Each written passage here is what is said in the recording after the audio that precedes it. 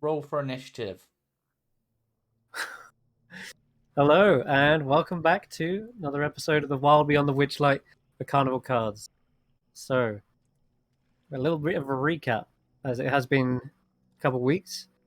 So, we begin with you guys in the Brigand's Tollway, inside the hollowed out tree stump, where you had bested Agdon Longscarf in a race as well as hide and seek, in which he had wagered his service in exchange for the title of the Monarch of the Witchlight Carnival. But you bested him, no problem, and now he answers to the true monarch. And as conversation unfolded, he revealed his plans to overthrow Bavlorna by raising a black dragon that he had reared even from a tiny egg. The party told him that the dragon had to go. It couldn't stay here in this lair. Otherwise, the nature spirit of the tree and the dryad couldn't rest in peace. Unfortunately, Xaxx didn't take kindly to this eviction and promptly swatted Agdon's lights out. Xaxx braved the depths of the trunk to negotiate with his kin and almost immediately got recruited as a replacement for Agdon. The party followed after and began to convince the dragon that by helping defeat Bavlorna, they could actually move her expanding hoard of treasure to Bavlorna's cottage and set up a new layer. However, this tenuous alliance sunk into the mud pretty quick when Xaxx and Nox attempted to steal her draconic bracelet from right under her nose. Agdon, Agdon was still unconscious up there on the top, so instead you had to do the fighting, and a sizzling spray of acid coated Nox and Tarquin, whilst claws and teeth clashed with Xaxx's shield. Agdon was able to, Tarquin, you was able to spring back to your feet and deliver a staggering blow to the dragon's head, snapping a horn clean off, whilst Rodolfo's eldritch blasts chipped away at the scales. Near death, she began to flee up the stairs, but was intercepted by the finishing blow from Tanwen's quarterstaff that snapped the beast's spine. Party divided the treasure, harvested the scales and wings, and laid Xaxx to rest, returning her body to the swamp. During the rest, Xaxx, you held tight onto that moon amulet that you'd found in the hoard, and you heard the distant crackling of thunder. Tarquin, you communed with the magical essence of the dragon wormling that had seeped into the tree trunk. It was slowly fading, but you actually caught a portion of it in a vial, I believe. Agdon then lent you a pair of skiffs in the morning and led you upriver, during where you actually witnessed more of those strange visions atop the water. A headless child-sized scarecrow with metal lobster claws for hands. They were trying on some different heads, including an upside-down wooden bucket and a withered head of cabbage, but it decided on a large gourd and promptly stuck it on where its neck would meet. There was a second vision, similar to the one you've seen before, a bullywug bedecked in the trappings of a monarch, constantly adjusting an ill-fitted crown of lily blossoms. They looked panicked this time, looking under the throne, behind pillars, as if frantically searching for something. Eventually, you arrived at Downfall, where Agdon announced your entry and let you through.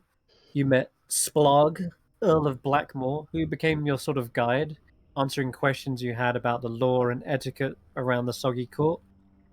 And you met another bullywug, Norlop, Countess of Flower Moss. She was by the damaged gas balloon, and she was very welcoming and offered you some baked treats. You hopped across some stepping stones, upset a Galabdur, which is like a rock earth elemental, and you promptly apologized. Thankfully, you didn't fall into the water, though, because there's something lurking down there. Something large, something with a long tail. Xaxx was able to like look underneath the surface of the water, but it's still too murky to find out what it truly is. And then you worked your way around, and you came across a burned out balloon factory. You actually had to extinguish the animated coals that were trying to set it on fire again. And Xaxx, you were able to befriend one of them and returned it to its cauldron, where you tried to lift the lid, but it suddenly came to life, scuttling away on these many crab-like legs. And underneath the fire was a devilish-looking elemental, and it said that you needed a password to open up that cauldron. And it said that it would share the password if you gave it a bundle of dry wood. And that's sort of where we left off. The rest of you guys are in the factory talking to Duke Ikrand at the moment, who's explained that this is the third time this has happened now. Something keeps on pulling these coals over and trying to set this thing ablaze. And I believe actually, Xaxx, you even talked to this coal, and it gave you a list of names that were responsible. One of them being Morgort, who you know is the accomplice to Sir Talavar. He tried to help. Sorry, she tried to help Sir Talavar escape, and she had to stay behind to sort of distract them whilst he and Sir Waggle Wag tried to escape. And then lastly, Illig. Illig was another Bullywug who attempted to set this place on fire. And Illig, you were told by Ufgunk, is one of the rebellion, we'll call it. They're trying to overthrow King Gullop. And as you've already learnt a little bit already, this place is run by a king, but not for very long. There's constant treason and plots and schemes. So we'll see if you can unravel some of this today as we dive back in. We'll start with you, Xaxx, because you're just walking back, aren't you, away from the coals? Yeah, I Did you was want trying to get some wood. Yeah, you found some, but it's really wet and soggy, and the elemental was just shaking its head like, "No, no, don't you dare bring that stuff over." Well, okay. Well, where? How far do I have to go to get the dry wood? Is it like way over to the side? You look around, and this place is swamped for miles. You don't see any dry wood anywhere, not immediately. Um, but Yeah, okay. Well, I'll uh, keep walking. you just have to keep an eye out for it. If you spot it, then I'll let you know. Yeah, I'll see. I'll keep an eye out. Maybe do just looking to find the driest wood that I can. Yeah, I'll mention it if you spot it because you have got a passive perception of 17. So for now, you kind of wander off. The Do cauldron's they like have keeping its distance. do they have Hmm? any wood piles anywhere for any of the buildings? If this was a factory, maybe they've got a room with dry wood in it or a wood pile? Well, we'll let Xaxx let you know when he comes back around. Are you actually returning to the factory, or are you No, stopping by? To... I'm like wandering around. Okay, Like there, I can't see the map right now, but there's some buildings I think around nearby. So I'm gonna wander by okay, the buildings, yeah. Let's wander drag by you the over. bushes, and just sort of zigzaggy around. No real plan. Okay, I'll tell you. The immediate building you see is um, like a large circular hut, and you can hear some kind of loud belching or burping coming from it. And you can hear a guard inside, one of the bullywugs. They're like, no, no, no, no! Ah, goodness Wow. sake. Every I time. heard. There was a burp or something? Or Yeah, you can hear something coming from this building down here. let's do that one. Okay. Oh, yeah. All You try right. that Well, one more I'm gonna keep walking around, seeing for any dry wood. Do I see anything that looks dry? Like there's time. this Nope. big tree over here. There are, Nothing but they're looks kind of dry. mangroves, and they're sort of seeping into the mud and swampiness, covered in Okay. moist-looking bark and stuff. Yeah. Oh man. Okay, I'm gonna Yeah. try. I'm gonna try this. Maybe this building here. Oh, okay. Do you knock on the door? It is closed at the moment, so you can't really see in. Yeah, I'll knock on the door. Okay. You hear a. Actually, give me a perception check because you might hear something that's a little odd coming from this. Yeah, you can hear hushed voices, and as soon as you knock, there's a panicked voice from inside, like shh, shh, shh, someone's outside. And Uh, then you hear footsteps coming over to the door, but they stop. Hello. Uh, Is people in there? there is. Who is this? My name is Xaxx. Xaxx Roth, the CEO of Dragon Incorporated, a subsidiary of Carnival Cards Limited. Uh, there's a confused look, or there's a confused sound from the inside. Like, do we know him? Is he with us? No, I don't know. Has he got a password? Do you know the password? No? The password is open sesame, please. Uh, I'm afraid that is incorrect. I would ask you to kindly move along. I'm not trying to interrupt anything you're doing in there. I'm just wanting to check to see if you have any dry wood. I'm looking for some dry wood. No, no, no, no dry wood in here. Nothing, in fact. We have nothing of interest in here. Well, now it definitely sounds like there's something of interest because you're trying to you. Can you open the door at least? It opens like a crack, and you see one bullywug trying to block the view from inside. You see I, sort of a dark interior, but it's hard to look past him. He's like, "Who are you? What do you want?" Hmm? like I said, my name is Xaxx Roth. You can Yeah, just call me Xaxx. you're not Uh, from around here, are I'm you? just no. That's a very astute observation. I'm not. That's why I'm looking for dry wood. I need some dry wood to help out a friend of mine. Oh, oh, okay. That's all I'm really looking for. What's your name? My name is Wulp. Voop. Wulp. Yes. Do you I'll have a title as well? We've had some people with titles. do not. I am working on that actually, as it happens. And you see, in one Oh, hand, don't. he's actually holding a spear, but he puts it to the side, and just as he's doing that, you see a number of jittery-looking bullywugs inside as well. Hi to the rest of you. Uh, well, you have a spear. Okay, so Voop spear guard maybe, or Voop of this the spear guard of this. We'll work on that. Maybe like a region spear guard. Yeah, how about that? Oui. And there's one last thing. There's a crate in the middle of the room, but it's not open, so you can't see. Uh, But it's not like a stored crate. It's clearly directly in the middle, and the other bullywugs kind of huddled around it. But they say, well, if you're looking for dry wood, yeah. maybe talk to the traders. They might have something. Hmm? Where are the traders? These darkling visitors over by the balloon, the crackling one, not our gas Over by one. the balloon. I have to go back to the balloon. Oh, The thundering one over there. Hmm? okay. Yes. Uh, can you come out? Let's just point me in the direction. I don't know exactly where it is. I know there's one balloon that I saw over this way, and I point You, towards this. you honestly Is that? cannot miss it. It is giant crackling thunder, lightning. Oh, Oh, the storm area over way that one, over yes. over that way. That way. Oh, okay.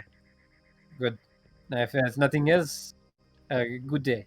And it Are you? closes Wait, the hold door. on. Wait. Sorry. Are you guys having a secret meeting? There's a Hello. silence from inside, but you tell you what, give me a persuasion check.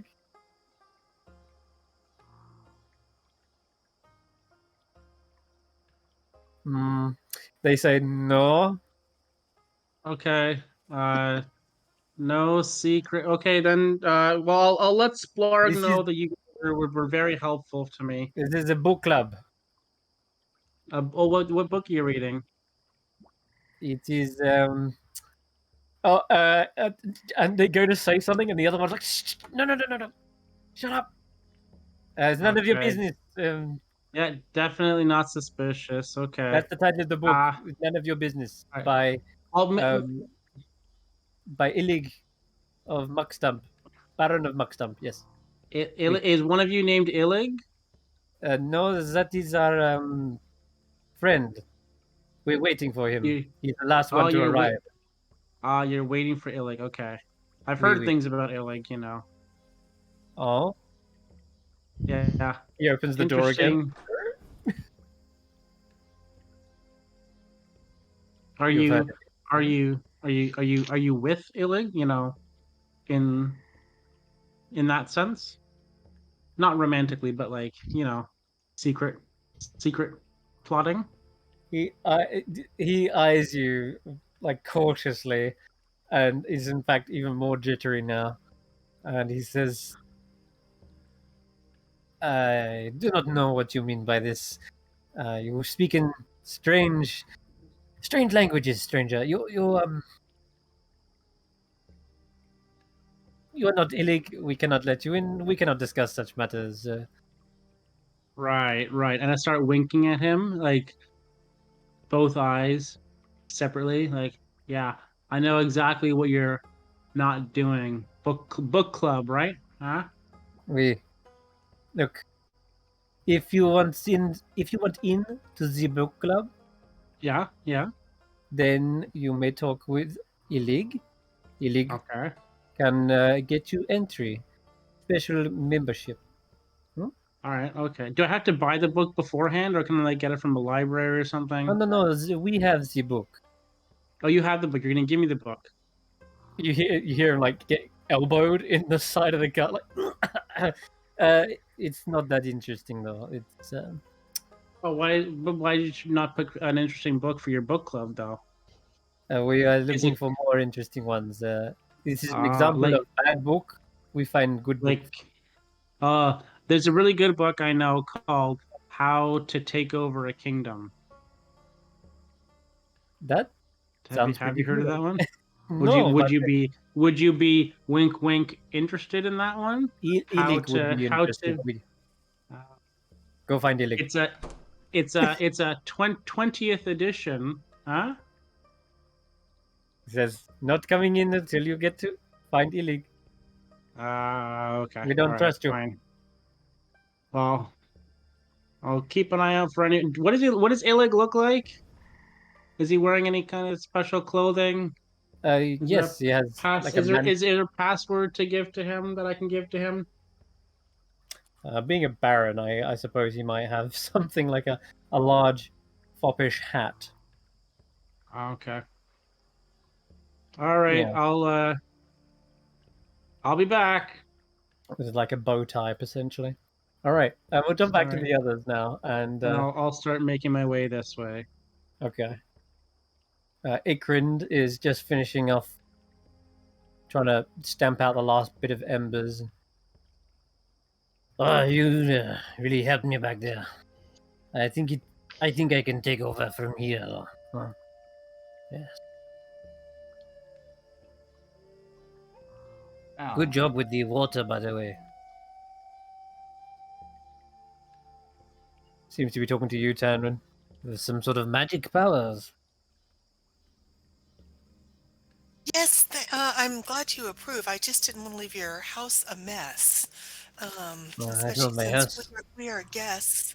Well, Workplace. it, your workplace, but sometimes all places that somebody loves and cares about can be a home, or a home away from home. You say I can finally get the tools that the balloon crew were working on. Yes.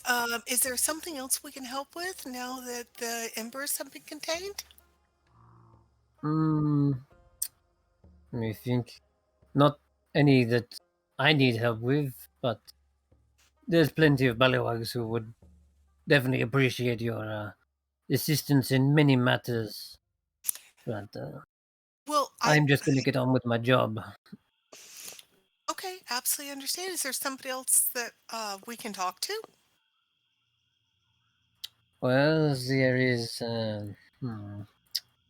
I mean, Murtops, Lord of Toe Puddle. He's the Order's Bullywug here. He knows. He knows everything.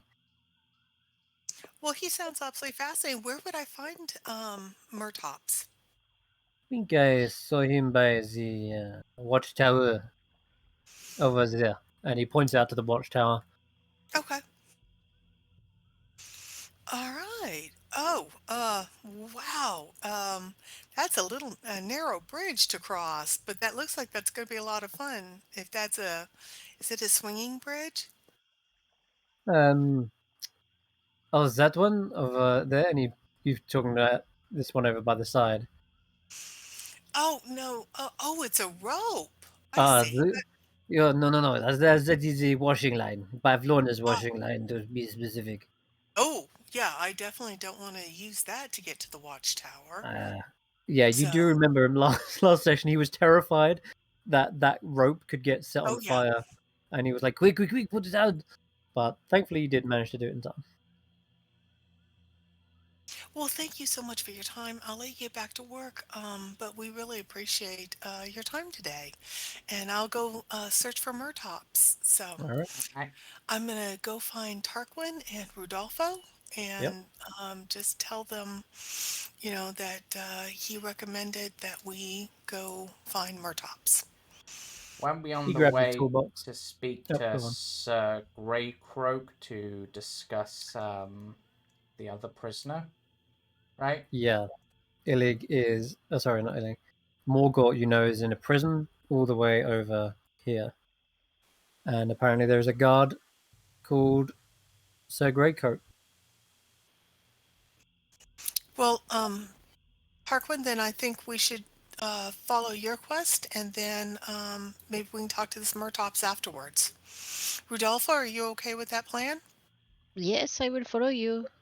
Well, we'll follow Seems you wise. because you're the ambassador, remember?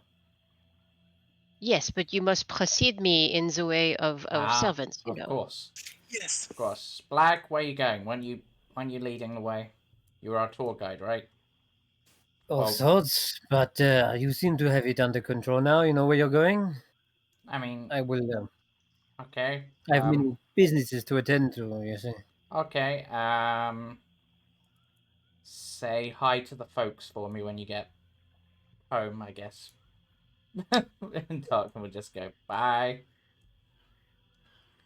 Au revoir. Alright, All so, right. Yeah.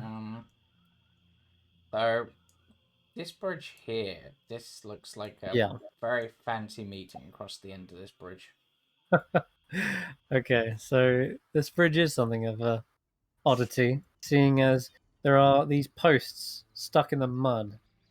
And I'll give you a description of this because it's a little bit hideous, a little bit grim, but you notice the flat wooded plank bridge, which spans an arm of the lake, is lined on one side by these rows of bullywug heads on wooden spikes.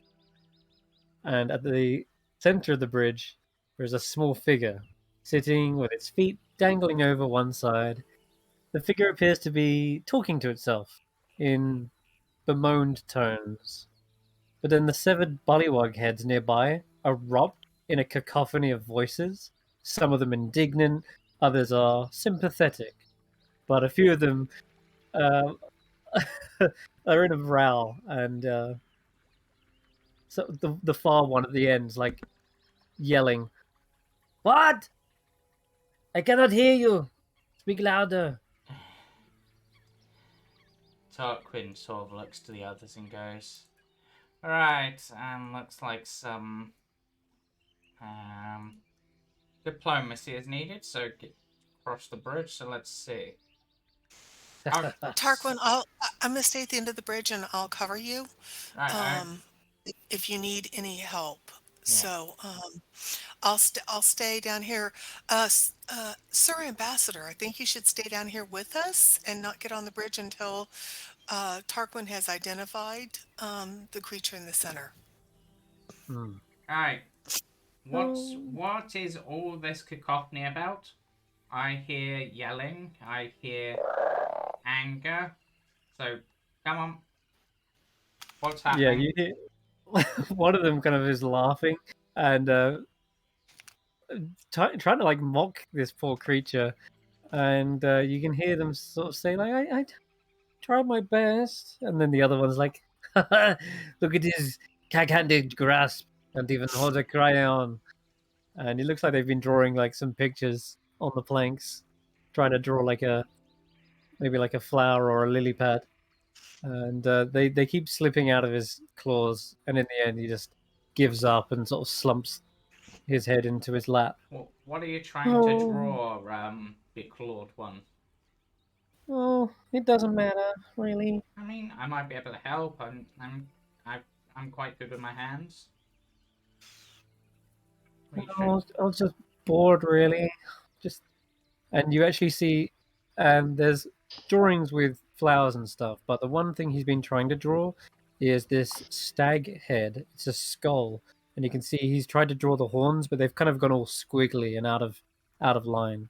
Oh, Um, well, if you, are you trying to draw something from your imagination, or? it seems like a distant memory now. I mean, It's my old head. It oh, was a model. well, if you're looking for like a deer skull to base it on, my friend over here has one. Huh? We really? And he What? looks around suddenly, a little bit more perked up. The whole giant elk with the skull. Wow, You know, you that's could, just like my old head. yeah, you could maybe draw based on that, you know, and then we can. But if so, did someone take your old head?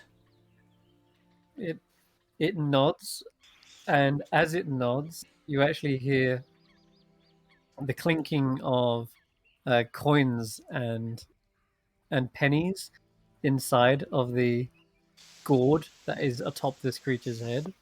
And yeah, I've shown you the artwork, right? Everyone can see Hmm. that. Hmm. Uh, The Yeah, the gourd sort of clinks and rattles with coins in there. hmm. Oh, what do Well, I... so someone took your head? Who would do that? Only the meanest of hags have Lorna. And Oh, they start pointing with one big pincer towards the cottage in the center. well, if we can get your head back, can we have the head that you've got now? Because it sounds clinky. Clanky? Oh, you mean the coins? Yeah. I mean, you Oh, don't have to. I mean, I'm gonna be. And well, he sort of looks at the bullywug heads and then leans over to this creature. It's like, we're kind of trying to get some of our own stuff back from her, so you know, an added thing. I don't see any harm in that. But you know, well, the coins, they were on my eyes when I woke up, so I kind of kept hold of them for good luck. ow. Well, in that case, just sort of, why did these heads start talking to you? I'm just curious. Is that a power you Oh, have? these guys are really rude, but they kind of stuck here, so I feel bad for them, really. Hmm. They're the previous, what are they called? Kings? Kings? Ah. Well. Explain. Uh, Hmm. Hmm. yeah, Do you they know? were Can laugh. we can It's we hard to hear hold these them talking? crayons. Can we hear Tarquin talking to Clapperclaw, or are we too far away? You can hear this conversation. Okay. They all laughed at my drawing, but it's okay because I laughed at their chalk outline. Ah, nice one. They seem like, what? How dare you? If I still had my tongue, I would slap you upside the head. And if you still had your tongue and tried, I would rip it out and feed it to you. Oh. Because there This. is no excuse to be rude. Hey, thanks for sticking up for me. I'm Clapperclaw. Oh, I'm Tarquin. Yep. It I'm. goes to shake your So hand. the one with the big bow who can shoot annoying previous kings is Tanwen. Yep, that's true. So I suggest y'all keep your tongues very civil and kind to my friend Tarquin. Yeah, they And have been looking for some target practice, I will admit. And you do kind of look like you kind of remind me of some of the stands back at the carnival. They sort of look at you with indignant glares. Yeah, it is you who are rude. You are talking to nobility. We are the royals. Yes, and I outrank you, so what are you going to do about it? You haven't got a leg to stand on in this conversation. Clavicle just laughs. But, You're funny. I try. It comes from, part of my whole job description is bringing joy to everyone I meet. So I try. But, Well- Clapclaw, as I said, I'm Tarquin. We're, the Carnival Cards Limited.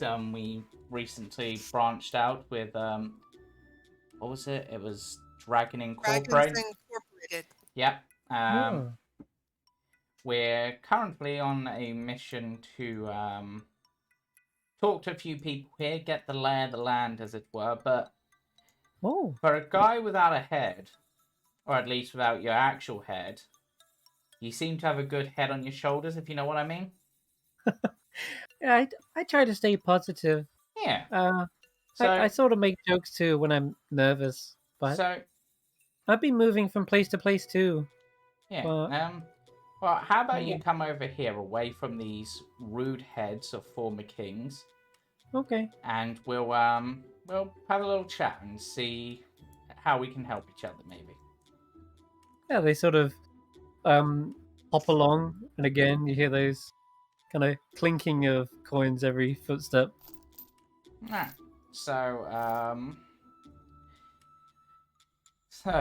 Tarquin has a look round, make sure nobody's about, other than the group. So, as I mentioned, we're here to get, a few of our other bits and bobs back from Bavlorn, and to be honest, perhaps deal with her in a more permanent manner, but in order to do that, we need to get a good lay of the land, know who might be on our side, who might not.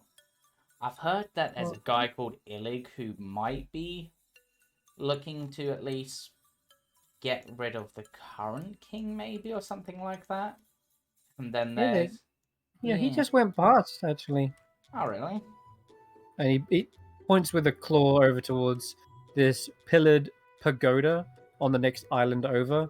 You can see many guards over here, armored bullywugs with spears and helmets.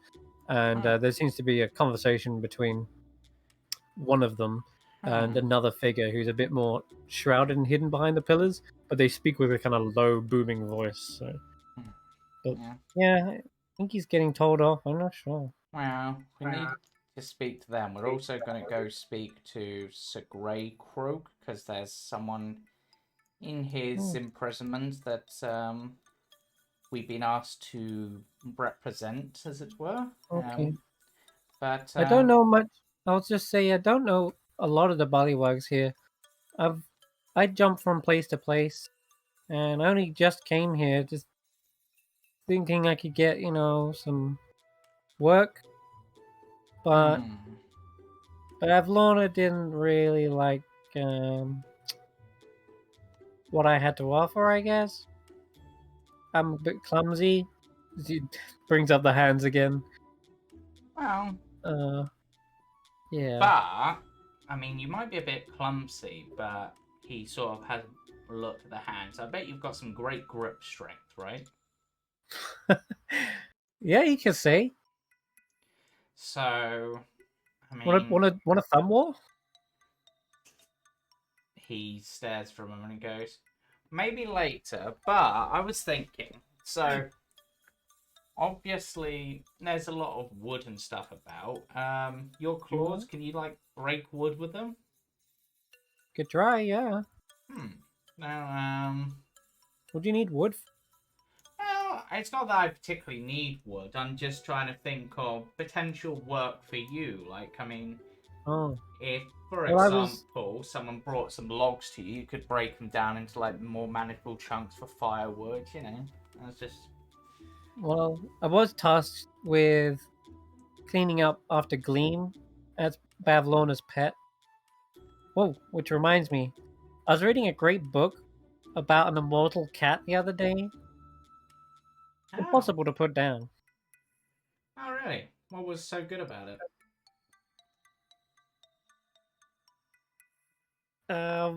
It was impossible to put down. Get it?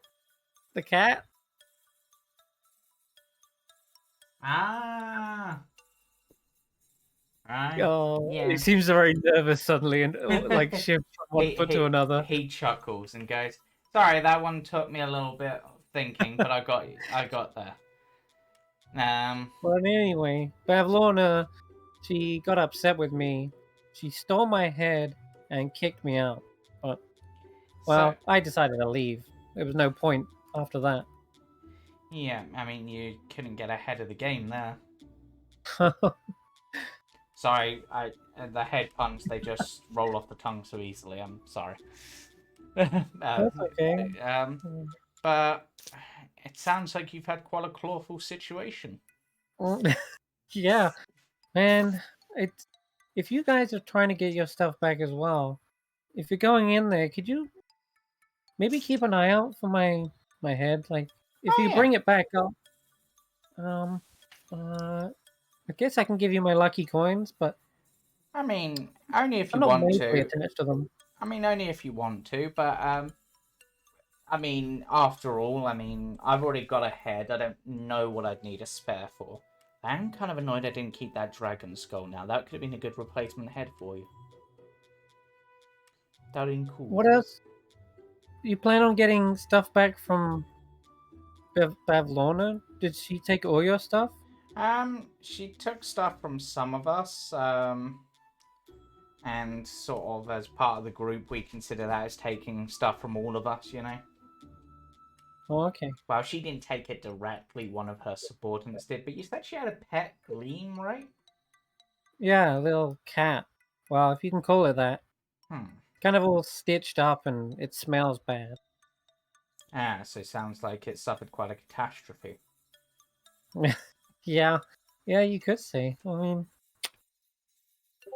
I thought it was just a rash, but clearly it's worse Does than I thought. that mean... You haven't seen, and Tarquin will describe the guy who was after Satalavar previously. You haven't seen someone like that around here, have you? Who was after Sir Talavar? The guy with like the skeletal things that he Right. sent after us. Can't remember his name. Okay. Yeah. He thinks for a moment, tilting his head from one side to another. Nope. Can't say I have. Like I say, I've not been here very often. I just got here from Well, thither. If you see him... Wait, you got here from thither? Thither? Yep. How did you get from thither to here? Clapperclaw knows the way. Ah, well, I'm sort of a guide. How about this? If we can get your head back, and you can keep your coins, but you guide us to thither. It's a sad day when you need me. If I'm your best hope, well... Yeah. Well, honestly, you're one of the best people I've met in the swamp. Thanks.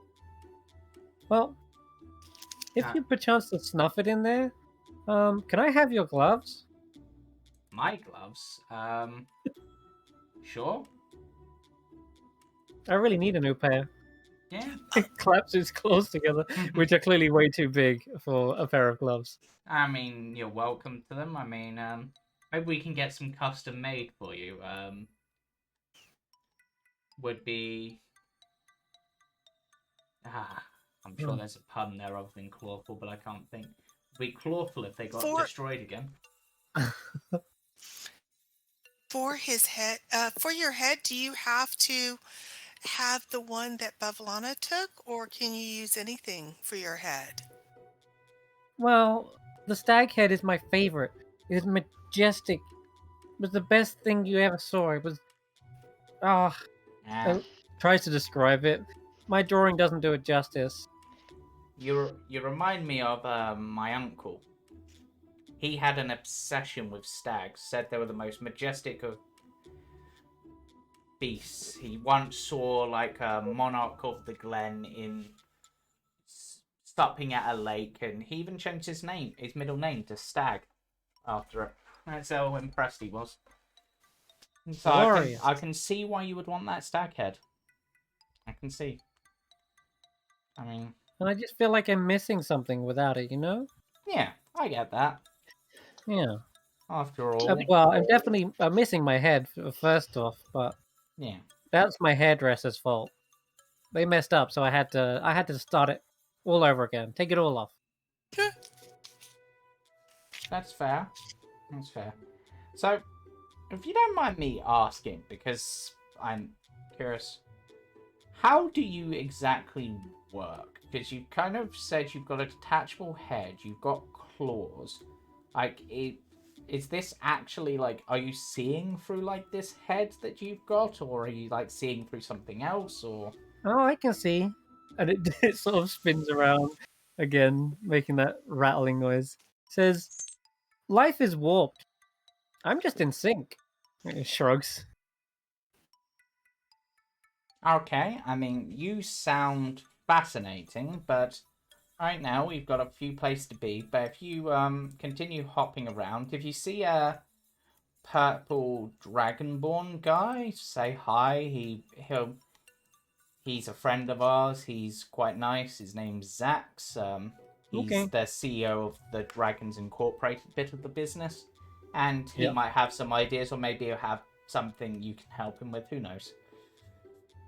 In general conversation as well, as you're trying to understand what this creature is, you've seen bits of straw sort of fall out from sleeves or collars whenever it sort of gestures. Yeah, he's clearly filled to the brim with straw, and you can hear it kind of crunching a bit, and Yeah. rustling when it moves its limbs. It's like it's making me wonder if it's like just like a giant crab and like the rest of it is straw. But I don't know. It's very peculiar. Hmm. If I may ask, young man, Huh? how did what happened that you lose your head to Bablana? Did she grow angry? Did you trade it for something? Just so that we know when we, try to The recover it for you. the cat was getting up in my head and face, trying to scratch my gourd. Well, no, scratch my At the time, it was my stag head. Kept on trying to jump up on it. So, well, I may have told the cat off a bit too much. I think I Uh, scared it too, with my uh, clappy claws. And of Cats are course, bastards, but people are funny about their cats. It's true. and Bavlona's very protective. She loves her little, how do I put it? Creations. Hmm. Does she have many creations like this cat? Uh huh. Huh. Nodding. And are you one of her creations? No, no, no, no. No stitches on me. Just straw Oh, right. and a couple coins.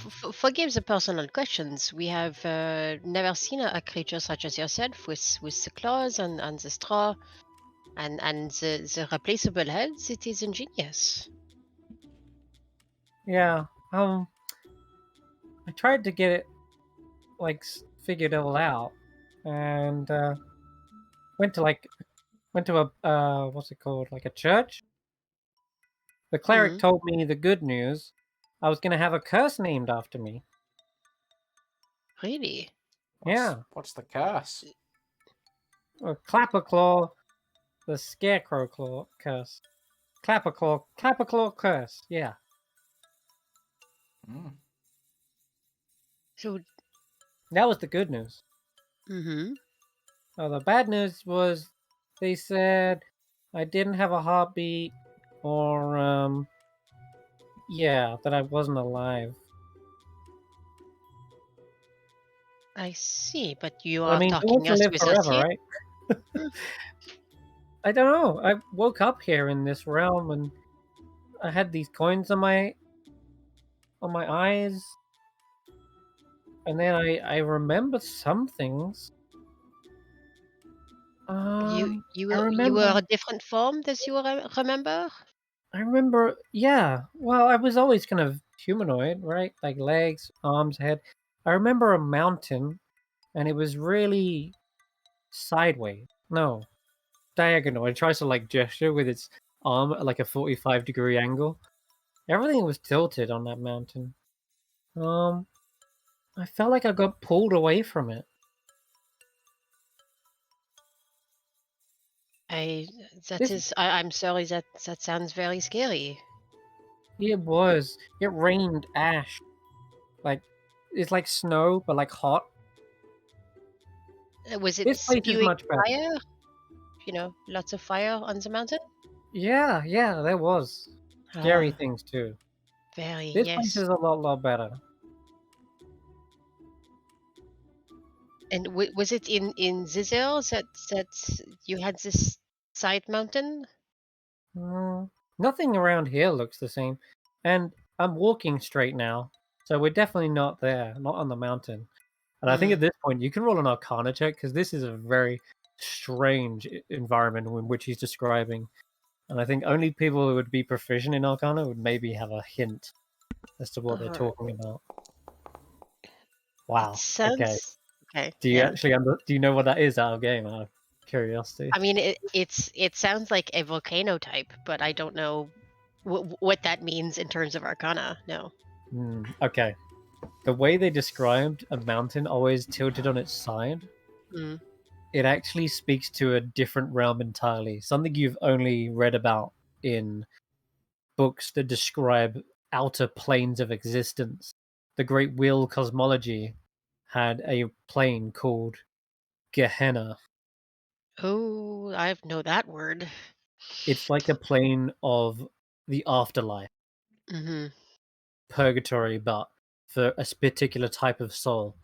And there you remember reading a very strange element of it, and that is that gravity is always at a 45-degree angle, making travelers feel as if they were on the side of a mountain, but it's a dreadful place full of tormented souls, devils, and yeah, some areas do indeed have ash and burning snow. But it is an afterlife. It is an afterlife, yeah, and that's Okay. what he's describing. He remembers it being pulled from it. Interesting. Yeah. Do you remember how what changed when you were pulled? What did that feel like? Did you Um, it felt like I was getting um pulled into something away from the mountain and into, and then it gestures to itself. Oh, I guess into this. Yeah, I woke up like this with my stag skull and coins over the eyes.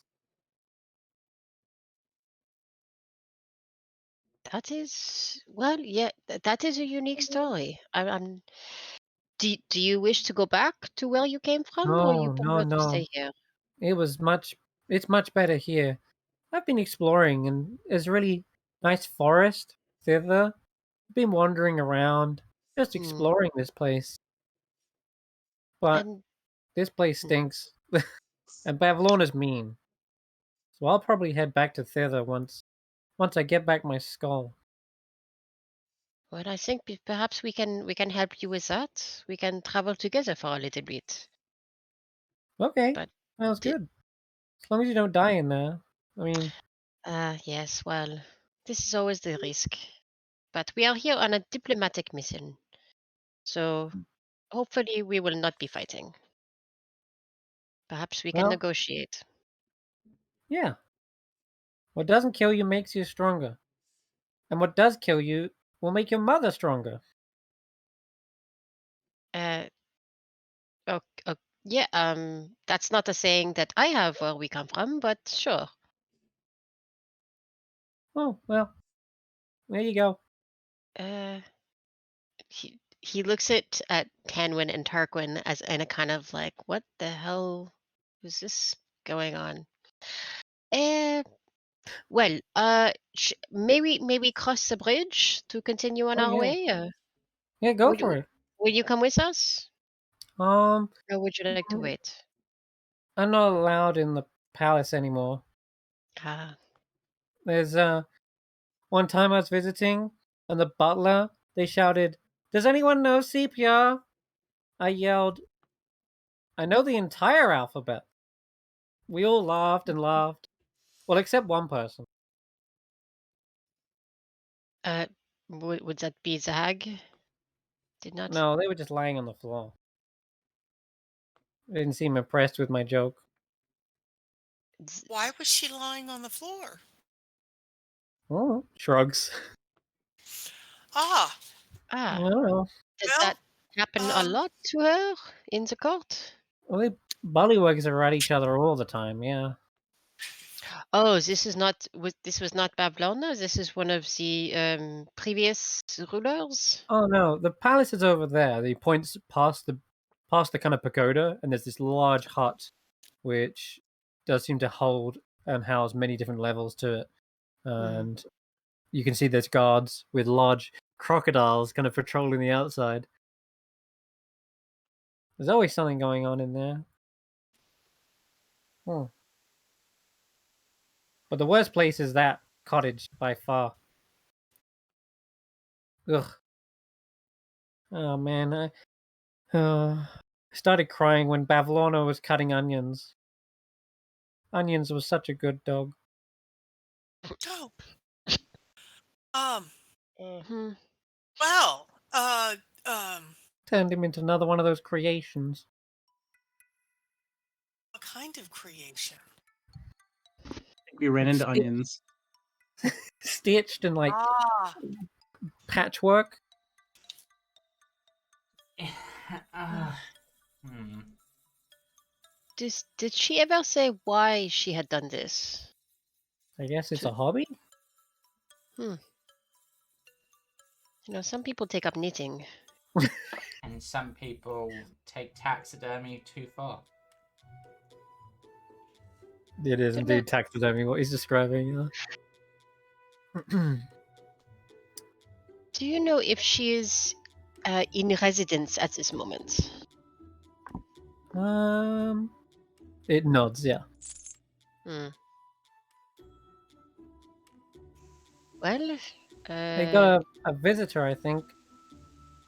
oh really? Someone else besides us? Who is this? Um, one of those fellas from the balloon over there, the crackling one. I think I saw one of them go in. Yeah. Wait, remind me who do we know who that would be? So what you understand so far is that this balloon is owned by Darklings, Yeah. and Darklings are kind of tall, slender, kind of elven-esque creatures, but they don't look like elves once you see their real face. They're fey in nature, but they're much more kind of dark, shadowy reflections of normal fey. Hmm. And you do recall way, way back, there was a strange vision that you saw. Now that you're seeing the actual cottage in front of you, you remember there was a vision you saw of this darkling going up to the cottage itself.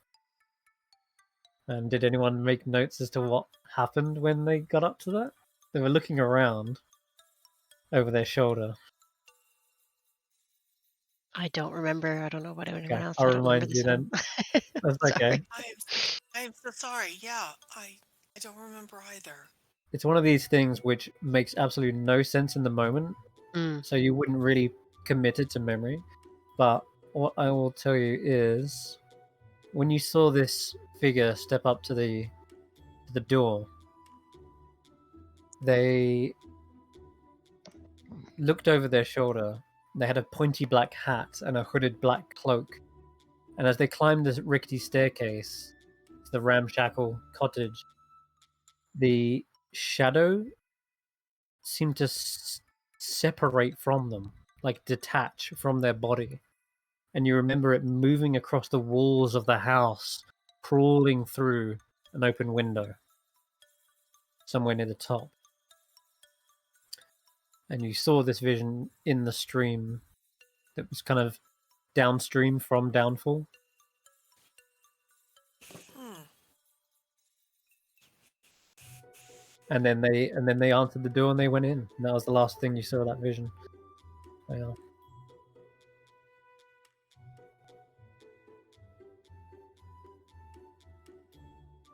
But Clapperclaw seems to kind of kick up the dirt for a moment, and he looks over to where Tarquin's crossing the bridge and says, I think your friend's about to go off. Oh, yes. Well, thank you, Tapperclaw. We will, Oh. I'm sure, see each other very soon. Bye, Stag, or Elk. And they sort of wave as well with their little claws. They give one last little snap. And you are able to walk across the bridge if you want. I'm gonna take I'm gonna let Rodolfo and Morning Dew go first, so I can cover them if those heads do anything weird. Do the heads react as we walk by? The heads have sort of since been put in their place from Tarquin's rebuttals.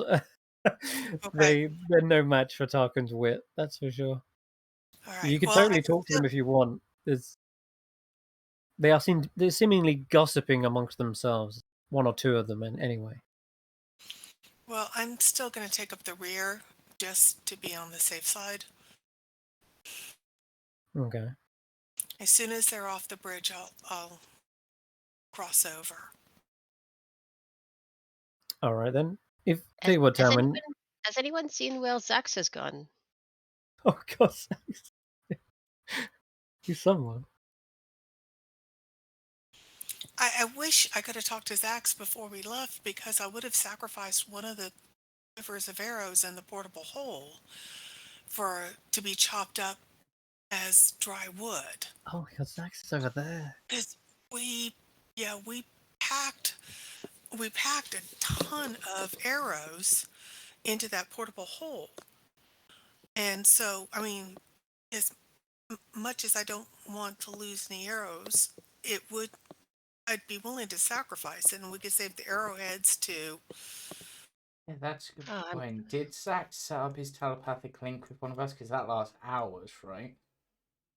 Or is that's it only lasts. It's a range. Yeah. I think it's only. Let me just double check. I think it's only like 30 feet. I'm thinking. Yeah, of 30 feet. I'm thinking of the psionic rogue. Well, yeah, we don't know he wants firewood, unfortunately. No.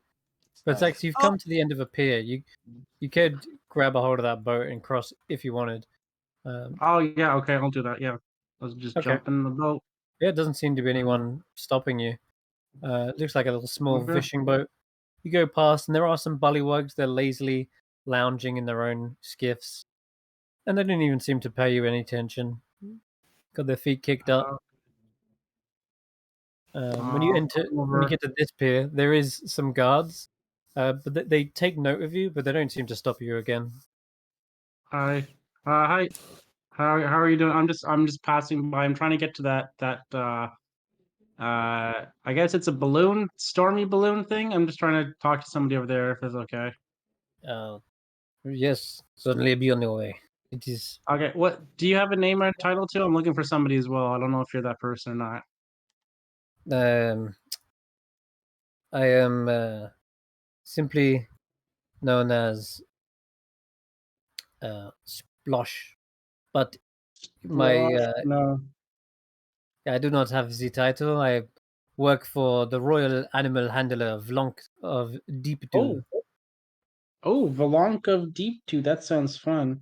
Is that why? Is this a crocodile that you have here? Is it your job to look after the crocodile? Oui, it is my guard pet. This is the palace, the royal palace. Oh, this is the palace. Oh, that's why it's a bigger. That makes sense. It's a bigger hut than the other ones that we were around. Uh-huh. Okay. Oh, We're I didn't know currently that. standing in Too. the back entrance, but you're allowed to dock Oh, it's here. back to.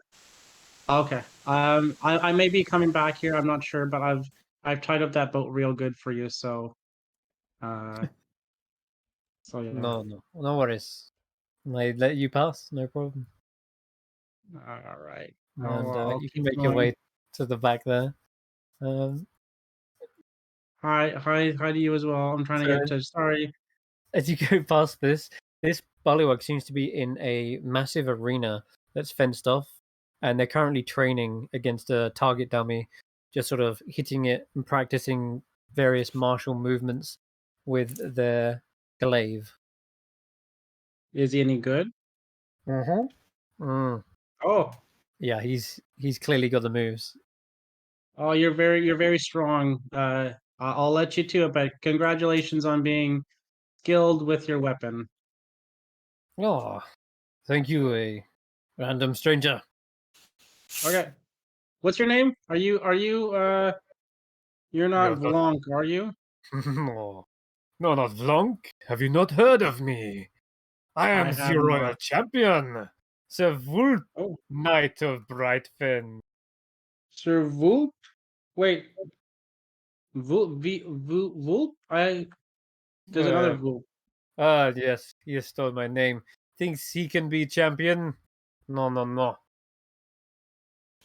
You're Vulp the champ. Sorry, what's your title? Champion of the Knight thing of the again? Bright Fens. In fact, I Knight think of the Bright Fin. Okay. if you mouse over him, does it actually show Yeah, you? it does for me at least. There you go. Oh, there we go. Yeah. I am the real What? Vulp. Anyone who has told you that they are Vulp is a fiend and a dastardly deceiver. Yeah, well, he wasn't too forthcoming, which was a little strange, but I mean, I don't really know how you guys work here, so I'm trying not to cause too much trouble. Uh, so are you like the captain of the guard or something? Oh no, that is the grey cloak over there.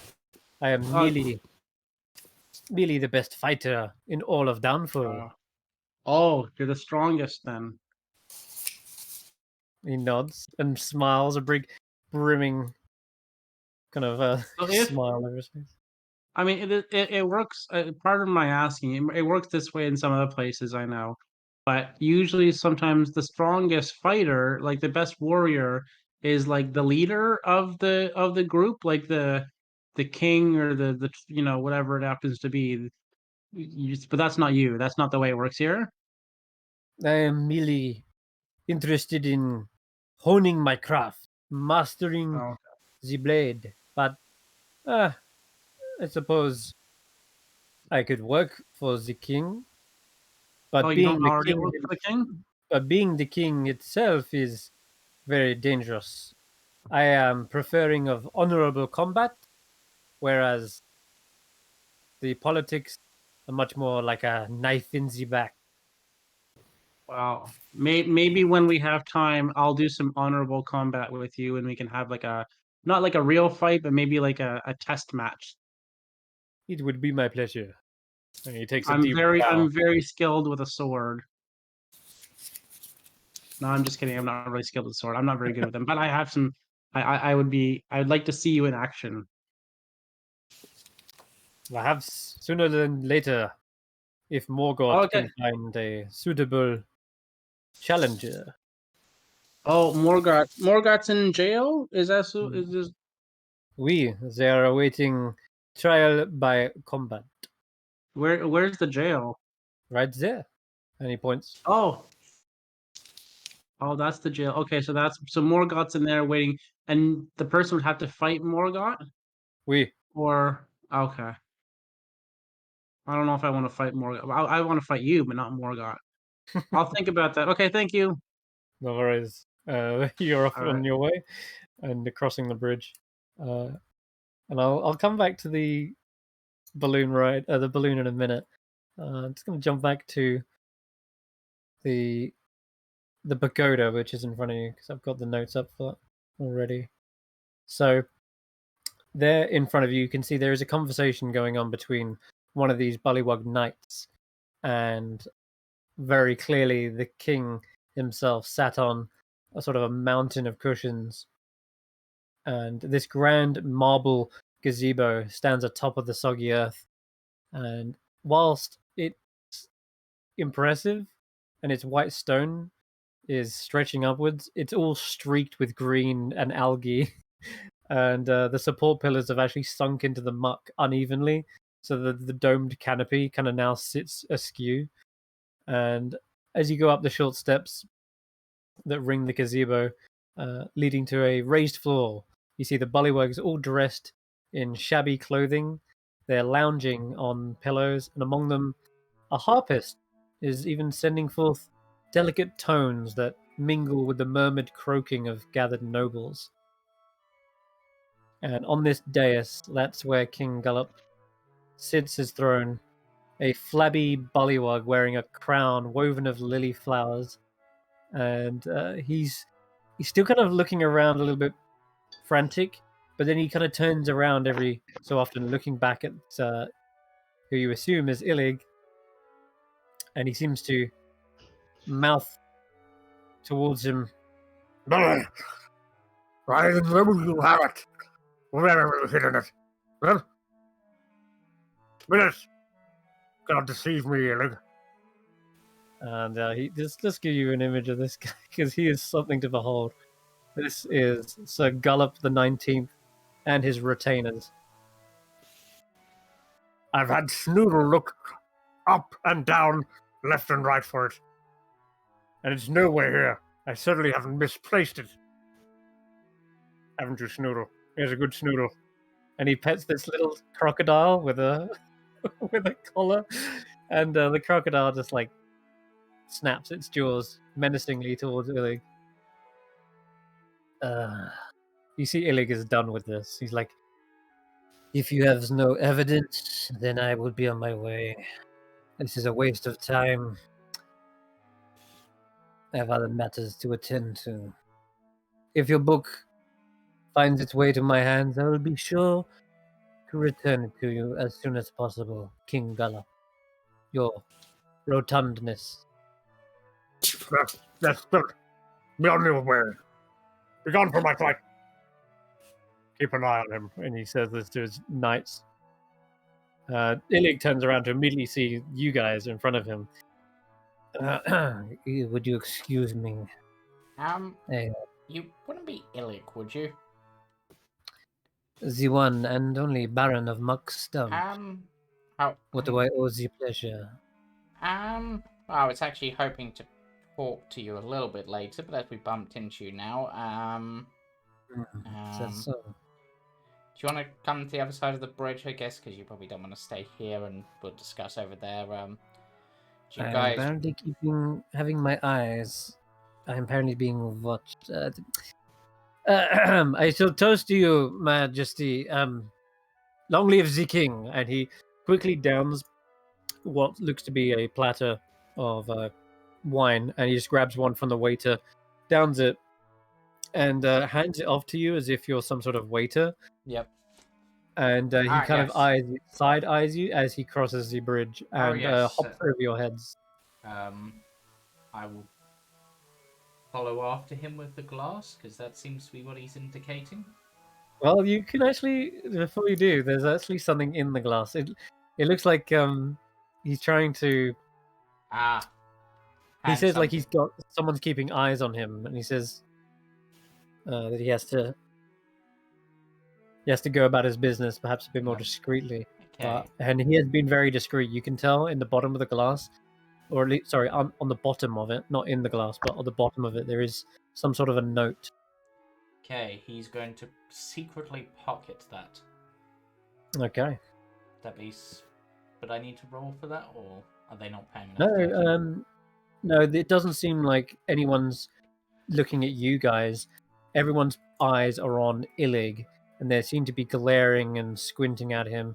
After a second or two, 2 knights dispatch from the pagoda, and they too. Let's just let you pass.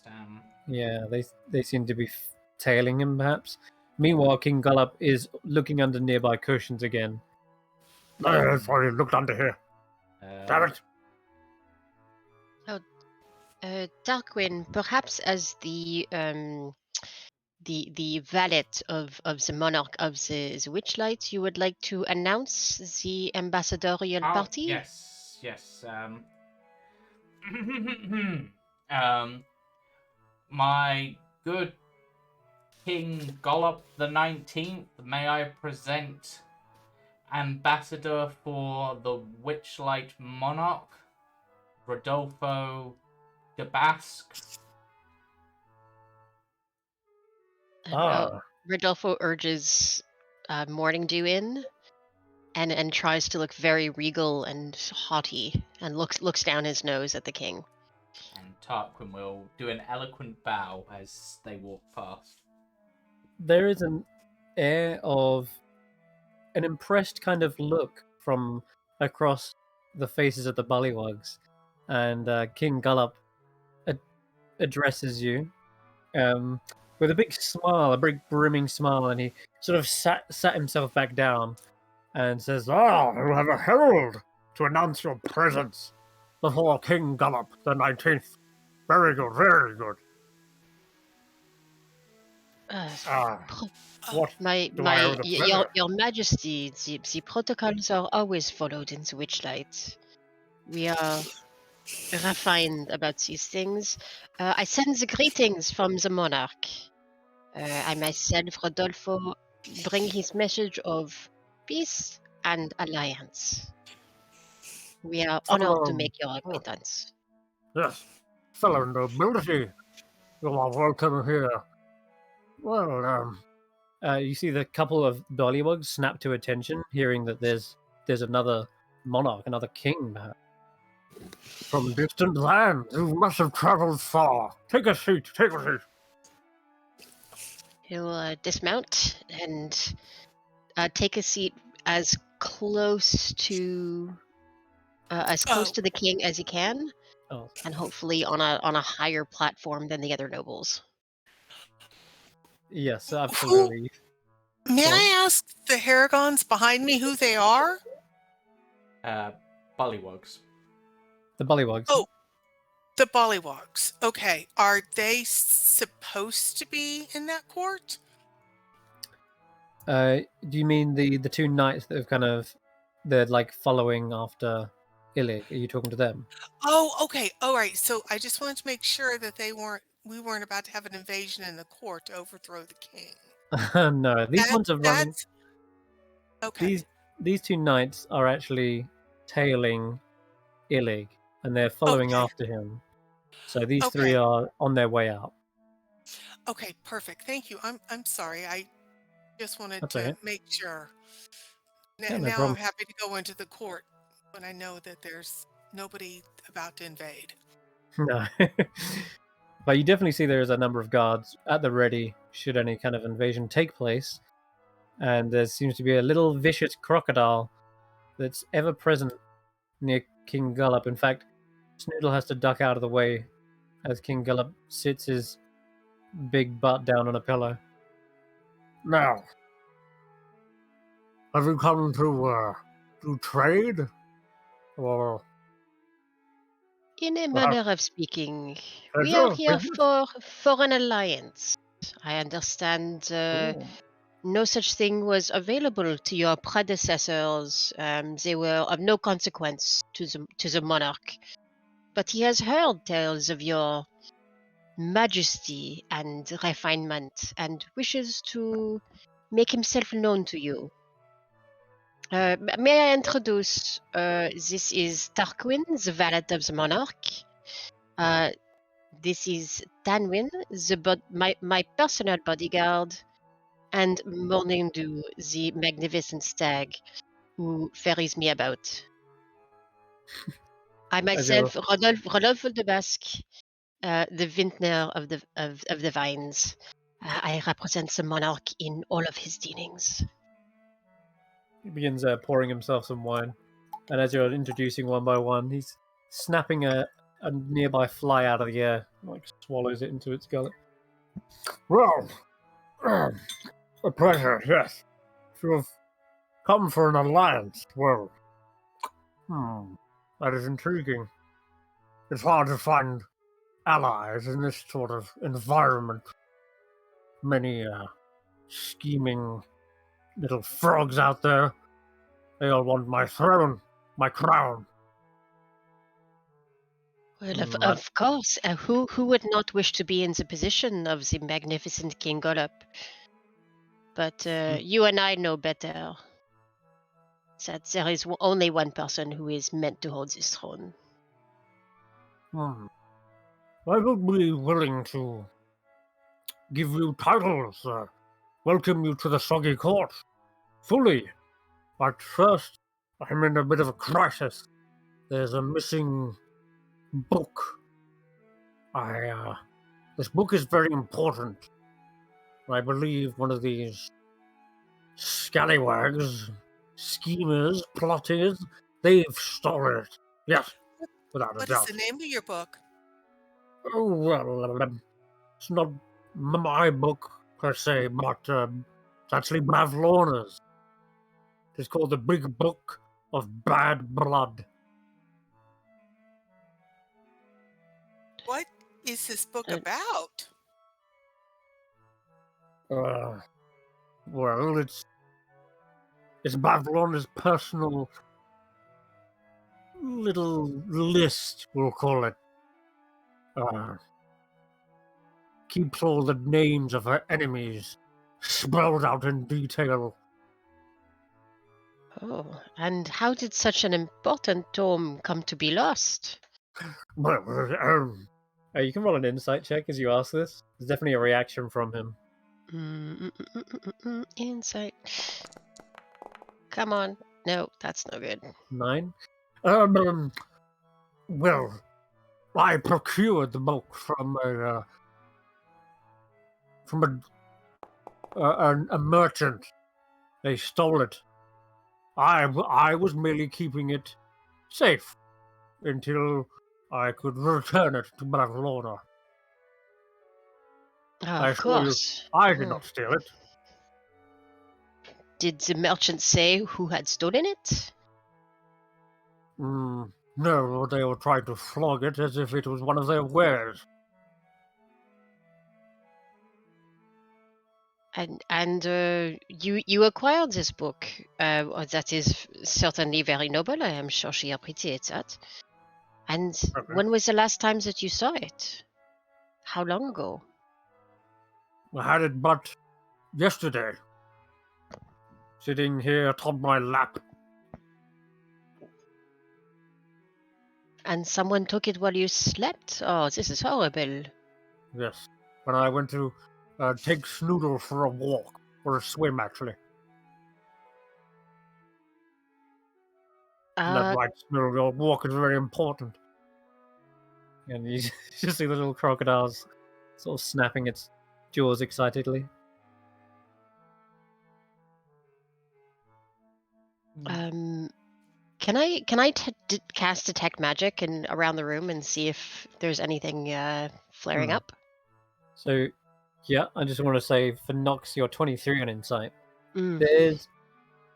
It does seem as though he's being genuine when he says that he's the one who didn't steal it.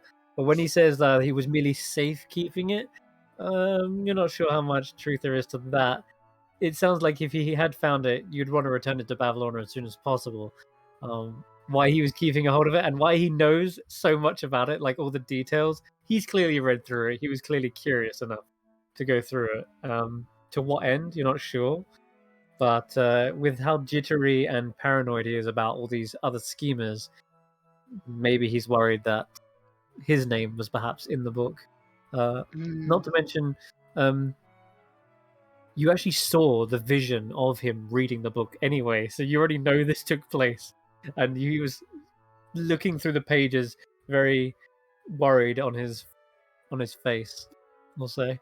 But yeah, you've seen him do it. You know he's been spying through it. Anyway, sorry, Rodolfo, you wanted to make another check? Was it Arcana? Detect magic. Okay. Just Yeah, to you can see do if there's anything around the Okay. area that is flaring up.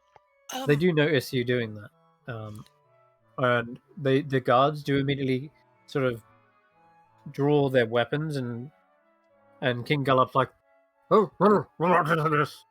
Magic casting. Oh, pardon. Yes. How rude of me. Where I come from, it is very normal when someone presents a problem.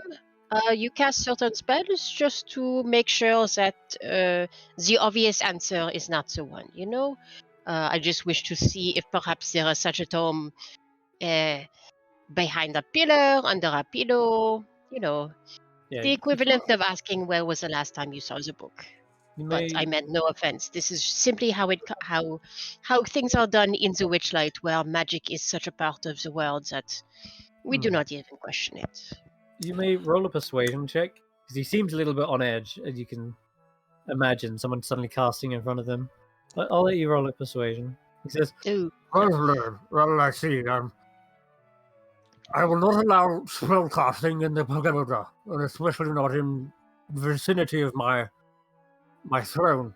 You may cast spells, but not here. Understood? Of course, I am happy to follow the rules of your court. Please forgive my ignorance. Yes, But more for your own safety. These knights are trained to take out any malintent. Yes, anyone who tries to cast a spell on me, a charm, or worse. oh no, I would never do something like this in a court where we are guests. This would be the height of rudeness for an ambassador. No spell casting. Your ambassador, I do not wish to interrupt, and I am so sorry to Your Majesty about this, but I believe that your steed is trying to communicate. She's been making noises for a few minutes. Morning Dew is indeed doing something. Elk noises. Yeah. Check the chat. Yeah. So all it is relaying the insight. I would have just rested my head on your shoulder with the lupine key resting on your shoulder. Right. So I will pat you, and try to look as if I'm reassuring an anxious horse. Okay. You can hear Morning Dew, and only you can hear Morning Dew as you're touching the key. Can I speak back to him? You can talk aloud, but only Morning Dew's voice is in your head. So say. But you can talk as much as you want, Morning Dew. Yeah. But it's pretty much just saying all that in terms of the insight. That seems a bit shifty, that you wouldn't give the book back if you are supposed to be under the allegiance of Babylon. Indeed. So I'll say, yes, Morning Dew. That is a good elk. I understand. I see the same thing, and it is very scary, but not to worry. You are safe here. And try to communicate like, yep, I got the message, but I can't pretend like you're any more intelligent than you are. Yes. Noble steed. Oh, the most noble. Have you this type of skeletal where you come from? They are the most highly prized and intelligent of creatures. Only the finest. Sounds interesting. I have my own giant frog, though. Being every king needs his steed. Well, but of course. Well, Now, about Yes. this book, Yes. tell me, does Bavlorna know that you had it? Will she be Well, coming after you? I wouldn't like to worry her that it's gone into ill hands. It's of the utmost importance that we get it back. That way, we can hand it to her, and we can claim all the credit. Yes, of course. I certainly understand and hope that perhaps we may be of some assistance to you in this. Perhaps, your ambassadorship, as we continue our tour of the court, we can keep our eyes and ears open and see what we find. Indeed. We were hoping for a tour of the court. There are some places we would like to see. If you would care to show off your sovereign nation. Oh, well, I have many courtly duties, but let's see here. He looks around to his knights. He says, one of these may escort you to wherever you wish. He's Sir Mundlemud. Please step forward. Mundlemud is a Bullywug knight as well. He takes a deep bow and Mundlemud, these are esteemed guests for now. Treat them as though they were a king from another country. Now, let them search the premises. They are tasked with finding the book. You remember the book? Yes. Important. yes, your rotundness. Yes, your lordship. Right away. Good. Good lad. All right. So Mundlemud is now under your service. Yes. So Mundlemud at your service. Now, Your Majesty, is now an appropriate time to do the tour, or have you time to consult? Time Perhaps- is of the utmost essence. That book must be found before Bavlorna notices it's missing. And is Bavlorna likely to come to visit? What are your relations like with her at this point? Well, everyone knows to respect and fear Bavlorna. If she has come out here to meet with us, it is often times because something has gone awry, not because she is here to compliment or grace us with her presence. She very, very rarely leaves her cottage. Such is the way of these types, eh? You and I know that sometimes we must commit our duties despite those who are purported to work with us. But never Indeed. fear, we are an excellent team, and if the book is to be found, certainly, perhaps it is just an outsider's view to help you with this, and we can perhaps discuss the other terms of the alliance after the tour. Oh. All right. With that, then, he lets you take your leave. You're dismissed. So Mundlemud will take you wherever you wish. And it seems by the conversation, you're allowed to search stuff like the palace and premises. Yeah, we now have basically like blank check for the whole thing, which is nice. Your ambassadorship, perhaps we should check where the young crocodile likes to go swimming at, because the king may have set the book down in order to assist his crocodile. So Mundlemud says, "Oh, you suspect Snoodle, huh?" No, I don't suspect anybody. I just think that the king may have set the book down at that location and forgot that he set it down to assist the crocodile. Yeah. Certainly, this is wise. The first place to check will be the places that His Majesty frequents as a habit. Yes. Perhaps we can start there. And there's Snoodle one more time Yes. because I love him. Though perhaps if we are to be doing this for the king, and I assume the person responsible, if someone was to take it, would be punished by being imprisoned, we should investigate the prison and make sure it is a suitable imprisonment for such a traitor. Have you traitors in prison? Perhaps they are We- criminals who can be questioned about this insidious conspiracy. We right this way. This is known as the proving grounds, and the prison. Step here, and you should get taken to a new map. Oh god, I wasn't expecting a walk then. Nope. Before we cross over, I'd like to look back into the court and see if anybody looks particularly excited that we're gone or nervous about us going. See if I just see anything. You look back, you see the king is sort of rubbing his hands together. Noting that definitely. Seems like he sees this opportunity for you guys to really help him out, but there's no side eyes or evil stares from any of the other bullywugs. No, nothing like that. Okay. All right. Thank Yeah. you. Okay. All right. So you enter into the proving grounds, where this is kind of the side of the palace.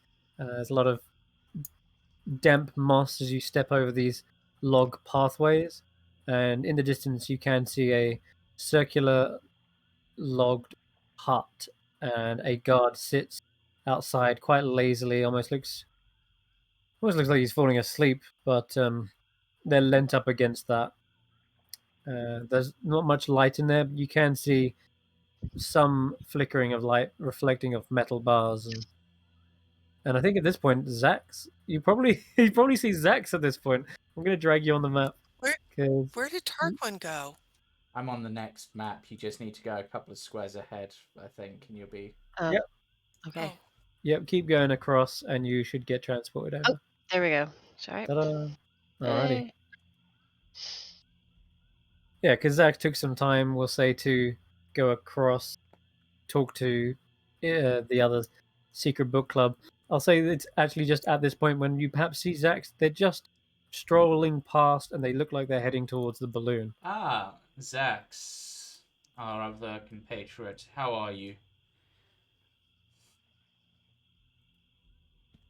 Tarquin calls out.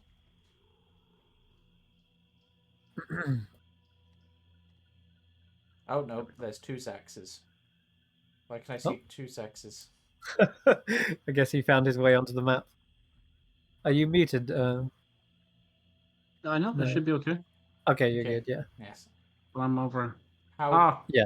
how goes your Oh, hey, hi. how goes your tour, Well, Xaxx? I returned the coals to where they're supposed to be, and then I need to find some dry wood. I ran into some other people, who yeah, they pointed me in this direction. Yeah, I'm gonna well, join a book club. even if you can find some wood that you can chop down, it's going to be new wood, not seasoned. Why don't you use some of the wood that we put in the portable hole? Break up one of the boxes, or I hate to volunteer this. Use some of the arrows. Just save the arrowheads, and you could. Well, we could try that. I was told to go to this stormy balloon to see if they had some wood. So we don't have to use up your arrows. And Well, then I can take it back, and then I can join the book club, and then it's all good. well, there's also those boxes that were in there as well. Remember, so it'll make the portable hole a little bit messy if you take something out of the box, but you could Oh always chop man, that up for dry wood. I could just use the box. All right. Right. I mean, things will be a little bit messy in there, but we can always replace a box, at some point, Uh, or whatever was in the box we can store in bags. In fact, I've got 2 sacks in my backpack, if you want to take them and, put whatever's in the box in the bags. yeah, I could do that. Who has the portable hole? I Rodolfo. think I still have it. Yeah. Yeah. Okay. Okay. Well, okay. Well, why don't you lay it out and then I'll dive in. Did you guys? Oh, you guys. Sorry for sort of leaving you there. Did you? You found your way over this way though. So, Yes, we have Uh, everything's okay. we have spoken with the king. He has given us carte blanche to explore in order to find a missing book for him, and Ah. to And I am your humble guide, Sir Mundlemud. yes, and this Wait, Oh, I my. wonder still, Sid Mundelmud, if you would have an idea where my companion can get such a thing as dry wood or for firewood, Oh. Are you Nothing, familiar enough with the court to? nothing here is dry, monsieur. It is all, as they say, soggy. But hmm, I think you'd have I'm to going to travel as use. far as hither for something like that. I'm gonna use my telepathic mind to telepathically speak to Tarquin mm, and just say, "Uh, do we trust this guy here? Because if you're looking for a book, I might know where it is." no, we yeah, the don't. book club. No, we don't. He works for the king, and from what we understand, the king is perhaps potentially works for Bavlorna, but is also working against them in a way or fears them. So I wouldn't trust any of his direct associates. Okay, because I found some people that work for Illig. I don't know where Illig is. I haven't been able to find him, but Yes, I found the people that work for Illig, and they're being really secretive and yeah, sneaky. And they were talking about a book club, so maybe they have a book if you're looking for yeah. a book. I didn't actually see it though. Tarquin is going to walk over to Xaxx and sort of just walk past him and slide the note into his pocket. Okay. This time I will ask for a sleight of hand. Yep. Can I assist by distracting Puddlemud? Doesn't look like he needs it. Oh, never mind. I That's guess funny. that's not necessary. Yeah, but we'll say Mud is indeed talking to you, Rodolfo, Yeah. whilst this is happening. And And Xaxx, you're handed a small little parchment with the words written on it in Sylvan. I don't know. Can you read Sylvan? I don't read Sylvan, no. Okay. Okay, no damn. problem. Well, I'll say though, Tarquin, you definitely catch an eye of it when you pass it, Yeah. and you Well, can read the how words. close is I read Celestial? Is that close to Sylvan? Afraid not. Sylvan's Oh. close to Elvish. Okay. Okay. The little bit that I catch is I hand the note over. Just 3 words. The revolution lives. Yeah. And just Tarquin, just to try to catch Xaxx out, is going to say those 3 words to him in Draconic as part of the translation. Draconic. Okay, yeah. Mm-hmm. Mundlemud doesn't seem to pay any attention. And Oh, and okay. but So well, I mean, it's psychic. You can speak to me psychically, I know, say but things psychically. it just seemed like a fun use. I worked out how to speak it Oh, recently. okay. And then I will But respond in Draconic. I'll speak to him back in Draconic, saying, "Well, I know where the Revolution hideout is. well, If we're looking that way." that You note was stumbled upon it. that note was from Illig, so it might be your way in, You do as have So to, Illig yeah. is being watched. you know who Illig is then? Mm-hmm. Okay, okay. I was looking for him. Yes, Someone joined. he was They the said they had one. a book club, He was the one that Gunk recommended to us. right?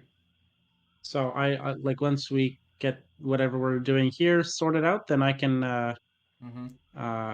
yeah, I can lead you to where they are, and then we can sort of go from there, I Yes. guess. But Yes. do we want to check out this storm thing? Because it was kind of cool. We were looking at it before. We can. Um, Maybe we can pretend that we're looking for the book, and then we can sort of do our own thing, and urge then the others. It's Mud. Do you think it's possible that maybe this book has ended up somehow, not saying it was them, but maybe an accident during transportation of other goods may have ended up on this storm cloud balloon thing? Yeah, this is highly suspicious how the book came into the possession. Then I wish to It's a inspect. good line of inquiry. I wish to inspect the prison as part of our tour, but if you could take, well, your ambassadorship, do you wish to inspect the prison, or would you rather inspect the balloon? I think for my purposes, the industry of the Soggy court is would be of most interest to the monarch. So yes, perhaps Silman Mud, you will take us to the balloon, and my companion here will interrogate the prisoners. Yes. Do we have your leave to do this? I would not wish to overstep. I will accompany you to wherever you need your Most ambassadorship. kind. Most kind. So let us proceed to the balloon. And I'll take him away. Okay, cool. You want to do it that way around? You can do. Yeah. Yeah. Was you hinting at doing it the other? I don't know. Yeah, Yeah. I'm gonna. The idea is to take our babysitter away from Yeah. the eyes of Okay. or whatever Got it is that the two are doing. All right, so Xaxx and Rodolfo, you head up to the balloon. We'll start with that. There is a big kind of black balloon that floats over the lake and tugging at its moorings. And you can hear kind of thunder coming from it.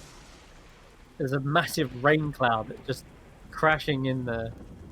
It seems as though there's some sort of like metallic wiring that goes between the balloon, like a net. It's bizarre, but you can see beneath that is a basket that's made of black wicker and wood, which serves as a merchant's stall, and a large pane of grey glass is drawn across. It's closed at the moment, but you can tell it's like a little window above the counter, right? And there is a sign above that window that says "Wondrous wares and fair fares." Just lower the volume for a bit. There we go. Wondrous wares and fair fares. And yeah, the balloon is Wondrous there's no wares fabric and- to the balloon, but rather it appears to be like a rolling dark rain cloud that's just contained somehow within these lines and netting. And I'll try and find you this amazing image and artwork for it. So tell me, Sir Muddlemud, how did the court come across such wondrous technology? This is not the Soggy coat. These are not our balloons. Oh, Something pardon. else I entirely. thought that you were the constructors and originators of this marvelous item. We are the originators of the gas balloon. That is an inventive new form of fuel, but this is nothing like we have seen in hither. So where does this one come from then?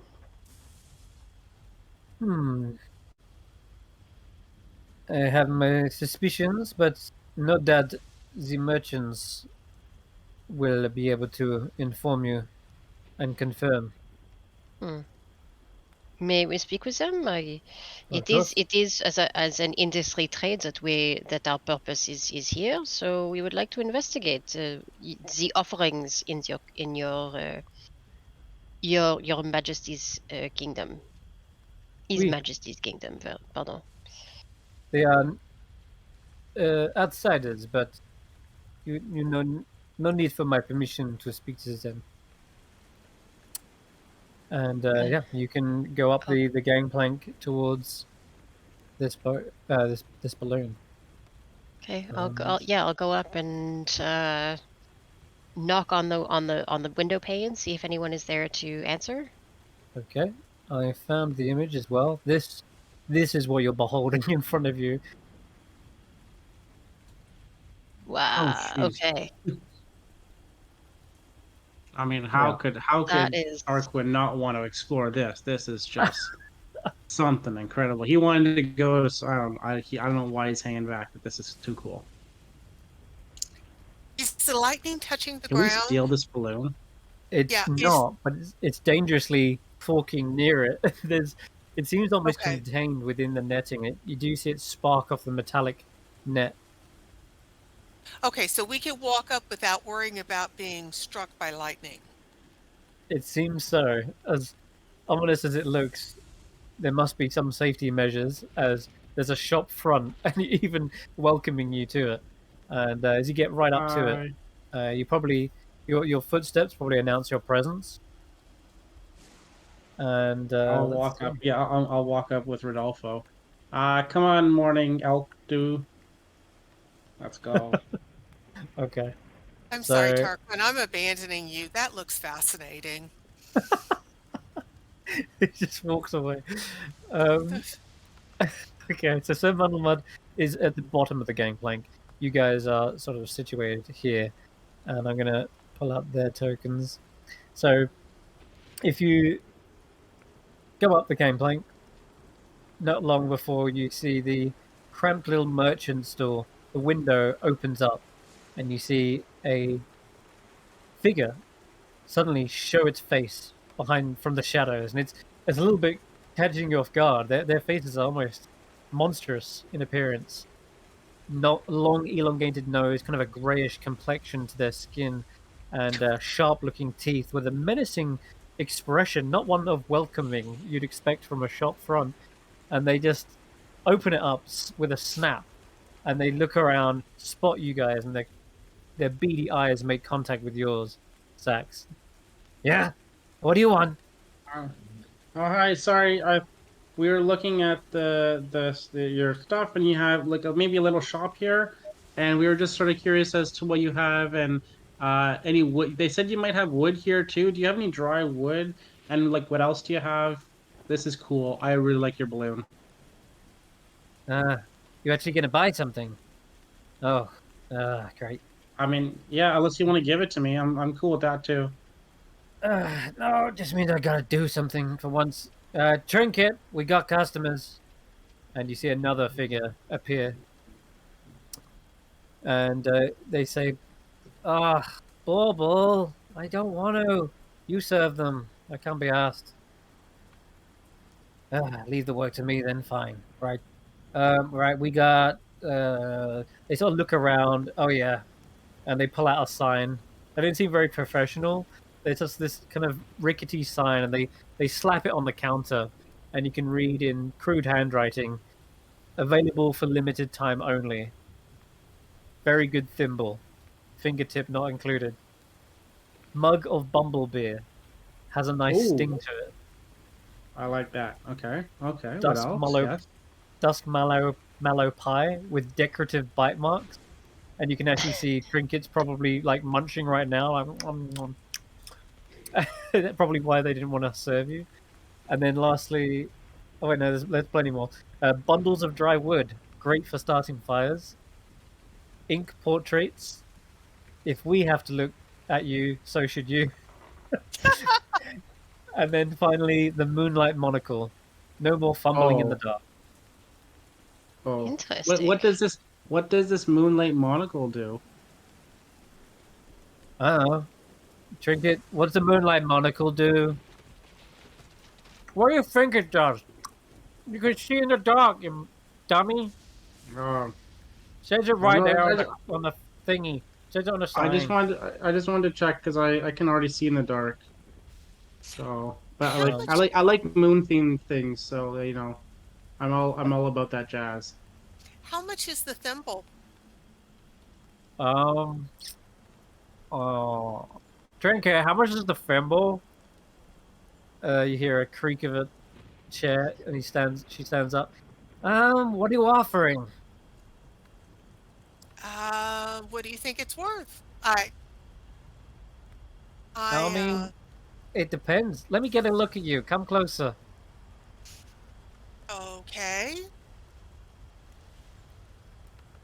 There's one more thing on the sign, by the way, I'm also going to point out, but I'll get to that in a minute. It's crossed out, so it's right at the bottom. Yeah, you got pretty eyes, I see. I am not trading my eyes. Sorry. Not gonna No, happen. No. whoa, It's no, not. don't be so dismissive. I'm not looking for your eyeballs, just your eye color. Nope. Sorry. Mm-mm. Nope. Oh, No well, giving can't help away. you then. Fair enough then. What is is there an established cost for the dry wood? Yeah, I need the dry wood, but I'm also curious about the beer and the pie. And the monocle, to be honest. I do not have great eyesight at night. This could be useful. Perhaps we can simplify things, get these negotiations over quickly so that you can return to your whatever it is where you are doing. We can arrange for a bulk discount bundle price. Simplify everything. We are out of your hair very quickly. Okay, You see? that suits me. At the bottom of the list, just to point it out, there is something, and it says very clearly unicorn horn, but it's crossed out, and so is the line beneath it, which says very hard to come by, and one never knows when might come in handy. This one recently found our way into our possession. Oh. Are we You able to don't- see the goods that they have, or do we just have the list? There is, a shelf behind them with goods, and you can definitely see the bundle of wood, the thimble, and such. Okay. Did we get a how much for the wood? Or what did you want for the wood? You're looking for the wood? All right, step up. Yep. Well, those are some striking eyes.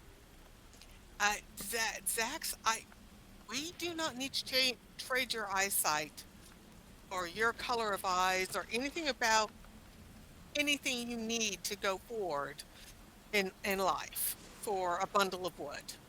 Can you dance? The other one says. I can Hey, try. Give us a little jig. All right, I will try to dance a little jig. Give me a performance check. Yeah. Oh, you're so close to that 18. Goodness, no rhythm. No. No, God, I'd like to sorry. do something else. Will you just trade straight gold for these items? Oh, I do have some gold I can give you, yeah. Gold. We will give you gold. Or I have a hunting trophy. Couldn't care less for gold. In my possession, I would trade you the thimble for the hunting trophy. Let me see it. Okay. Put the junk up here, and they just slap the counter impatiently. I'll put my hunting trophy on the counter. They sniff the hunting trophy, and then they look over it in every direction, every angle, and they look back at you, and they look very carefully at your reaction as they tap it on the counter, quite hard as well, not enough to break it, but kind of almost disrespectfully, and they eye you as they're tapping it, and they ask, "Is this sentimental at all?" How is yes. Tanwen reacting? Tanwen's actually reacting very cool. Narrowed eyes, kind of like, yeah. If this is how we're gonna play, this is how we're gonna play. So It looks like junk to me. It was the first animal I killed. So this is a trophy from the very first animal I killed. It is very sentimental, but I am willing to trade you for it. But if you don't value it, that's fine. Just give it back to me. I was just making an offer, so it's fine. Fine, not really. They do hand it back to you, and they don't seem to be at all interested in doing any kind of business. They weren't even actually inspecting it properly. You can tell they were actually just trying to gauge your reaction when they were like, whacking it against the table. And what kinds of currency do you value here? You want objects? You want knowledge? I like eye colors Uh, and eye trinket colors? here. I like the rhythm of my buyer's steps. Yeah. Can you dance I good? mean, If you like eye colors, do you like gems that are eye colors? Oh, jeez, you're really pushing the gems and gold, aren't you? All right, well, it's see the gem. I'm gonna pull out one of my tiger's eye, Ooh. and it is a as you can see, this is a Oh, beautiful brown with gold highlights in it that shimmers as you turn the gem one direction and another. oh, Now, what do you call this? tiger's eye. It's called a tiger's eye gem. His eyes do immediately go wide. It's an eye color? This is from a tiger's eye? This is a color that's named after tiger's eyes that are fierce. What you mean is And that what she means is that of course it is. Why else would you name such a thing unless it is Right. an accurate description? This is a Ah, tiger eye. That is what it is called. trapped in stone. You can It see is. it is a magical. And it was a ferocious tiger. Oh, I hunted it for days trying to get this beast all that had right, killed all right. You got yourself a deal. What do you want? What do you want? Anything? everything. Anything? I said, not everything. God, what do you take me for? I thought we were negotiating for the lot Oh well, for everything. That's there. you I'll take. put us out of business. One Put you item at. for one item. So just a straight trade, one for one. Oh, I'm sorry. This is worth way too much to me. I can't let it go for just a thimble or just What? some wood. I mean, that's just it's worth way too much to me. Hey, it's not just a thimble though. Like it's very good. Like look at the quality, and they put it on the on the desk. It's an Oh, average thimble. yeah, I'm sorry. Um I'm sorry. I'm Give gonna me. have to take my tiger's eye back, and I'll go ahead and head out of the store since we can't make a deal. No. Come back, come back. All right. Ah. Okay, hold on. I can do you two items.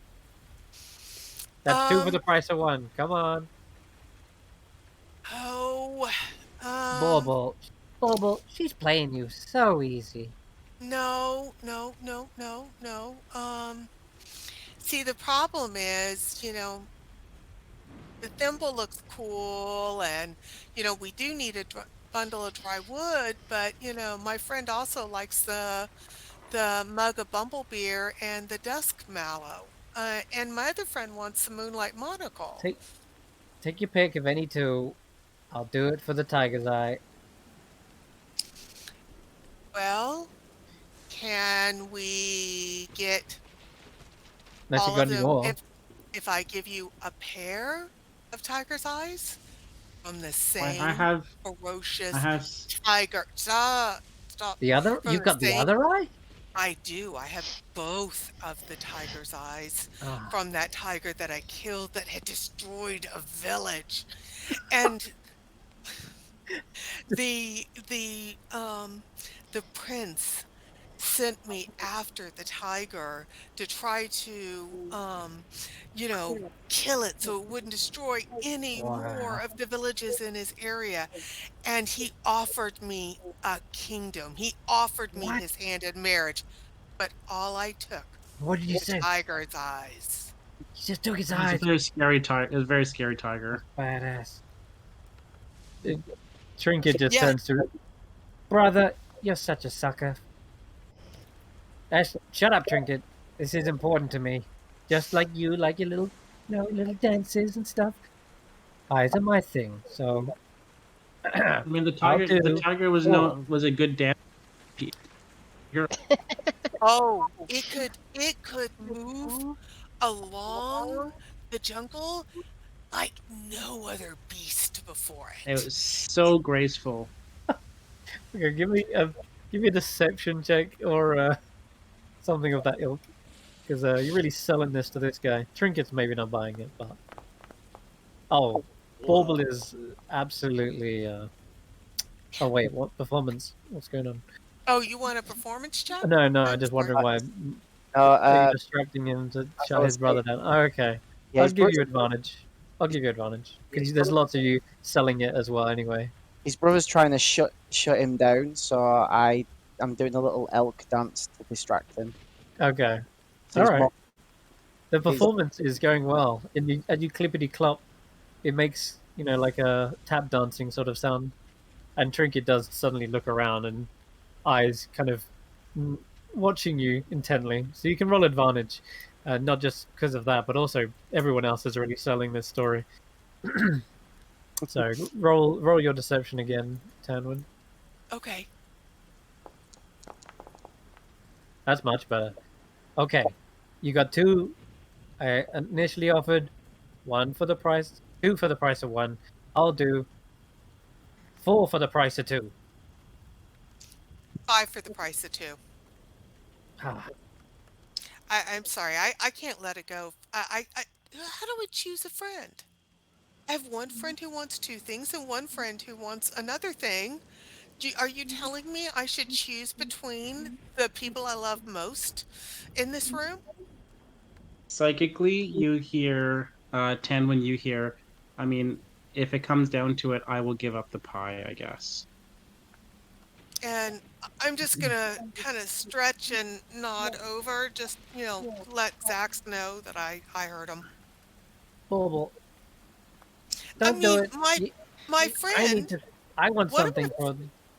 friends just did a dance for you.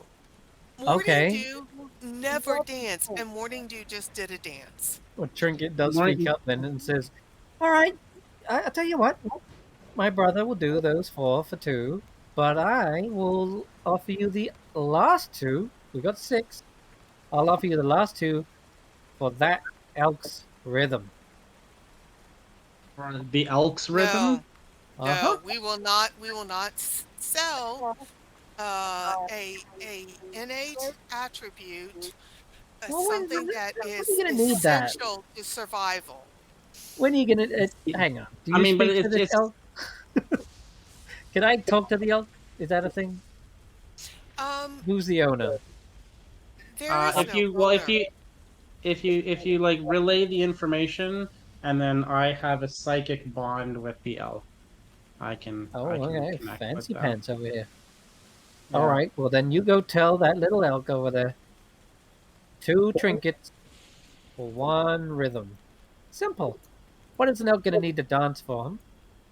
Nothing. I will psychically. I'm gonna touch and start petting the elk on the head, and psychically say, "Well, what do you think?" um, how and psychically I'm gonna tell you it's the elk. It's not you. how badly do you want the beer and the pie? I mean, I want one of them really, but like honestly, if it comes down to it, I think I can give up. But like, you know Well, me. I, I ask, I I'll say no. I'll say it's too much. It's not enough for you. Okay. ask. Sorry. Oh, Okay. go ahead. I was gonna Sorry. ask about the unicorn horn. That's Oh, crap. okay. I can ask you about that. I can ask about yeah. Looks like they don't have it anymore though, but I can ask anyway. Okay. The elk says might be a little bit the elk likes to dance apparently, although so That's a shame. that may not happen. But what what about this unicorn horn that you had or have still Oh, or what's going on yeah, with that? that thing. Well, We did have a unicorn on, didn't we, brother? What were you looking at me? What? Not my fault. You were supposed to be looking after the goods. Yeah, but how am I supposed to fend off giant flying antlered beasts? Like, you saw them, scary things. Giant flying antlered beast, like the elk here, or like something else? No. Flappy feathers, About the same size, though. Oh, okay. I think I know. My All clumsy brother here accidentally dropped it off the side of the damn store. So the unicorn horn went tumbling all the way to the bottom of yon. Well, how Wait, about this? the Have store you acts have as you a heard? dam? Sorry, one at a time? What? uh, Stop with I Tanwen. was gonna say, The store Jan- acts as a dam? This is The door? damming up the store? Your store, the thunder and lightning above, the rain is Yeah. damming up this lake behind it? No. I think You you may said have misheard me. but you said, it dropped off the damn store. Fell off the. Oh yeah. Okay. We got a clown over here. We got a joker. No, I was asking because I don't know how this thunderstorm is anchored and how it works. But I'm sorry, Xaxx, my dear dearest friend. I didn't mean to cut you off. all right, okay. Well, have you heard? And I don't know if you have, because these are fairly rare. But have you heard of an earring of dance? An earring of. No, Xaxx, no, it's not worth it to I give that Maybe up. you're no, echoing. I mean, I know, but we gotta get these things right. So I know Xaxx, it's too I know it's expensive, but maybe we can get the last two items with it. And oh, I know but we're supposed to deliver Xaxx, it back oh, to the king back home, but I Rodolfo, think we might have to convince give it up. Xaxx not to do this. Not the earring of dance. Xaxx, surely you must see that this earring is irreplaceable. Where else we will never be able to find something as good as this. But The king will have your head for this. Impossible. Impossible. You must not do it. if we don't finish our mission, then the king's gonna have my head anyway. I mean, Yes, I but may there be are the other CEO. ways. Not not at the cost. Tanwen is right. The earring of dance is the only one of its kind in the entire known realm.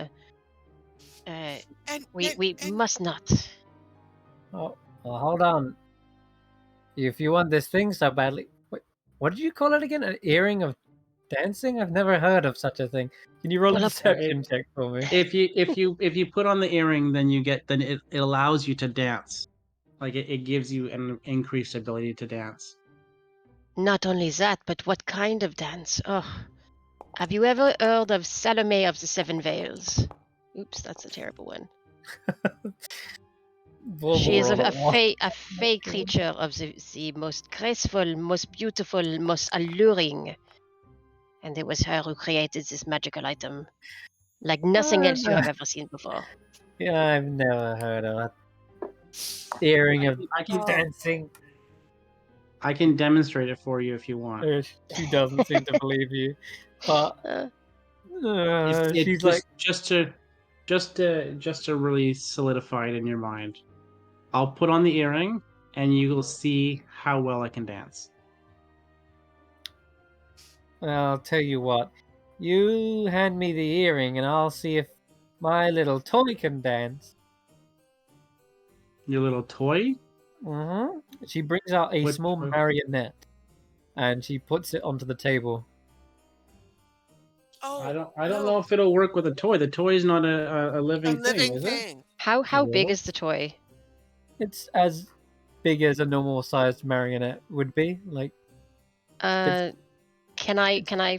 I'm going to mouth to Xaxx and go mage hand, And and we're gonna give this a try. I think She if you're says, up for it. Okay. All this right. little Well, earring, this little thing, if you put the earring on it, we'll find out if it can dance. all right. I suppose we will. Well, We do not know if I- an inanimate object will be able to imbue the magic of the fairy, but Yeah, we Okay. never Perhaps. tried this before with the inanimates. But let's give it a go. Okay. So this articulated marionette, she lifts it up, and you can hear all its little wooden limbs clinking together. And she places the earring onto it and says, "Okay, 1, 2, 3, 1, 2, 3, 1, 2, 3." And she's like trying to get it to dance. She's not actually animating it, but she's speaking this as if it's some sort of incantation. As soon as she starts to do that, I'm gonna use Mage Hand to make the doll twitch a little bit. Is Mage Hand invisible? It is for arcane tricksters and telepathic. Ah, bloody hell! Then that's not gonna work. Well, I don't know. you could still try it, and hope that either one, she doesn't notice, or two, she doesn't know of Mage Hand. I mean, it's a possibility, but Does anyone have minor illusion? No. no, I'm sorry. Oh, Tanwen, can you shape water? Yes. I Okay, do. so I'm gonna whisper to Tanwen. Tanwen, can you create a mist around the dancer to obscure the mage hand a little bit, make it look Yes. mysterious and supernatural? Perfect. Yes. All right. I'll Okay. cast the cantrip shape water to pull water from the lake and everything and make a small mist. And then I'm gonna use mage hand to make it waltz in a perfectly rhythmic waltz. okay. Could you give me a sleight of hand, but instead of adding your dex, I want you to add your spellcasting mod, charisma. So, Okay, let me see. if you haven't got sleight of hand Sleight proficient, of hand is then you plus can just roll charisma. Okay, Yeah. Just flat charisma will do the just job. plus charisma. Okay. Yeah. Uh-huh. Come on. Oh, Okay. So, I need it this higher is than going to that. be a contested check. 'Cause Yep. She's going to inside check this. Yes, of course she is. She's expecting something to happen, Shh. but I think, unfortunately, what gives you away is the casting of spells. She can hear you speak the incantation for shape water, and I think Mage Hand has a verbal component too, doesn't it? It does. We Yeah. need higher. So they look at you, and she goes, "Really, really, you're gonna use petty little spells to try and trick me?" No, we were Yes. trying to get it to actually I've spark seen it all. the inanimate object because we told you this is only supposed to be done on living things. So we really had no choice but to try and spark it. No, it is true. Sadly, it is an untested magic. We are tempted to, how you say, stacks. No, not stacks the deck, but encourage the magic to work the way it is supposed to. Alas, Brother, it is in you it guys are it pulling is my an leg. untried, unknown spell. If you don't want the earring, you can just give it back to me. She rolls it, yeah, like rolls it across the counter, and it nearly falls off unless you catch it. And she says, Okay. "Brother, let's shut up shop. I'm done talking to these charlatans. All right, my last thing that I have for you. Okay, one more thing. We don't really And if you care." if you don't like this, then that's fine. But I'll here. This is a mushroom, but it's a very special kind of mushroom. when you Oh, eat it, wow. like amazing things happen, and you just kind of, well, you'd have to experience it to really. I can't really describe it. I've only done it once myself, but I'm yawning. We don't yeah, really it's want just, any mushrooms. Honestly, keep your mushroom. We'll keep our junk. Makes no difference to us. And everyone can roll an insight check as she's saying this as well. But let's have a little closer look at these checks. So, despite the obvious rudeness and sass that they're giving off, there's also just a general lack of care for actually trying to peddle these things. It's almost as if, and they're not professional in the slightest, with a little sign. And if they were actually good customer service, they would be, trying to be polite and friendly. But they're not salesmen, not at all. You're questioning whether they're even actual merchants to begin with, because their stuff is not exactly grade A, is it? Bits of wood, pie, half-eaten pie, like Well, this was it's obvious from the beginning, to be honest. okay. In that case, I assume they were opportunists who were trying to make a quick buck because they are low on gas money or whatever. But on top of that, I'm- I want to say, Ted, I just want I did not type the British retail workers. No, Where did that was me. I was clicked on your token as I said it. I was like, what? that's funny. So one last thing, because you got a really high check on there, Tanwen, and Xaxx. You did spot they seem to be looking past you over your shoulder, and very very obviously looking towards the cottage. And then one of them checks the time on like a timepiece that they have, and they seem to be looking past you at the cottage, back to the clock, and they go, "Yeah, well, like I said, we don't really care about your mushroom. If you don't want to do trade, that's fine. Bulbul, you can live without the tiger's eyes. You got plenty of little marbles filled with all colors. Oh, but the tiger, I no." don't know. Actually, it's fine with me. You're right. My sister, she doesn't really have the heart for it. All this, mercantile business. Last offer, 2 for 1 for the tiger's eye.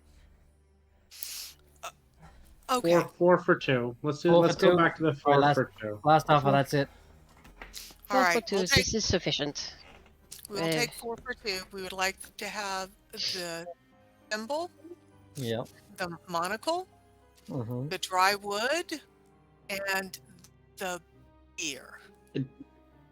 Do we want the ink? The no. Okay. Ink portrait. Portrait? No. It's up to you. Is it just an ink? It's just a regular ink portrait. You can. Can I detect magic?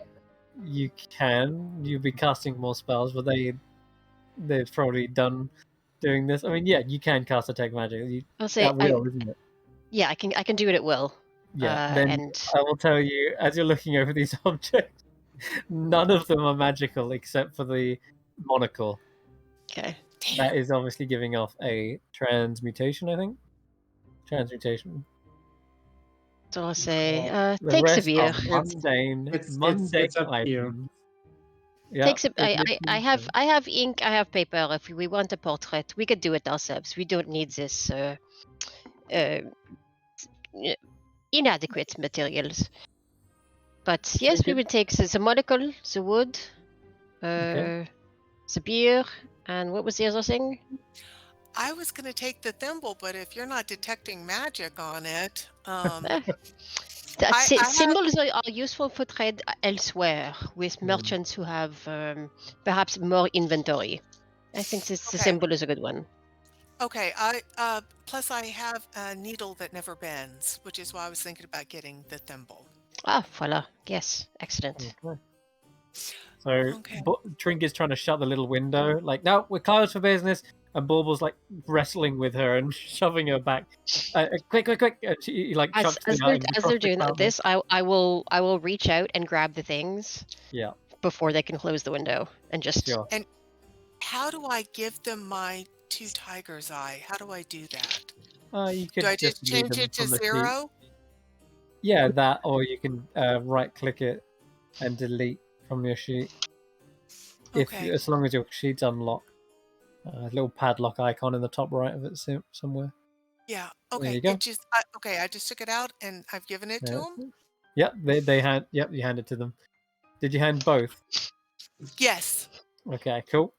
Bulbul says, "All right, thank you," and he starts adding it to his collection. And you see as he lifts open his cloak, there, lined in loads of pockets, are tiny marbles, each one of them kind of showing a different color, like hazel, light blue, brown. All of those marbles have assumingly people's eye color in them.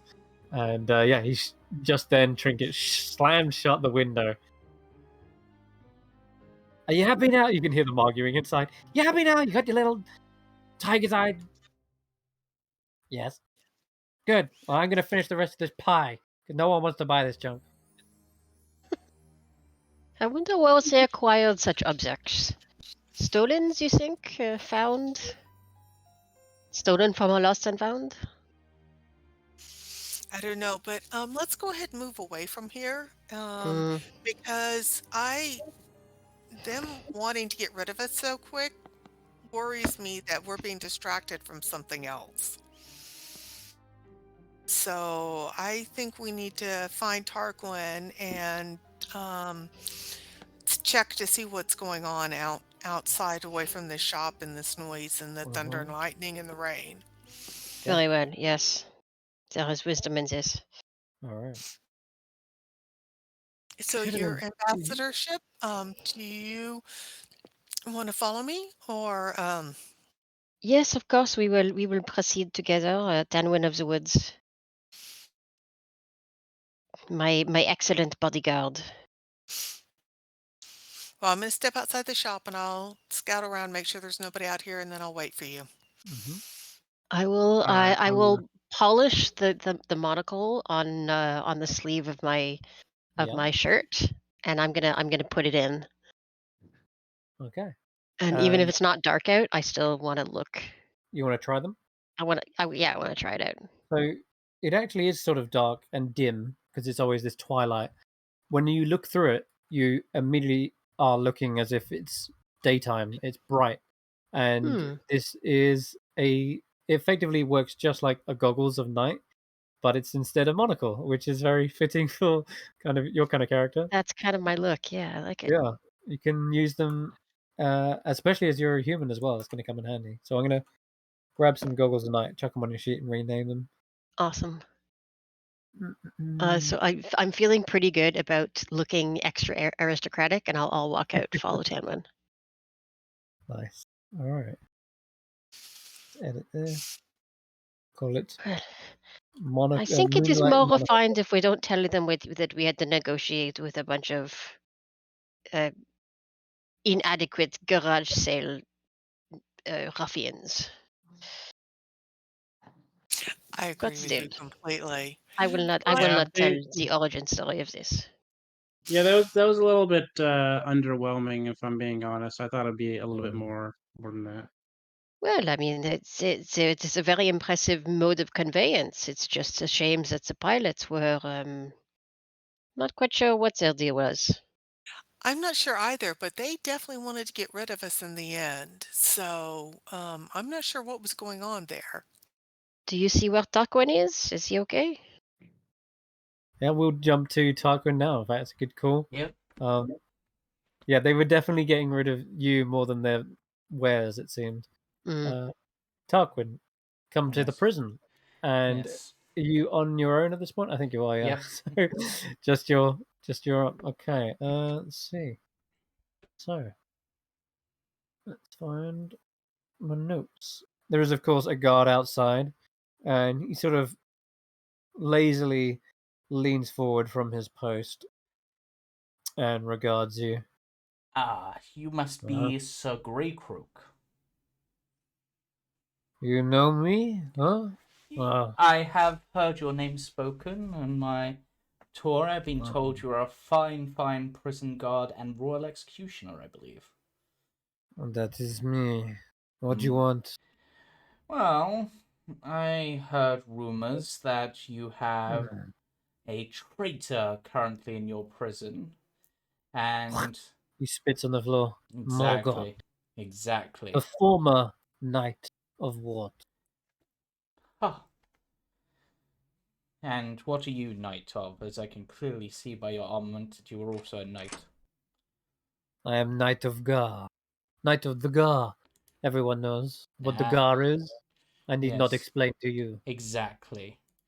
Well, I am Tarquin, valet of the ambassador of the Witchlight monarch, and as part of my royal duties, I have been told to speak to this Morgoth, for there's rumors they might have information that is pertinent to the king, and thus I thought that they could do some interrogating. I see. Who is Muddlemud? Yes. In you go. Right. And he does seem to allow you in entry. So, entering in, rising from the soggy earth is this sturdy wooden hut with the open doorway on one side. At the back of the hut, there are two holding cells. Thick mangrove roots serve as bars, with a small round door closing off each cell. The floor of one cell is covered with several inches of stinking water. The other holds a figure in rags, slumped against the back wall.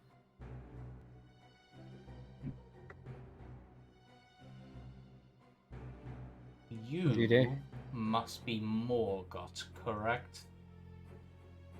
Huh? You hear like a weary kind of voice, perhaps opening their eyes and trying to see who's talking to them. Who are you? Huh? He considers this for a moment and goes, I am an ambassador. I am a valet to the ambassador of the Witchlight, and I'm here to make sure that summer has its rightful place over you. Ambassador? She suddenly gets up, hearing like there's a title to this. She does her best to sort of stand upright. She's clearly kind of a little bit exhausted, but she takes a knightly bow as soon as you introduce herself. She's dressed in ragged and stained remnants of an orange surcoat that bears the sigil of a great helm fashioned to resemble a frog's head. Yes. And the Tarquin put a slight emphasis on the word summer for one particular reason, which I'm hoping you got. Okay. Yeah. Summer, you say, huh? Yes. Hmm. I hear that they beat Too long for the sun. I hear that they beat you black and purple. The worst is yet to come. I am waiting trial. Yes, well. I have Trying to save my energy. I have a potential proposition for you then. Your opponent, I believe, is that rather fancy-looking knight outside that I walked past, correct?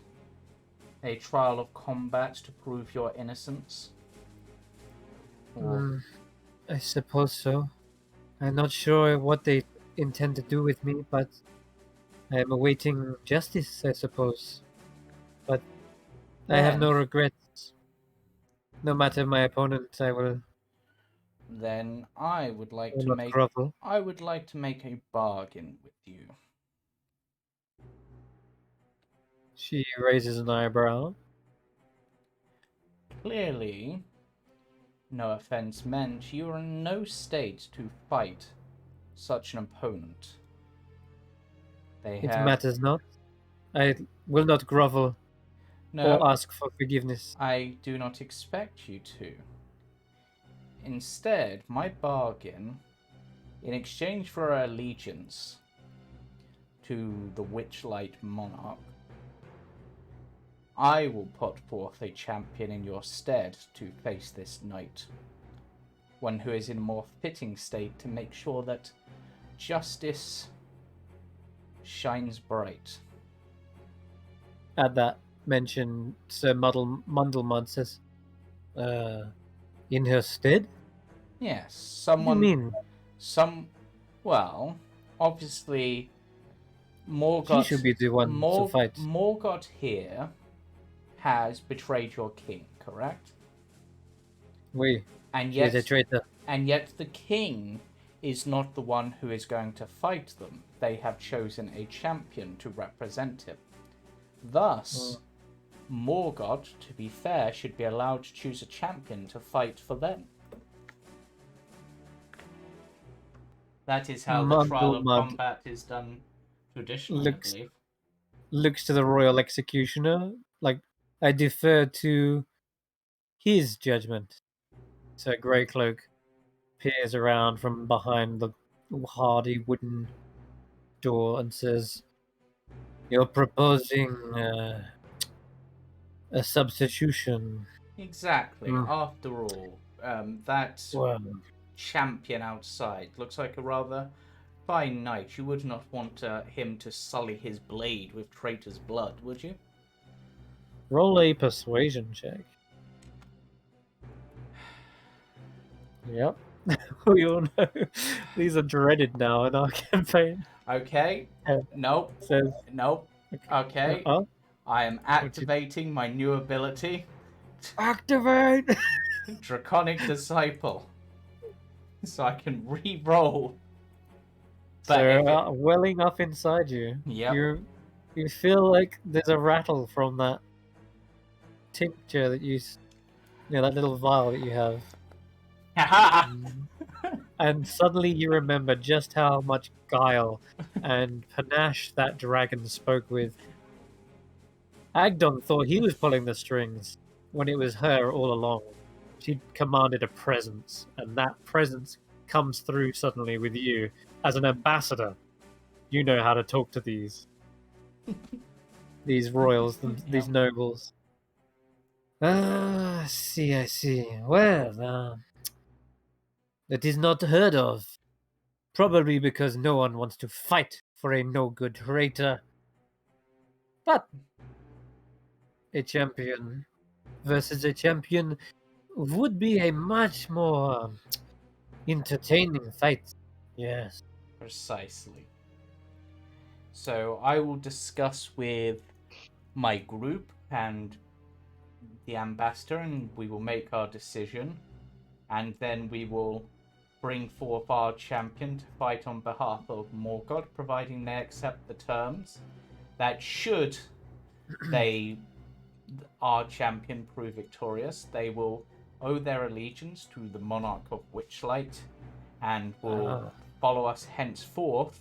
So that way, for you, even if they somehow win against your champion, you will not have to see this traitor, for they will leave with us. This will be a grand fight. I will inform the champion right away. Meanwhile, Muddlemud turns to you and goes, I only have one question. Is it why?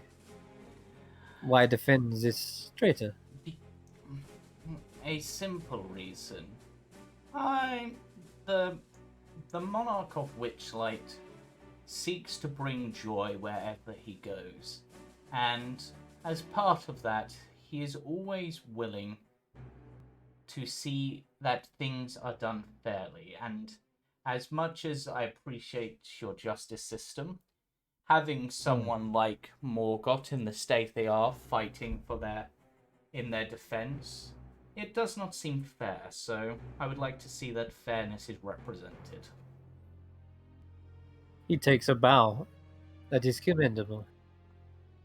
And then I shall... I respect such morals. Yes. I shall nod to Morgott and say,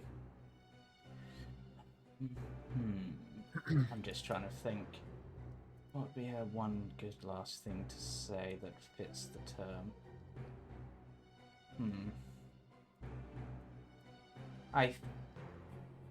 Yeah. I feel... I am honored. Yes. I feel it is a good adage. Everyone deserves a second chance.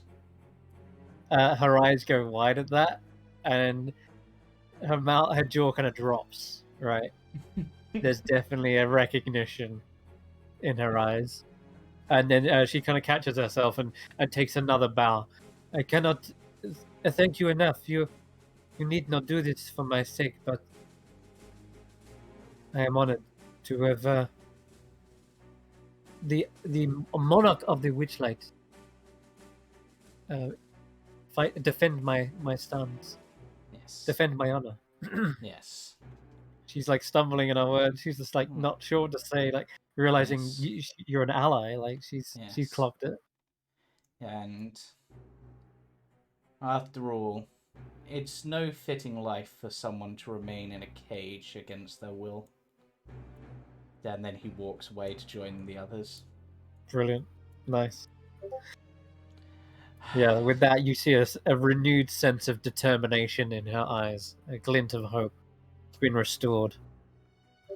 Alright, you return back to the party. Yeah. They come back, they're holding all sorts of trinkets and goods. Yeah, I looked to Xaxx as if to indicate to them to establish the psychic link again, because I wish to speak to them and don't wish to be overheard. Yeah, just I'll initiate psychic link and be yeah, so kind of a waste of time a little bit. Well, I see you at least got the firewood, so that will help one of our endeavors. As we know that Morgott was helping Satalavar, and also because I think the whole system here is wildly unfair, that they keep someone in prison for ages, weakening, and then they expect them to fight against a champion in their prime. I have proposed a way to get Morgott free and on our side, but it means someone has to fight that champion. Who were you thinking? Well, I was honestly I was considering myself, if I'm honest, but you know, there's always I mean, Tanwen, if you could manage to keep your distance, you could probably handle it. Xaxx, you've obviously got your fancy armor. But I'm hard to hit, but when I do hit, it's kind of it does a number. But I also have some magic that's really fun. So I have a couple of quirks that I want to test out in the fight if I do go myself. I mean, we also have Solomon, who, you know, can change into animals and help out that way, right? So like, I think any of us really could do it. True, but I don't know if they would accept a challenge from an animal. It has to be someone who would, no offense, Solomon / Morning Dew / Nox if you've accidentally changed into Nox the entire time. But I feel if we're going to do this, it has to be someone who fits the title of champion, because it's not just representing Morgott, it's sort of representing, well, me, I guess, at this point, and our whole group. So it needs to be fair, We'll have to discuss, and whoever thinks they can take it on, then. Yeah. He's just gonna sort of go over to here and call over to the royal champion and just go, hey, champion guy. That is the royal champion, Sir Vulp, to you. His name is Sir Vulp. He's the Knight of Bright Fens. My apologies, Sir Vulp. Wasn't quite sure the right title. Apology accepted. How may I assist you? This whole fight for honor champion deal that's going on.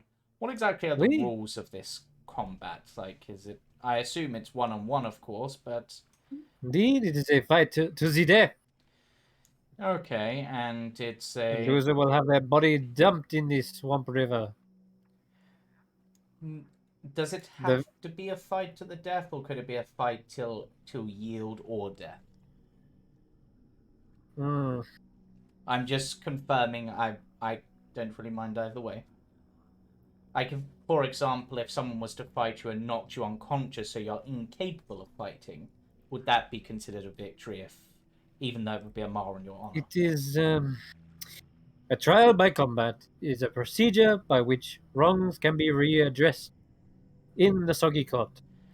Okay. It is invoked as a vote of no confidence on the current monarch, or it can be used as a trial between two prisoners, or the accuser and the surrogates representing them, or they are once they're shackled, the combatants fight until one is dead, and justice is thereby served. He seems to like recount this as if reading from a, like a law. And based on the fact you're practicing with your glaive there, I assume weapons are allowed. What about other potentially supernatural abilities? There is no rules on such abilities.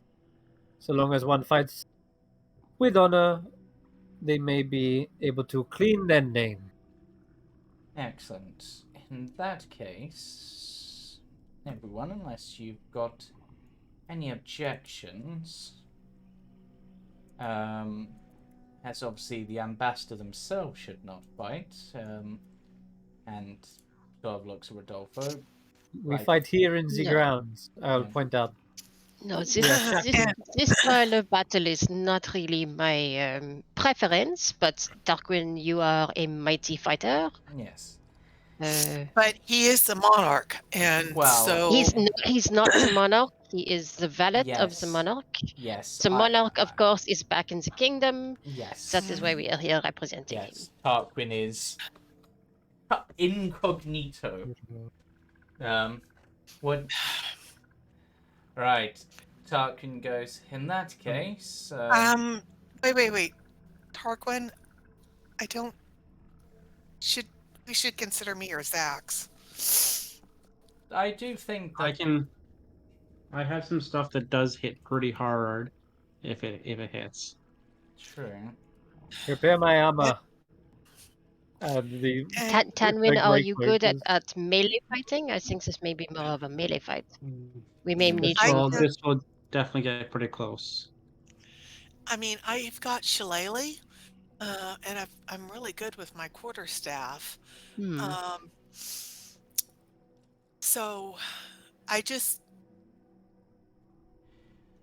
wanted, Tarquin, I didn't want you to think we should just send you out. Oh, no. It was more I'm volunteering unless anyone else really, really wants to do it. If he wasn't carrying metal weapons, and if this was like a archery competition, I would definitely knock you down and go do it. I just don't want to lose you. He said this is to the death. And to be perfectly... You are not expendable to us. I know, but none of us are, but... Neither are you, Tanwen. I mean, this is... I know, but... I think we perhaps... perhaps I speak only for myself when I say, as an observer, I will not permit any of our champions to be killed, no matter what the rules of combat may say. I'm gonna drink the entire beer. Yeah. And say, well, I'll take this on. You guys all seem timid. I'll take it on. Timid.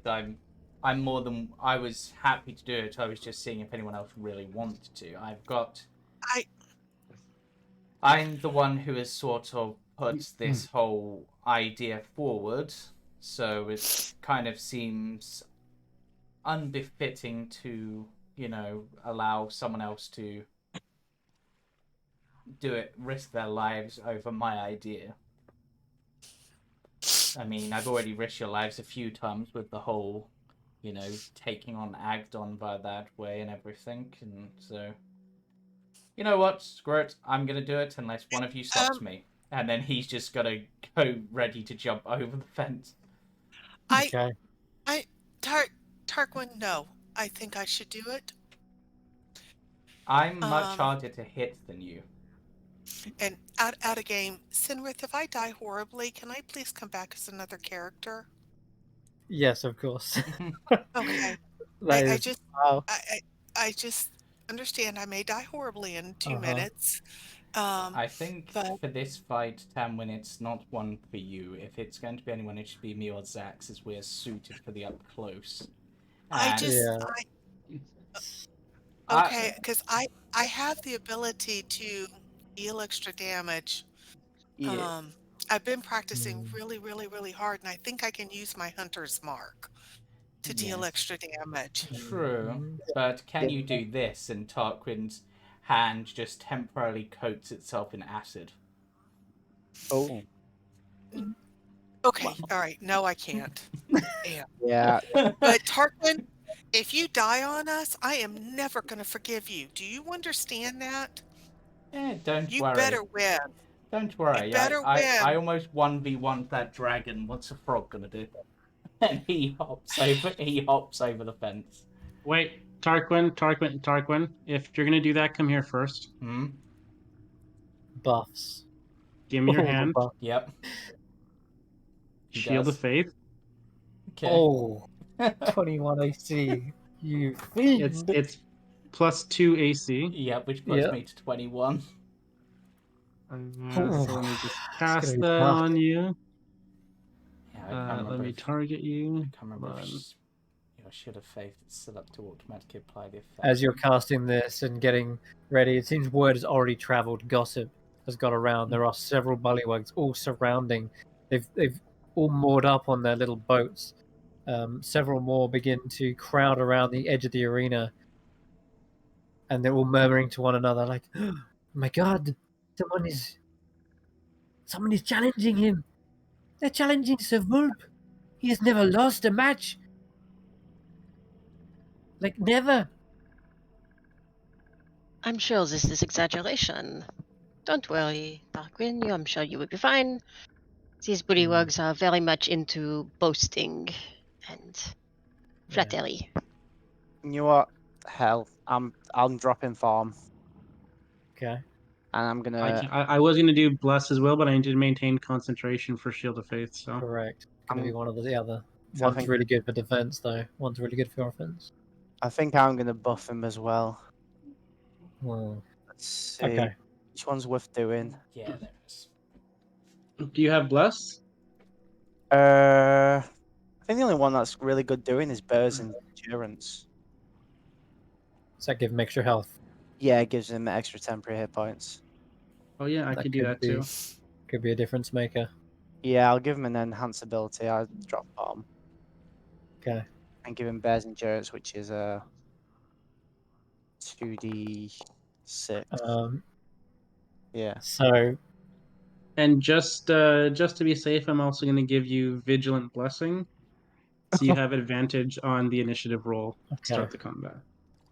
Don't die. Just to give you a hint as to how tough this is going to be, you do notice that he is being, as you're buffing up and the spell casting is going on. They're not stopping that at all. They don't seem to interfere. But what you do see is that as you're doing that, he's taking his time to equip himself in full plate armor. That's fair. Damn. Okay. He gets the spaulders on, a sturdy helmet is equipped, grabs his glaive, makes sure the edge is keen and sharpened. The bullywugs are all murmuring to themselves like, "It's Herringon. I heard they are swift, but can they puncture through Sir Volp's armor?" He begins clattering and striding out onto the field, and the executioner, Sir Greycrow, comes over. "All right, there are 2 more additional rules here. Normally, the prisoner comes in on manacles. So we will do the same for you. And he has indeed got 2 pairs of manacles. For Sir Volt, he Okay. begins clasping them one to his ankle. And just check. It's gonna be fun. One to his wrist. And then those are attached to a wooden stake in the ground in the center of the arena. Okay. So stops running away, basically. Exactly. Yep. He says, like he said, they're normally for prisoners, but Yep. must follow protocol. Ah, yes. Also- Protocol is important. Also, one we, more Yep. one more thing, Tarquin. One more thing. Mm-hmm. Come back here, Mm-hmm. just in case. Okay. Oh god, the And king has come to watch. the king has come to preside over the trial, and he is accompanied by 2 knights and Snoodle, who is snapping at the bit, trying to get into the arena. No, little Snoodle, you're not in the trial. Come back here. This is most unexpected, but I will allow it. I And thought it would make a much more fitting spectacle. Very well. The trial may commence on your command, Grey Cloak. And he does come over again, and I'm just going to double check what he does. Yeah, they're shackled by 1 on the wrist or the ankle. So we'll say for Sir Vulp, it is 1 on the ankle, and he'll do the same for you, 1 on the ankle, just so it's completely fair. And let's see. Yep, we've got Gallup's presiding over. The Grey Cloak instructs the combatants to fight for your innocence. Or, in this case, for Morgoth's innocence. May you fight with honor. May the best combatant win. And he steadies the 2 chains in between. And he says, "Are you both ready?" Tarquin spins his quarterstaff. I will remind you once more. This is a fight to the death. Show mercy only at your own peril. At your own detriment. Combatants, begin! Roll initiative. I do have advantage You have- on this, so I'll roll a You do. d20 just to... Definitely going first. Yeah, okay. The executioner steps away, tugging on the chains to initiate you guys to sort of lurch forward, and the royal champion, Sir Vulp, begins to bring up his glaive, but you're already straight off the mark. Yep, so Tarquin lunges in and possibly... I just need to check something. What's my unarmed strike at this level? As it goes up, doesn't it? Just double checking something. Decide which my attacks is the most appropriate at the moment, because I still think it might be that, but yeah, that hasn't gone up yet. So okay, so we'll start with the Maypole quarterstaff attack. Mm-hmm.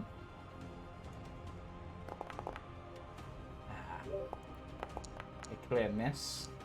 Yeah, clang straight off his armor. This guy is a toad, armored toad for sure.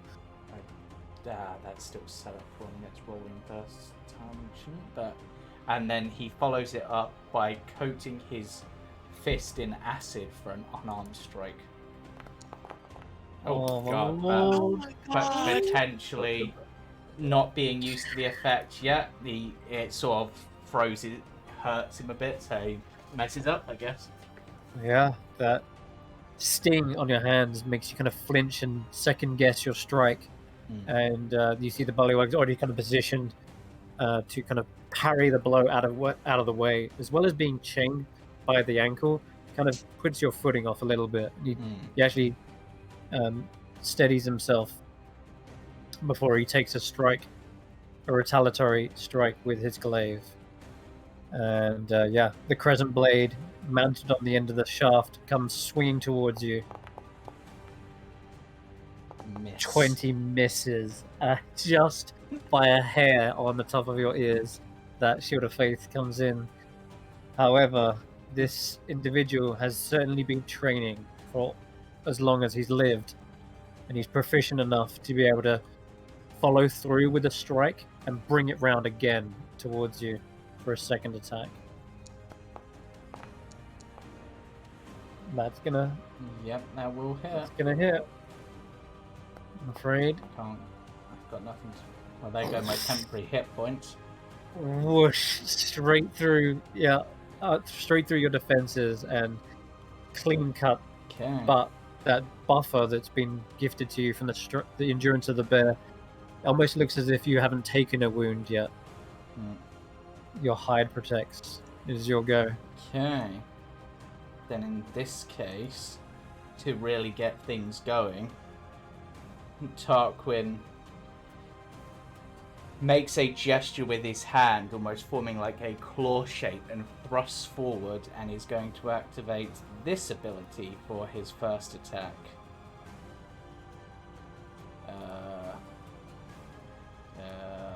That one? I don't know why it's... Nope, I didn't target. It didn't ask me for a target. Let me just redo that. For some reason that was asking me whether to... let's try that. No. He looks at you for a moment like, where is your armor? I am my armor. That's a good line. Nice. Wait a minute. He managed to beat my dex save? What did you roll? Let's see. I didn't see a roll. I didn't roll, but it came up with a 19 plus 1 on it. Wow. He beats my dex save, but he would still take half.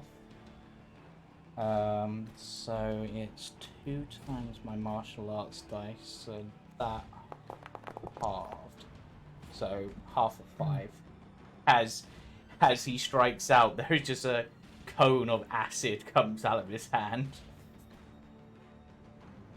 He's very kind of caught off guard, but he seemed almost ready for anything. His reflexes have been honed, and he manages to leap up into the air and then land back down again. Yep. Having most of the acid just kind of graze his exposed food. Because that counts as an attack, I can still do my bonus attack, so have an unarmed strike. God damn, the dice is not with me. But I can still do this. Okay. When is the dice? That unfortunately is a miss, but he's taken 5 acid, correct? Yeah. Well, half of 5. Half. Okay, so 3. plus. All right. He cautiously maneuvers around you, looking for an opening, and then looks like he's about to sweep, but he then spins it into a lancing lunge. Okay. You're able to duck out of the way, whoosh, straight past your head on one side. The second strike, whoosh, on the other side, and you tilt your head back and forth, managing to evade each strike. Your turn. And what was that, Tanwen? Did you want to ask something? No, my mistake. Go ahead, Tarquin. Okay, we'll swing with the Force Star. What is it with the Force? That is rough. So close. So close. But not quite. But Tarquin, after a few strikes and blows, and he seems to be getting the feel of the battle, assessing his opponent. Perhaps. This almost feels unfair with me wearing armor and you not, but you have much confidence and I respect that. And he's just sort of looking you eye to eye every second of the battle that goes past, kind of maneuvering again round behind you, but are you ready for the hit? You are sort of sensing it before it comes, feeling the wind spinning round to deflect the attack. Oh my god. Oh, I have just hit pretty hard. Yep. That was a painful Oh one. my god. That second strike cuts you from... Can I cast another spell? What are you attempting to cast? I want to shout out, "Oh, that looks like it hurt a little bit," and I'm gonna cast Healing Word on Tarquin, if I can. You can cast it, nothing's stopping you there. And so you can totally apply that healing. But some of the bullywugs do turn. And especially Mundlemud, who's sort of standing behind you. This was supposed to be a one-on-one fight, I thought. Yep. As I say that as he goes to cast the spell, because Tarquin would want to fight this honorably, he raises up a hand just to be like, no. And he can still choose to do it, but that's Tarquin basically saying no. Vulp seems to not lose any focus or attention, and he doesn't seem phased that you've been healed either. And he says, "Let the fight go on. I take no penalty to this." Okay. Then I've still got my turn, so let's... And you hear the whispers amongst the bullywugs saying, "Oh, so Vulp, he is as merciful as he is graceful with a blade." Finally got a blow in. Yeah, just he's relishing in this. He does get, finally, a chink in his armor, and you manage to slice through, getting 7 slight bludgeoning in there. Ooh, nice. Yeah, and at this point, he's going to go a bit more all out, and he's going to flurry of blows this to try to get the other attack in. His acid-covered fist striking in. The second one misses. That's a shame, but still. Good hits, Ambassador. Good hits. And, so Monarch. And he, again, kind of backs away, circling back on himself now this time. As you're doing this, you can hear the rattling of the shackles coming from Morgort. Seems like they're kind of shifting from one foot to another. Maybe getting itchy, we'll say. Everyone else on the other side can definitely see her expression is one of deep worry and concern for Tarquin. Bullywug Knight takes another strike forward. You're easily able to nimbly duck out of the way. Second glaive, 14, 19. Whew! You are a fast one, Sir Tarquin. Very fast. Right. Go ahead, Tarquin, your turn.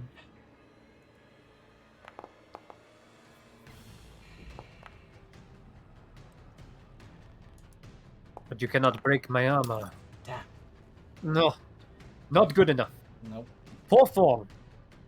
And he just pushes you away, kind of stumbling backwards into the mud. And brings the butt of the glaive towards you. Okay, back to me.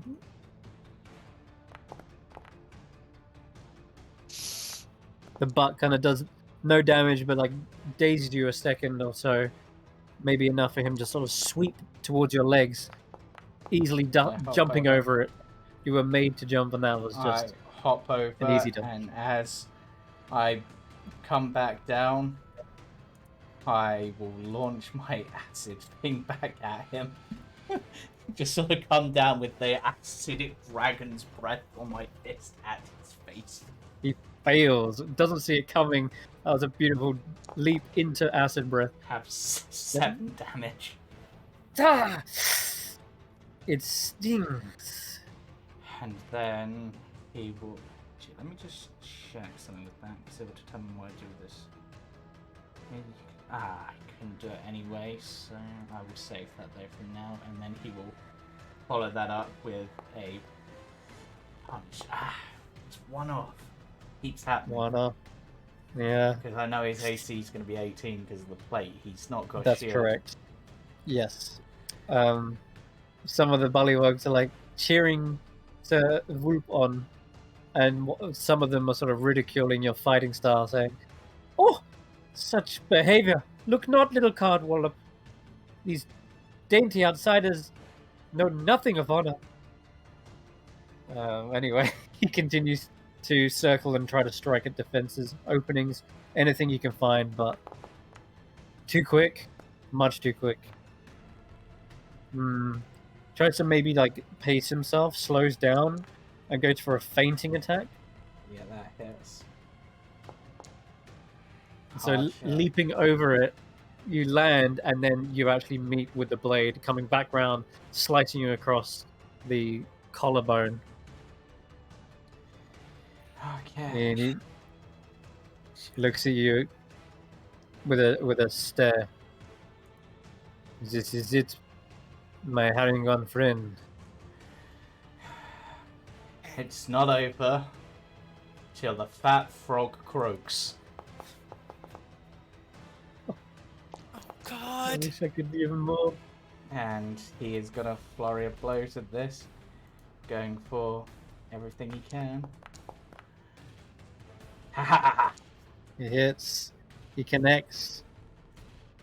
Okay. Damn you dice! I saw that 16. Damn, the dice are kicking your butt. Oh my If only god. I'd been able to have Bless as well as Shield of Faith, I would have Mm-hmm. destroyed this fight.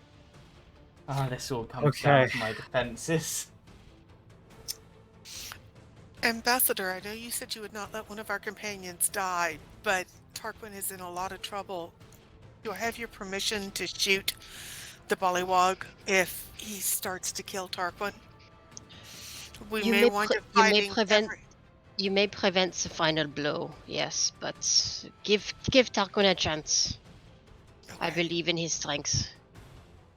I believe in him too, but I don't want to see him die. And I'm trying not to cry. Tarquin, you Yep. hear as you've been struck with this this blow. Maybe it's the ringing in your ears. Maybe it's the adrenaline pumping through your veins. But for a split second, you swear you could hear the distant sounds of a calliope. But it was so faint. You're not sure if you're just perhaps seeing your life flash before your eyes of the carnival. And as that flash exits your mind, you see a glaive flying towards you. And there's nothing I can do. Tarquin, that flash ends with you looking down, seeing the glaive stuck inside your chest. It is pulled back out, and the royal champion steps away from the fight for a moment and looks towards the king for final confirmation. Morgart says, "No, no, no," and tries to like wrestle with the chains. And Cast hold person. before any more of this intervening, I'm just going to quickly say, Tarquin, in your mind, as everything else is sort of frozen in time, that louder and louder the calliope rings, getting faster and faster, approaching. You hear the rattling of wheels, and suddenly before you, you see like a ghost, like a spectral image of a monkey swirling the little handle rapidly and as fast as he can. And he says, you can hear the voices. Faster! Faster! Tarquin needs our help! And we need to repay that button he gave us. Come on! And suddenly you see this this image of this monkey from the calliope, from the witchlight, rush over to you, placing a hand onto your chest, and you suddenly feel a gasp of air.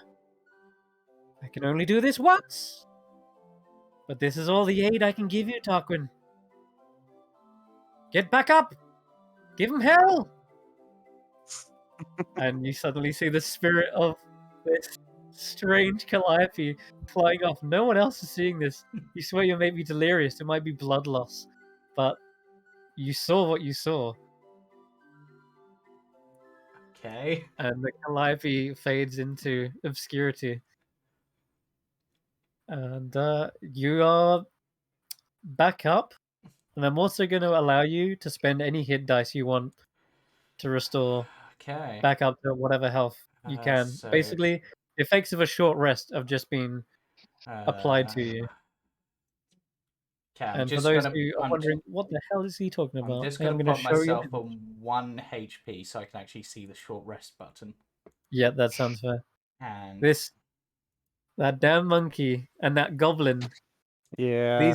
This is the image you see in your head. The little goblin wearing the butterfly, the bee costume. You remember giving him a button. Yep. Wow. What a like throw in from like episodes ago. Yep. I know. I've been holding on to that one. If you ever get in a bind. Yep. So this glaive in him, and Tarquin just sort of looks at it and pulls it out, and it's just like, I said, it's not over till the fat frog croaks. What? Impossible.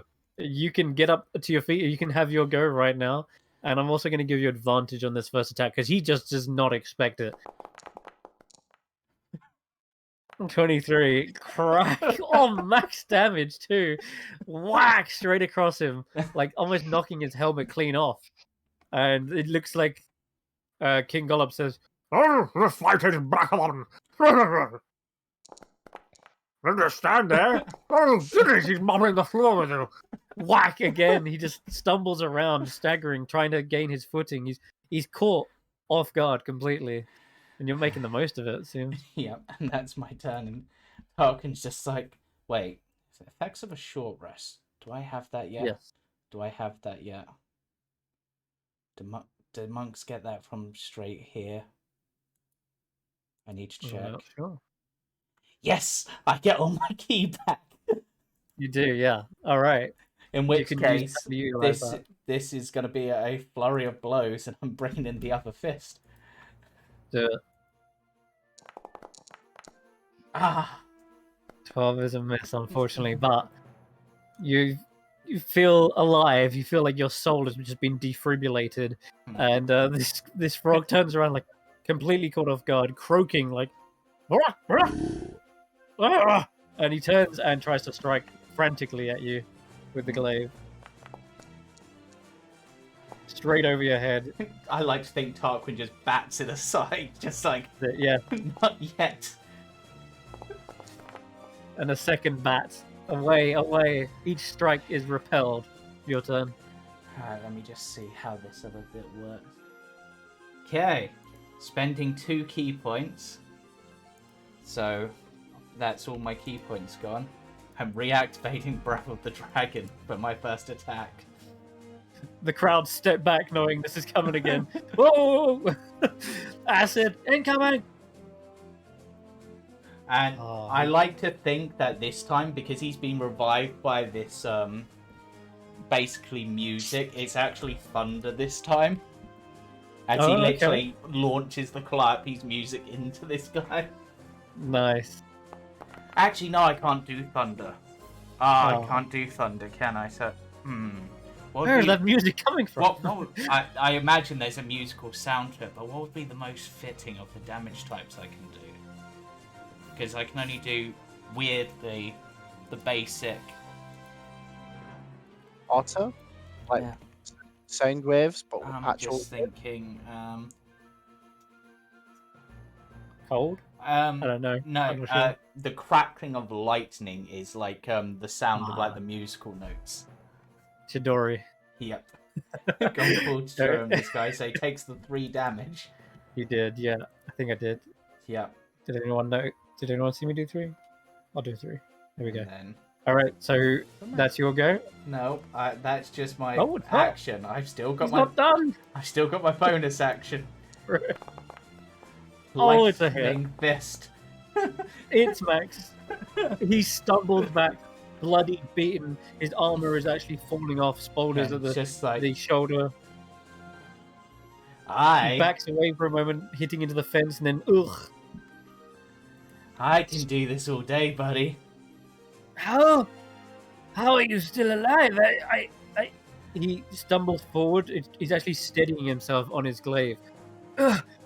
He tries with all of his strength to sort of bring the glaive up to an uppercut, but there's no will behind it. He's literally been pummeled from those previous turns. Yep.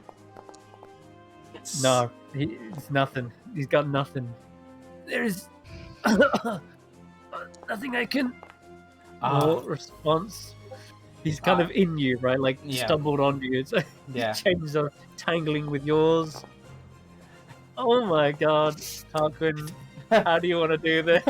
So Tarquin's just sort of misses with the quarterstaff, but I'm thinking he just uses that to knock the quarterstaff out of the way, and he's just like, because I want to say that it could be non-lethal because of how he's doing this, essentially he's going to do a lightning-based palm strike to the chest to essentially stop the heart. And then basically then sort of pump on the chest as soon as he's gone down to get him back up and, like, you know, stabilize sort of thing. Yeah. And then just be like, right, you said it's a fight to the death, but honestly, I don't want you to die. You fought well, so I'll give you a chance. Yield, or your face turns to mush.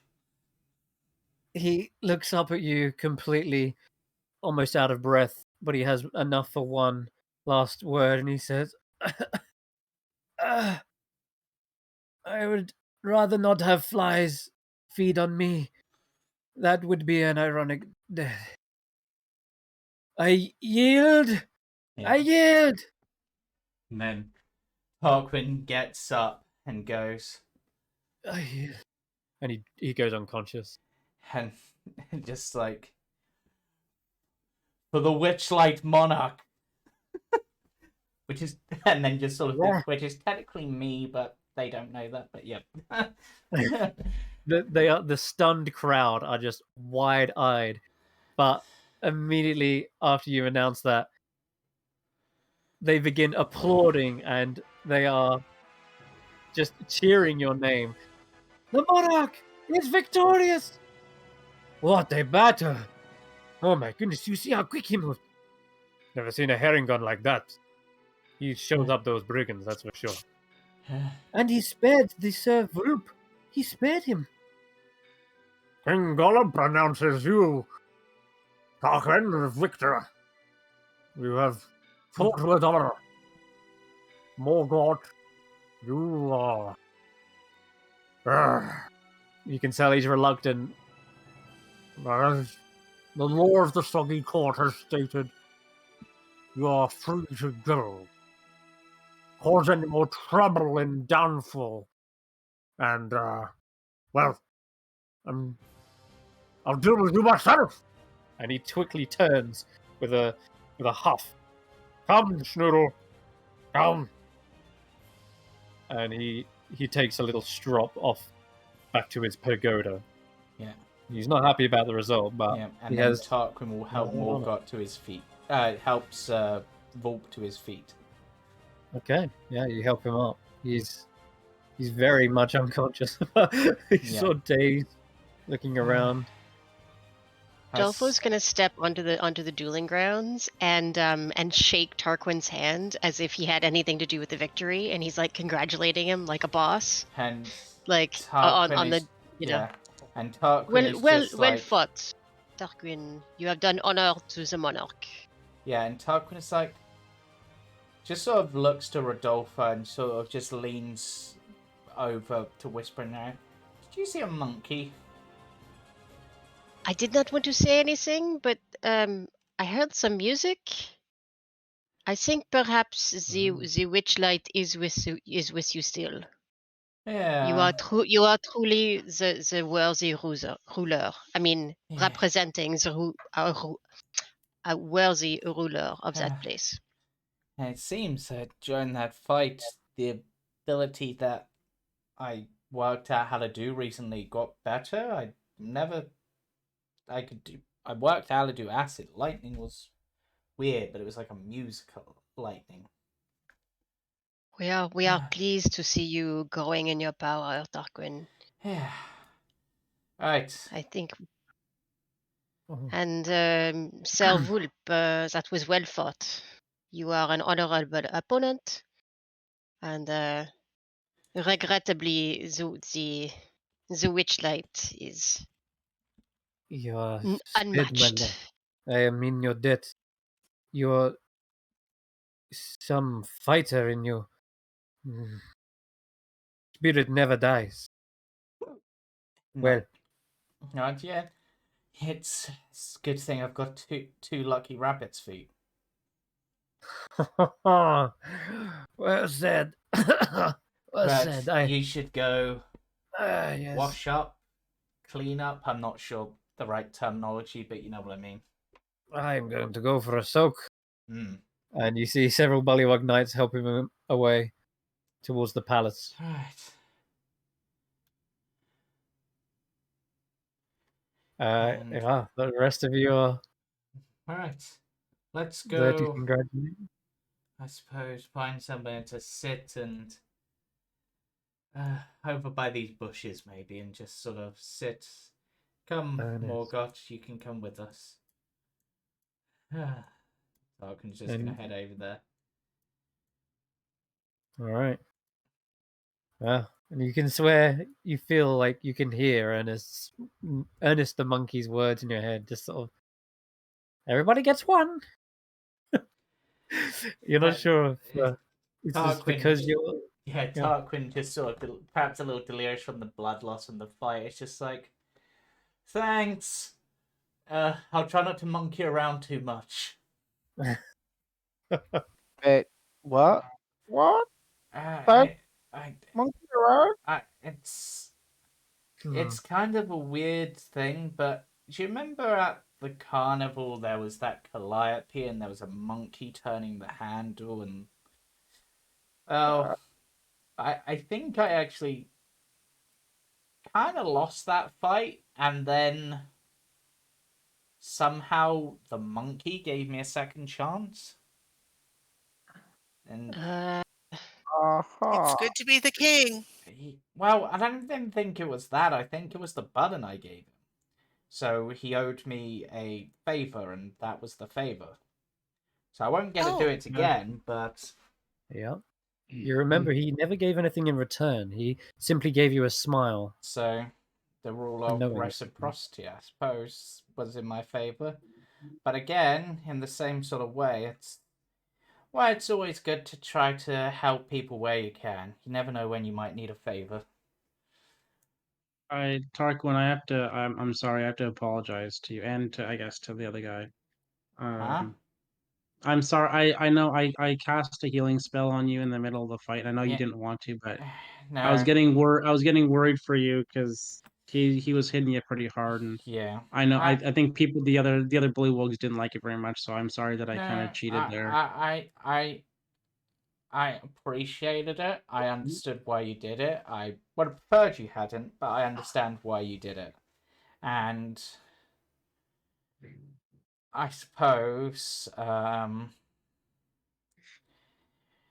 a way, the carnival cards are a group onto themselves. We're almost one asset, so it was almost like I was healing myself in a way, I suppose, but maybe, yeah, that guy, his armor was a little thicker than I thought. I thought the acid would eat through it better. But Are we going meeting with the Iska guy? Illig, yeah, that's You can do that, or you yeah. might want to take some time to speak to Morgort, who's trailing behind you, trying to catch up. And she's wait. We also have the wood. I can go take the wood back and find out what's in Yeah, the exactly. password Yeah. for things. Right. Yeah. In fact, And we need to go to the book club to Yeah. look to see if they're the ones that have the book. yeah, in fact, Yeah, they're So- back. They're back where the wood is. Where the wood And- needs to go. That's what we need the Okay. wood for to join the club, right? in fact, Yeah. Let's Samundumud, now that we have Morgoth as part of their punishment, is because whilst they have now been proven free, they are now under our allegiance. I would like you, if you would be so kind, to return to your duties, and I shall have, because you are too noble an individual to be a mere tour guide, whereas Morgoth, they're probably better suited. Part of the punishment. As you wish, Your Majesty. I will simply notify the royal animal handler Vlonk here, and he just walks a few paces, that the Carnival cards and the Witchlight Monarch, they have Well, Valak three- to the Witchlight Monarch, because Tarquin is still incognito. He's not actually yeah, revealed okay. himself as it, but yeah. All right, sorry. Yeah. They say these ambassadors to the Witchlight Monarch are allowed free entry into the palace. If you see them and they ask for entry, please allow them in. Then, with that, my duties are fulfilled. I shall Yeah. return to Sir Gullop. And he takes one last bow. Yeah. Right. Morgoth. Now, I'm hoping you got the I'm hints I speechless. dropped. I did. I'm speechless. How? I saw you die, but I have friends in strange places. Let's leave it at that. I mean But- you're dead. Yes. Well, you'll be pleased to know that our mutual friend is safe. Yes, Sir Talavar. Yes, he has been he has been freed and has returned to his court, I believe. Oh, I am relieved. So relieved to hear that. Yes. To think that he found such admirable and powerful allies. Yes, though I have to give my condolences that your other fellow bullywug who helped in the escape did not make it. Her demeanor immediately shifts and changes, and she takes on this kind of solemn expression. She bows her head to the floor. Wigglewug. Oh, Sir Wigglewug. He did everything he could. He was the best balloon rider we had. Unfortunately, I think possibly an attack or the winds caught him and drove him into a tower, and whilst Sir Talavar survived the impact, he did not. An ill wind? No, Yeah. no. He has flown in fiercer winds. There must have been something foul at play. Possibly. No mere breeze wouldn't have not knocked off Wigglewug. He was I don't know all the adept details. in all kinds of weathers. But yes. Oh, Wigglewug. But he did his duty and freed Sir Talavar and gave his life doing so. So do not mourn him. Instead, think of his memory and honor it. I shall. Yes. And Yes. Sacrifice was not in vain. and Tarquin considers this. And as I believe you were a knight of some kind previously, a knight of the wart, right? Knight of Warts. The title Yes. doesn't mean much, I guess, anymore. No. But Then, as you are now part of our enterprise, and he leans over, as the technical Witchlight Monarch and not the valet, that's just I'm going undercover sort of thing, I am granting you a new title, Knight of the Card. She kind of gasps. What? That is my new title. I love it. But Give him a card. and yeah, why not? I'll draw the deck and offer them a card. Pick a card, Amazing. any card, because this Okay. is how Tarquin makes friends. I'll roll. Do you want to roll a D53? No, we've got 50? the decks. Oh, of course we do. I will all right. pull Let from me the just, deck, or do you want to pull? yeah, from go the ahead. Yeah, if you've got it up, go for it. Yeah. This one. The 8 of clubs. You Okay. certainly clubbed that champion back Yes. there. So 8. Yeah, a fitting number. It's good because clubs are good. I like the club ones. yes, I'm a clubs card too. Hey, the club. yes. The club, It's yeah. actually we've got the 6, the 8, and the 10. You know what? It almost sounds like a frog. Glub. Yes. Sir So, Club.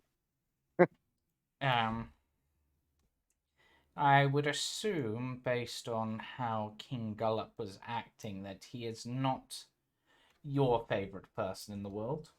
No. So, Nor is many of his little companions. how do you feel about Illig? I just got out of prison. But yes, bring down the king. Excellent.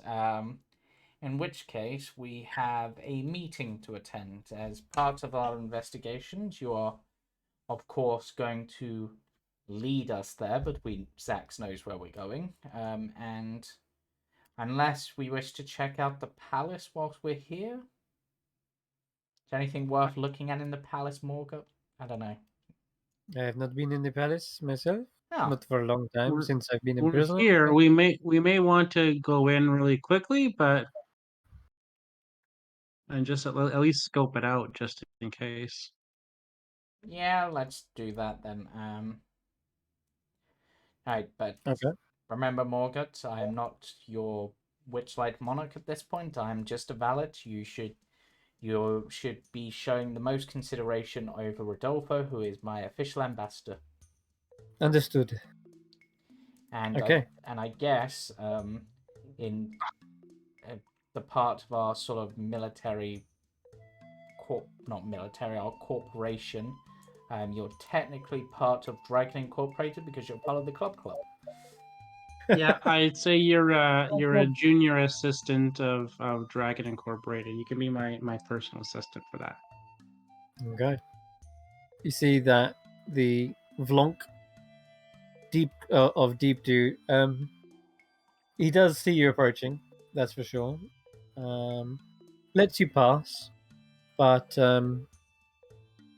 does question and say, what is your business anyway in here? Well, Searching the place. The king is missing a book. We're looking the book. It's unlikely it's here, but it's always in the last place you look. So we thought we'd try to rule it out. Okay. Can't leave any stone unturned, So just in case, maybe he left it under a cushion in here or something. I don't know. Okay. I see. On the job. All right. Yeah, he seems to let you pass. Doesn't stop you in your tracks or anything like that. You seem just curious, perhaps. All right. The actual. Where are we? The actual palace itself. So it's quite busy in here. I haven't put all the tokens down just because it would be too messy and you wouldn't be able to see the map. But I can tell you there is a lot of bullywugs in here, croaking and conversing. They're actually mostly speaking in bullywug, so a language that no one here would understand. They've always addressed you in common, but they seem to be able to interchange between. But yeah, this ramshackle hall is built around a big tree. Two of the tree's limbs kind of reach out through the walls like enormous welcoming arms. And the interior of the hall is roomy, with an open floor plan that allows occupants in the upper story to look over the lower one. And bullywug courtiers crowd this place, filling it with guttural croaks. Their clothing is faded and stained with mud. And yeah, you can see many of them sort of gathered around two bullywugs in particular, who seem to be commanding most of the attention. And they seem to be complimenting her, perhaps. Oh, yes, you look radiant, so muddy today, Merva. And she's just kind of embellishing these compliments. People are clearly sucking up to her. On the other one, you see this guy called Glumph the Eighth, and he seems to be boasting about one of his recent escapades. And then I caught the fish. It was this big. You should have seen it. And yeah, it's kind of what you're hearing. Someone approaches you, I guess, if you're just sort of meandering. I would like to come down and talk to Minerva. If that's okay. Am I allowed to go through there and down, or is I think there it's another? up, but yeah, in any case, you can get to them. Okay. It's a little bit of a crowd surrounding them. So I am going to say hi. My name is Tanwen. It's nice to meet you. Oh, hello. You're outsiders, but you're in the palace, so you must be important. Oh, I don't know that I'm important. I'm just with very important people. I just had to come and see your outfit. I heard somebody complimenting it, and I just wanted to see your fashion sense. Okay, so she is indeed wearing this kind of frilly outfit that's got all these kind of different grades of green, but there's little lotus flowers on all of them. She looks like she's a lily pad filled with all these blooms.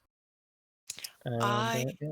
love the flowers. I just do. I think they're absolutely gorgeous.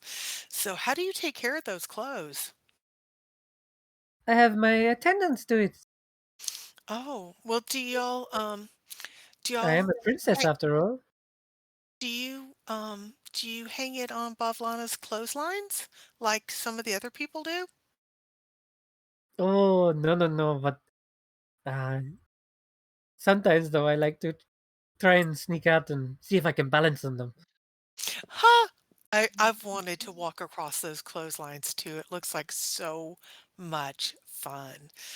Do you know why Bavlana is so protective of them? We've run into other people who just were so scared if anything happened to that. And I mean, I want to go for a walk just to see if I can get I across that rope, but I don't want to do it if I'm going to get in trouble.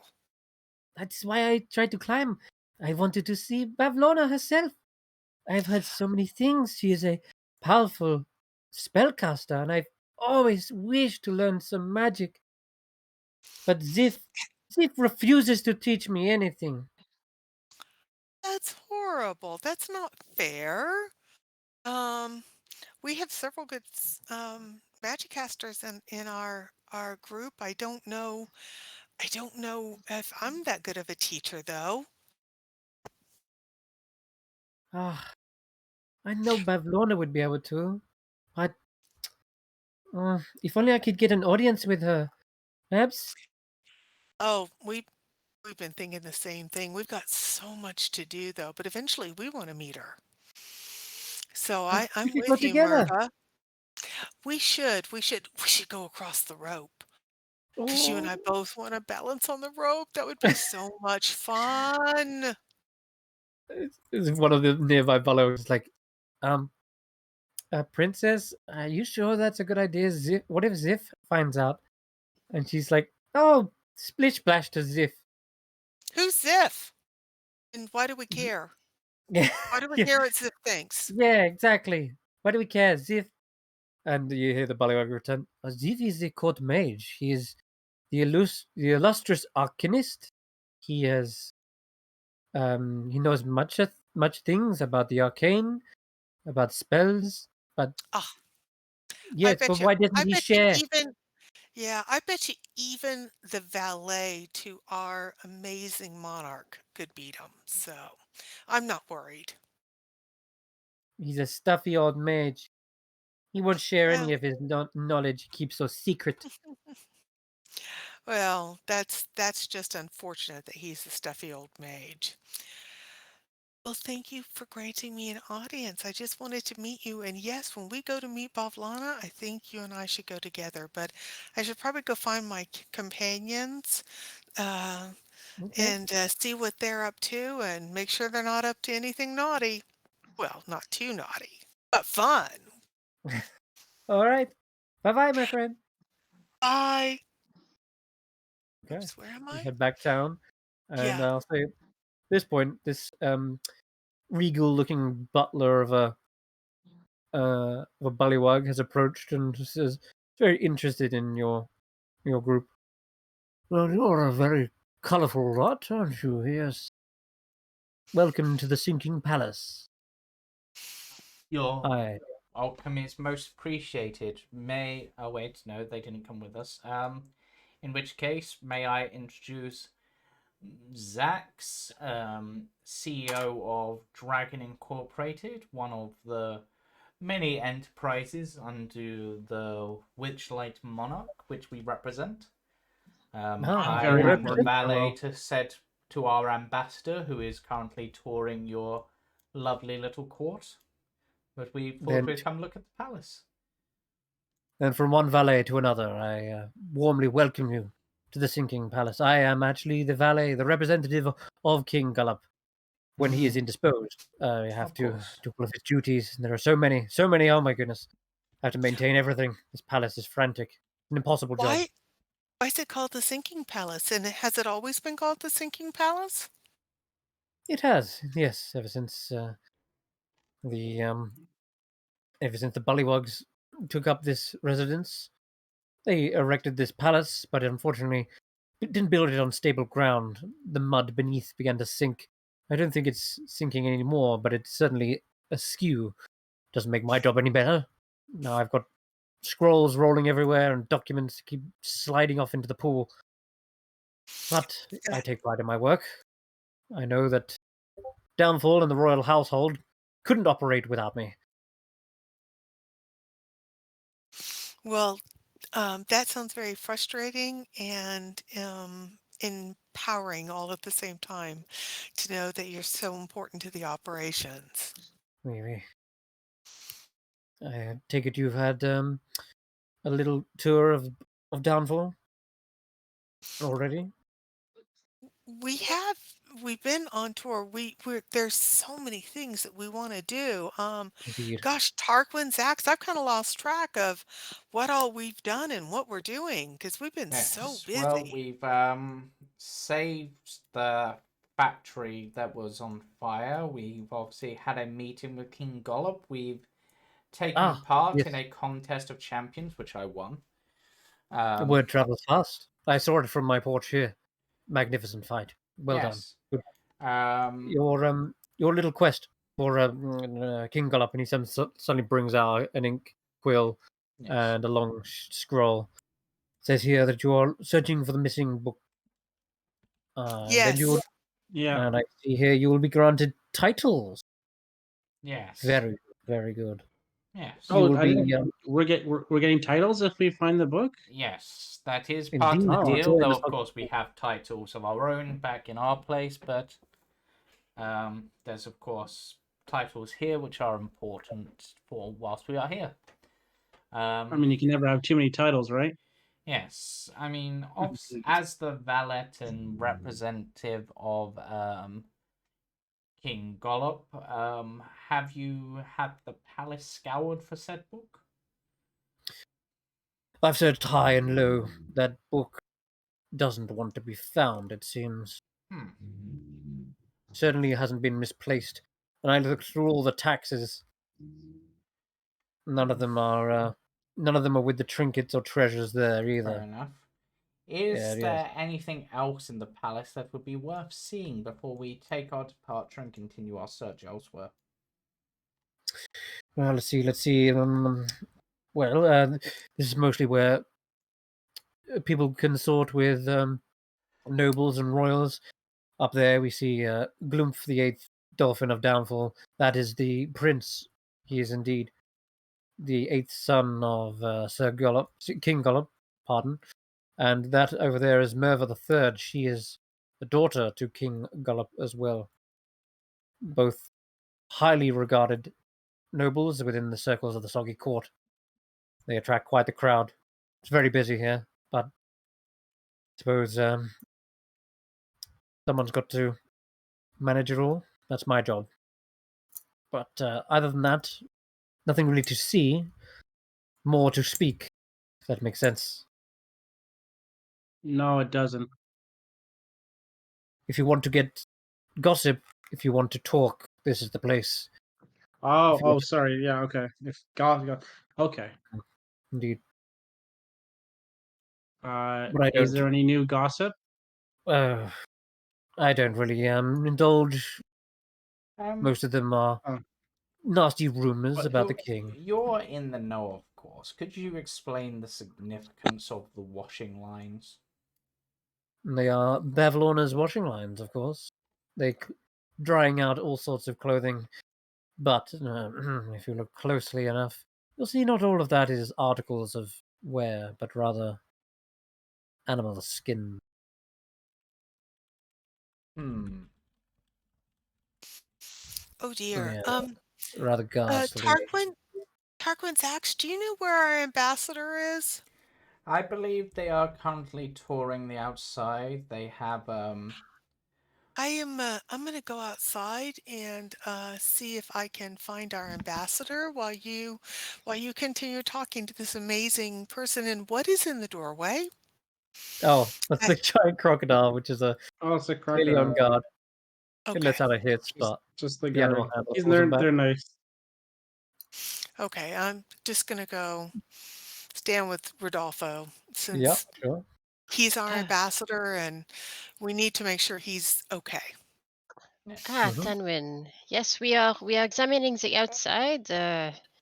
Solomon, Okay. of course, is using his excellent druid powers to examine the plants and whatever. I'm looking at footprints by the window. I want to know who is spying on who. Okay. right. I Well, I Oh, just wanted to make sure you're safe, your ambassadorship, and so I'll stay out of your way. Just keep an eye on things. Of course, as my bodyguard, it is only appropriate that you Mm. should follow me everywhere that I go. And the others, they are inside investigating, I assume? Well, they're inside talking to the valet Hmm, for this palace, so they are definitely, I think, getting some really good information. excellent. Valets know everything. Yeah. Yes, they do. uh, I wondered. Yeah, I don't know where you went. they're I all was the having way at the bottom of the map. Yeah, I was having this talk with Rodolfo in chat, saying, "Oh, we can go into any of the houses that we want. We could go look for the You book, can.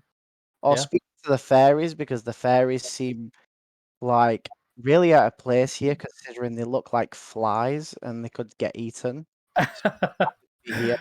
Okay. I guess Do you wanna? I guess at some point when I wandered off, Rodolfo just wasn't behind me. Uh-oh. I was not paying attention. Yeah, I lost you, and like all of a sudden, I didn't see you on the map anymore. Yeah, I'm down here. Okay. So what we'll do is we'll start with Rodolfo, and then we'll jump to Nox straight after. So as you're snooping around looking for stuff, you Mm. actually come across a peculiar set of pens and cages, Hmm. and there is a menagerie of swamp-dwelling creatures in here, various fish, reptiles, and amphibians. And you're kind of looking over it for a moment when you definitely hear a voice up behind you. It is the animal handler, Flonk, and he says, King Gollop loves his pets. Loves his pets. Oh, yes. These are all personal favorites of his. Uh-huh. He seems to be adding to them. Despite my protests, there are too many at the moment. Is that your only objection? Well, look at this. It's cramped, and you can tell it's like underneath sort of the palace near where it's sinking as well. They're really Hmm. claustrophobic looking kennels, and he says we could definitely expand this. Look, it is far too cramped for the creatures. Would you be able to expand if he keeps acquiring creatures? Surely it is No, easy enough to construct another cage. it seems like a losing battle. King Uh, Gullop agreed that he would think about opening up a bigger area for the pets, but only if I have tamed a froggy moth for him. Is he insane? Do you know what that is? I No, I can don't. certainly guess. Are they common around here? No, they are monstrosities, large enough to take probably my crocodile in one gulp. And why does he want such a thing if it cannot be tamed? Status, power, protection, most likely. Hmm. But And the crocodile that he takes with him now, Snoodle, is that Snoodle, for protection or is it merely decorative? that's more of a lapdog. Hmm. But he looks around for a moment, noticing that you're kind of to the side. Only you and him are conversing, maybe Tanwen. Then he says closer, but a froghemoth is not only a dangerous thing to tame, but there are certain members of the court here who revere froghemoths as divine beings. They would see the act of taming such a creature as heretical. Really? Oh, and yet I suppose the king does not share these beliefs, but he is not afraid of the poor opinion of his courtiers. Hmm, no, no, he does not listen. He is, nor does he care if they were to express such opinions. He is only painting a target on his head. Alas, this is the folly of leadership. One loses sight of perspective sometimes. I mean, not that this is happening in this case, but it has been known to happen to other courts. You understand? Oh, you are And very knowledgeable on the courts. You oh, know, pardon, did I not introduce myself? no, you are. Well, I heard from Muddled Mud. I think you are the ambassador. Indeed, and he Uh, sweeps a little bow. Ambassador of the Monarch of the Witchlight. very So impressive. I do not know your court very well, but certainly I'm familiar with the politics, the protocols, the how you say um, egos of, Uh, of of those who inhabit these territories. This is, as you say, uh, a particular specialty of mine. well, you have certainly impressed. Color me impressed. I want to say though, perhaps you could help me, and in return, I might be able to aid in funding your own court or help in any endeavor you are seeking to accomplish here in the Soggy court. Well, That's a very gen. we are yes, we are here to make friends and alliances, to make business. Tell me, friend, how can we help you? Well, I saw just how impressive you handled the best fighter we had to offer. Perhaps you are strong enough to perhaps find and tame a froghemoth. It would be a powerful challenge, but if you had the unique talents to do so, then I might be able to convince the king to expand the menagerie. Where would we find one of these? I could point you in the right direction. Finding one is half the problem. The real one is taming the beast. Hmm. So how do you tame? What advice do you have for taming this beast? Well, into submission. That is how you cow a creature like that. Okay, Uh, let me rephrase my question. Is this done magically? Do we whack them over the head? Do we offer them food? What is your advice since I you know mean, about these creatures? it is all about the display of force. If you can Okay. intimidate the creature, you may not need to even fight. Okay. okay, this is All interesting. right. So bribing it with food is off the table. Okay. That's good to No, know. no, no. You are the food if you will go that route. Hmm. Okay. Mm. Interesting. And you would help us, what, to convince the king to build a menagerie? That is also to your benefit, I think. I will do that. That is my benefit from this. I shall help you in any courtly endeavors. You have my vote. You will have my funding. Hmm. You Perhaps we live. will discuss this with the other members of our party. This Not is that we are agreeable. unwilling. I sympathize with your No, with no, this is aim, agreeable. but I we have understand. many things to do while we are here. At the very least, you have considered my offer, which is more than the bureaucracy I have to go through. Let But us say, if it is feasible, we will do what we can for you. I am your aims are noble. That you care for creatures who cannot help themselves, and as as um, as ambassador of the Witchlight, who delights in bringing joy to all creatures, I think this is what he would want. he But takes a deep bow. You have my appreciation. And he quickly looks around before perhaps anyone else is noticing or trying to gossip, like overhear the gossip. And yes, keep keep your eye on your back. There's hmm, ears and eyes everywhere in this swamp.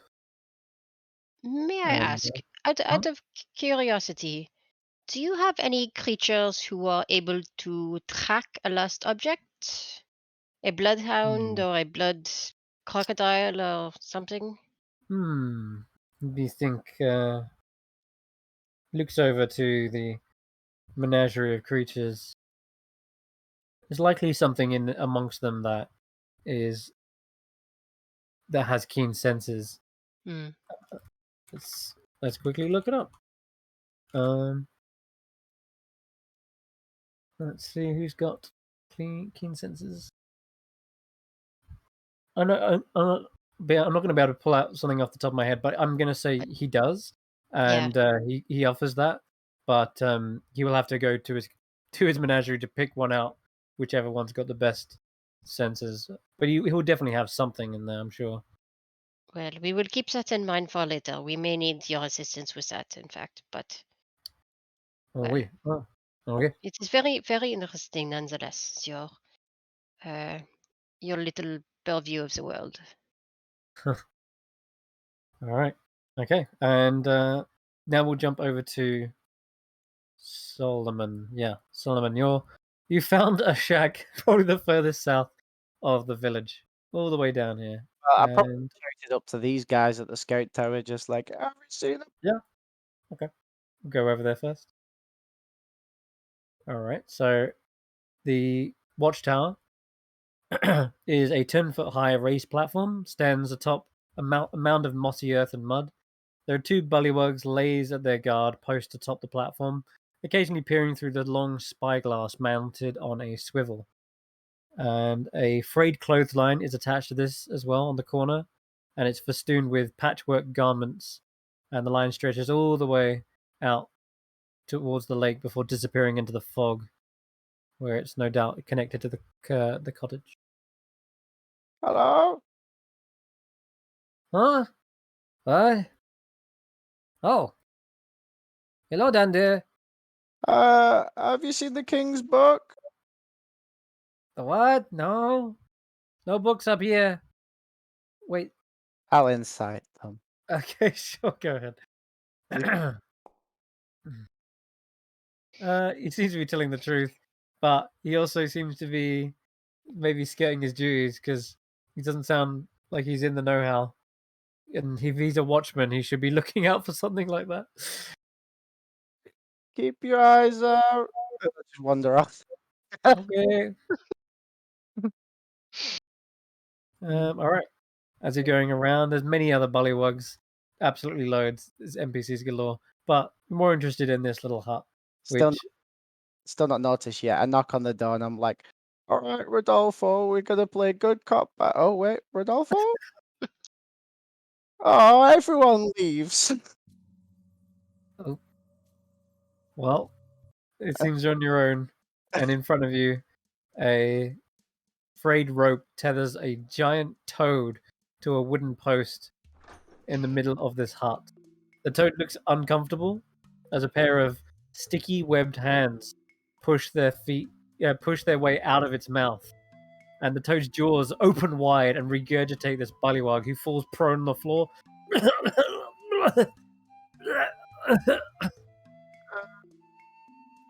Costume? What? You think this is a costume? Look at the size of it. That's real? Yes, it's real. Can't you hear him? It belches after it just spat it out. Wait, is this your elder? Elder? What? You're funny. This is not my elder. This is the King Gollop's mount. The king rides a frog? Right? Yeah. What's weird about that? Well, we humanoids don't really ride each other. Well, You in- should. Wait, well, I it's came out. That sounded strange. Didn't it? I bet you do. Dirty humanoid. Have you seen the book? Let me go check again. And he mockingly pretends to climb up into the toad's mouth. No, Nothing in here. At which point the toad immediately tries to clamp down and tries to swallow him again. I grab his legs. Yeah, yes, you can. Make a contested athletics check. Let's go. Contested athletics check. Okay, this is gonna be terrible. It is. thought Vlog is swallowed again. I just limp grab his legs and I'm just like, okay. No! And I just start investigating his house. Okay, sure. He just licks his lips as the toad sits there completely like doesn't even pay you any attention. You look around. There is actually no hiding spots that there could be a book. This is a rather empty pen where they just try to keep the frog busy. It's probably like a pail of water just to keep him like soaked and watery, but there's no shelves or any like cabinets or anything like that. I'm probably distracted by the frog anyway. And I'm sort of just looking at it. And I'm looking at its feet and I sort of look at my hands and look back at its feet. And I'm like, I wonder. Anyway, bye. Enjoy your costume. No, come back! Wait! Ugh. And he gets back out once again, being spat out from this thing. Damn it! Look, I need to wash off this saliva. Could you maybe wash this thing for a minute? Look, you gotta watch out though. This thing likes to play. Okay. You seem like friendly. You know, I trust you. You watch giant toad. I go swim. Ugh. Okay. All right, good luck. Okay. And he literally jumps off and into the water. Oops, this way. Saliva in my eye. I just point my quarter staff at him like, don't try anything. And I shut the door. Shut the door. Okay. It just one of its eyes blink, and then the other one about a second afterwards. I'll just post outside until he comes back. Okay, let me see. He seems gone for a few more minutes. Like we said, 1 minute, kind of more, probably more like meant 10 minutes. And you hear a knock at the door, Hello? and the giant toad pushes the door out of the way with its head, almost like it tried to jump through the wall, but just ended up headbutting it. I give And it it looks down at you. I give it a pat. Oh, that's nice. Give me an animal handling check. Yeah. I wonder if I can turn into one of you guys. Yep, that sounds about right. Okay. Yep. You pat it, and it immediately wraps its tongue around your hand and tries to bite you. Okay. Oh god. So That's it's cheap. trained to do this non-lethally, so I'm going to do that. But it has got you grappled, and it would be your turn. The tongue is wrapped all the way up around your arm, and the jaws are about to lift you up and tip you back into its mouth. You can try and escape if you want. I will. I'll Okay. face step and try and wait. No, actually, 1 sec. Yeah, that would work. 1d2. Yeah, I'll face step and try and charm it. All right. Wisdom save. Yeah. It fails. Fails. So it's charmed. The giant toad suddenly looks regrettable about what it's done. Yeah. Like a sad croak comes from it. I But give you it. do escape. I give it a hug. Okay. Now get You back inside. You get covered in mucus as you hug it. It's very sticky, but about a few minutes later after that, you do see Vlonk. Ah, that's bitter. He's now cleaned himself off. You have done me a great service, sir. What is your title? Did I have a title? I don't think I had a title. Oh, it was. Oh, You were the what was mount. it? It was tea related. I forgot the name. Crap. Nah, I've forgotten it. It's gone. I'm just Solomon.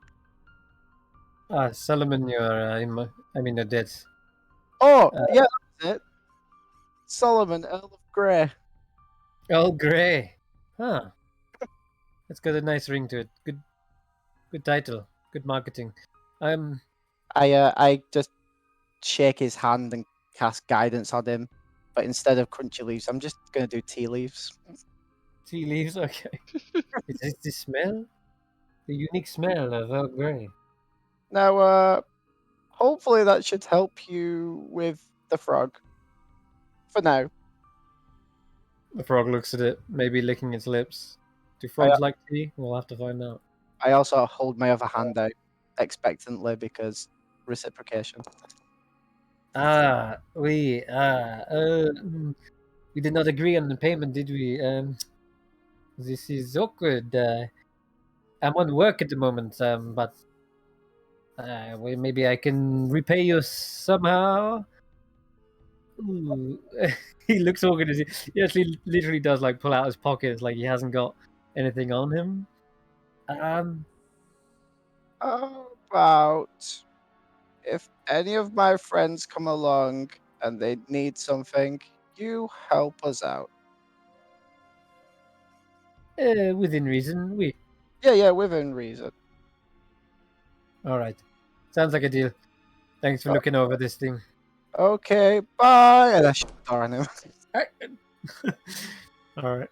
You hear one last groan from the toad as it probably tries to whip him up the face with its tongue. Hello? Hush! Shh. There's another one.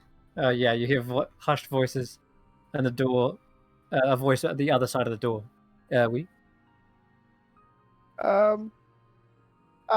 looking for a book. What Look. type of book? The book's here. This is frog spawn. What's it called? Therapy.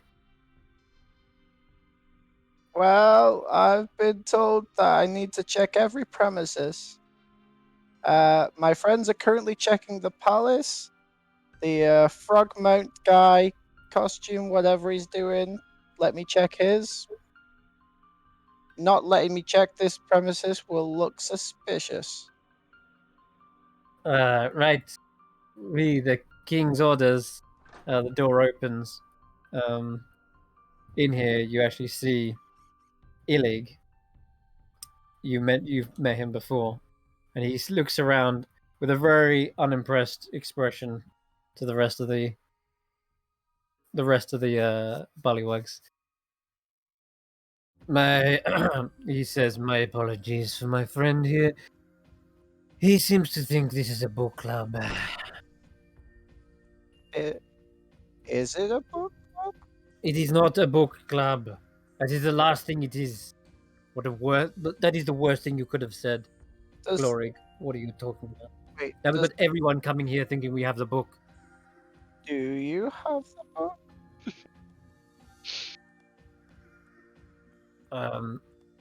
That sounds like you have the book.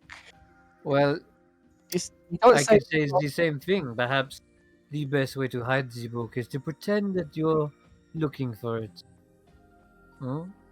Okay. Do I have the book? Do you? Let's start looking through my stuff. Oh my god, Sullivan. No, I don't have the book. Why don't you have a seat, my friend? I'm sure the rest of your friends will be here shortly. He locks the door. Are you kidnapping me? No. Take a seat. Okay. You're not gonna torture me, are you? No. We're interested, actually. Intrigued by your little group. I tried to give a message to one of your friends. He got it? I'm sure he'll be here soon. Just be patient. And, yeah. And he offers you some flies. I guess I take the flies. Oh, good, eh? Crunchy. Yes. Please don't hurt me. And as you're awkwardly sitting in amongst a circle of bullywugs, you're like the the bullywug mafia right now. We'll jump back to the others next. Okay, so you guys are finishing off in the palace. Was there anything else you wanted to do in here, or are you moving on? Nothing to move else on. I wanted to I do. don't think we're was getting gonna anything else in move on. here. Alrighty. Probably gonna We should down head back towards the to book the club. place where I gotta drop off this wood, and then there's other stuff Yes. Yeah, let's nearby touch there. on that before we end. Yeah. Alright. So Spending an entire session here trying to get some dry wood, so you did. We Let's at least get to the end of that. Heading back to the cauldron, then. I'm just going to drag you over there real quick. Makes it nice and easy. You head back. The coals are still chilling out. The cauldron has returned. Seems it may have scuttled off, but it sat itself back down where it once was. All the little legs contracted underneath the fire. And you're looking for the Magmin, who doesn't take long before he pokes his head up. Ah, it's you! You're back! yeah. Hey, yeah, I got the wood. I have dry wood for you. Let's see. This is. He salivates, and a little bit of like liquid lava comes out of his mouth. This is perfect. This must have come from thither, huh? It makes a difference.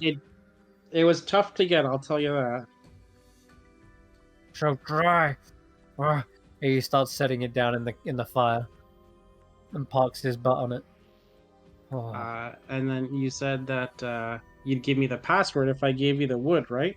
Password to be able to open up the cauldron. oh, yeah. Okay, come close. I'll whisper it. Come.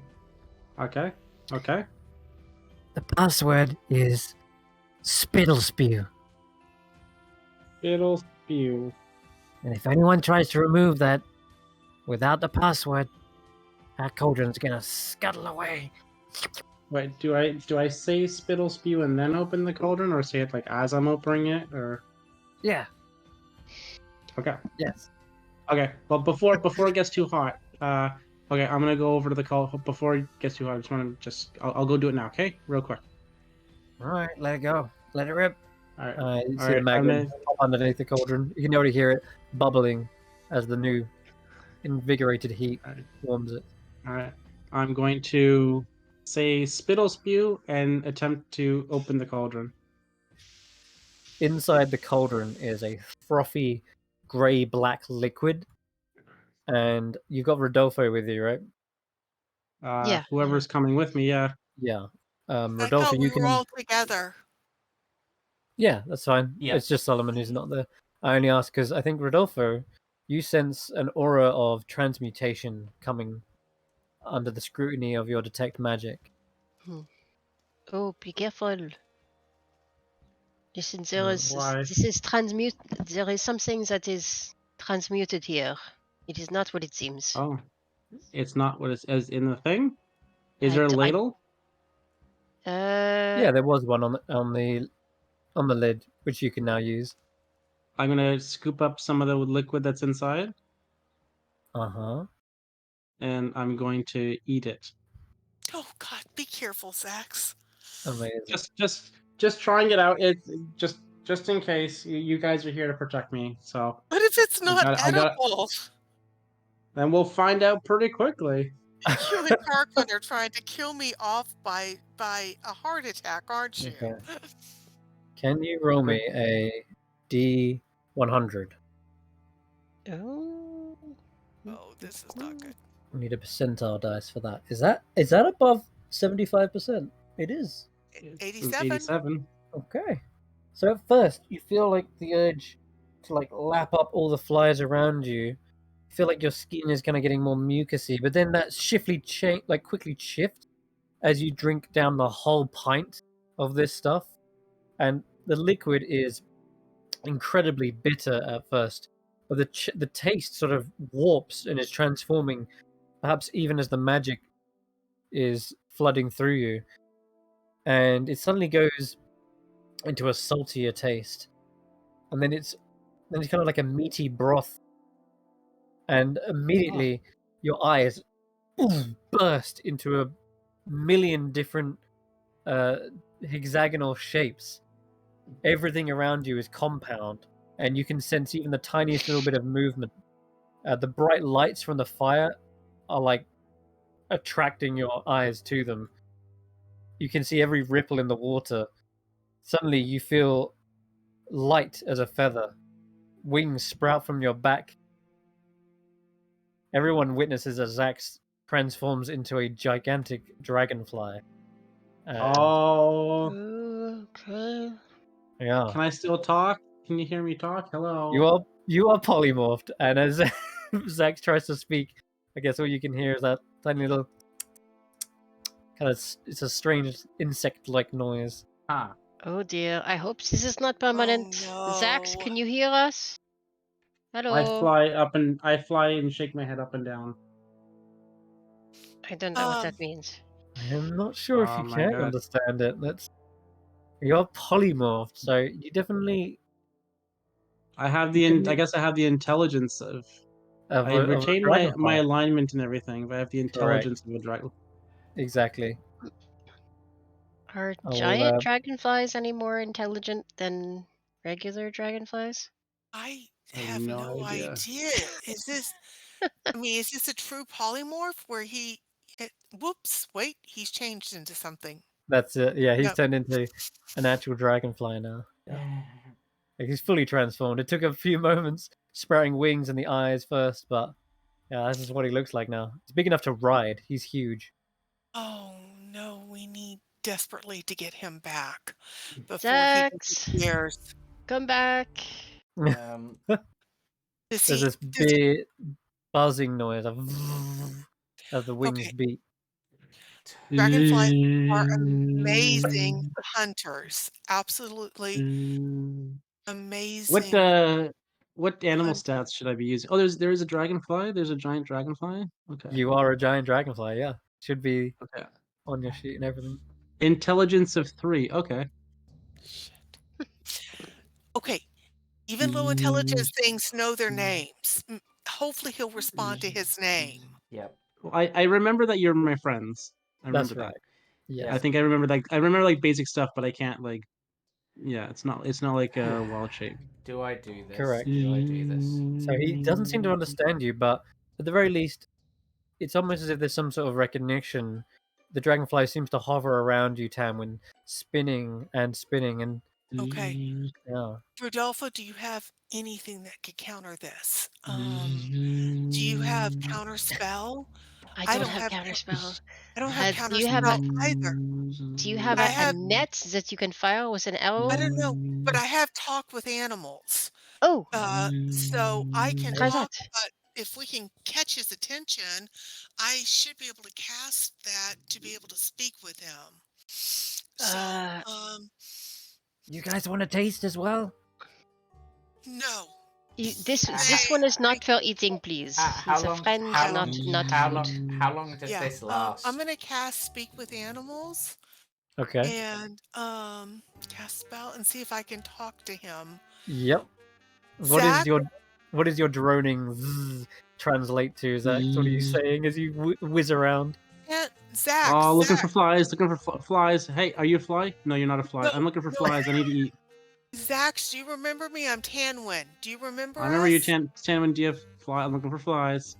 I don't have Looking for flies right now. flies. We will get you flies, but there may be flies in that pot over there. Oh, okay. You think Flies in the pot. Flies in the pot. Flies in the pot. You want to try the pot? See, drink some more in the pot and see if the flies. I drink from the pot. If it's Drinking open still. more. Okay, sure. Roll me another D100. Will it change him back? Is what I'm hoping. We'll find out. You're even more of a giant dragonfly. It doesn't change. No, Right. you sort of see them Hey, maybe not like flies. jitter for a moment, Xaxx. but you're still just as polymorphed as you was before. Zach, stand still, and I will Okay, give you. I will make you see well, flies. Flies? We will find flies if you just stay Flies. with us. We will find you flies. Flies.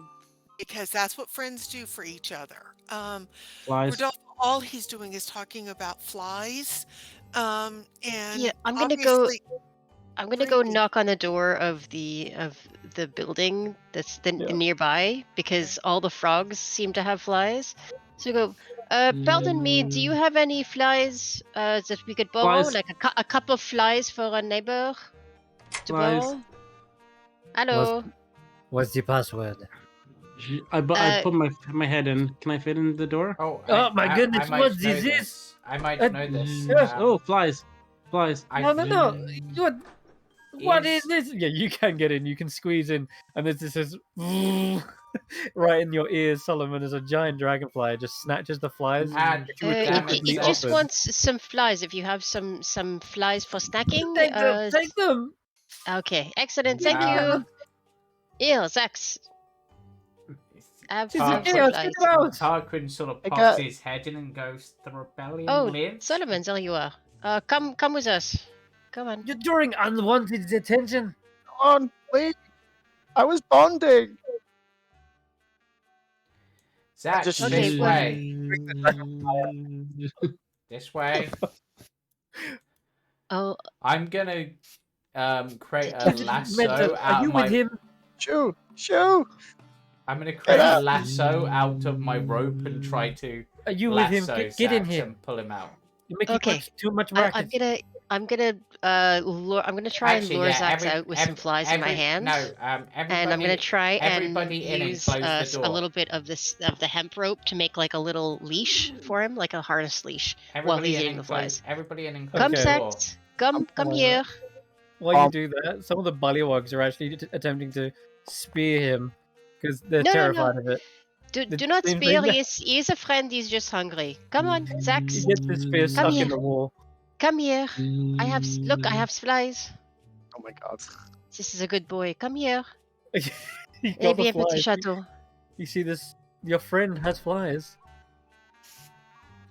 Can Rodolfo do an animal I'll- handling check? Yeah, that makes Yeah. sense. Go for it. I have an intelligence of 3. Wait, hold a 3. Is that the Okay. DC you was looking for? Nope. Can I ask No. the cauldron how to reverse the spell? Okay. Do you speak Ignan? I forgot to mention this. He is only speaking in the spitting, fiery language. No. Tarquin Okay. is going to treat Primordial? this like he did the No, frogs and No, leap I up and speak the basics. back him. Common dwarf, elf, and draconic. Okay. I don't know.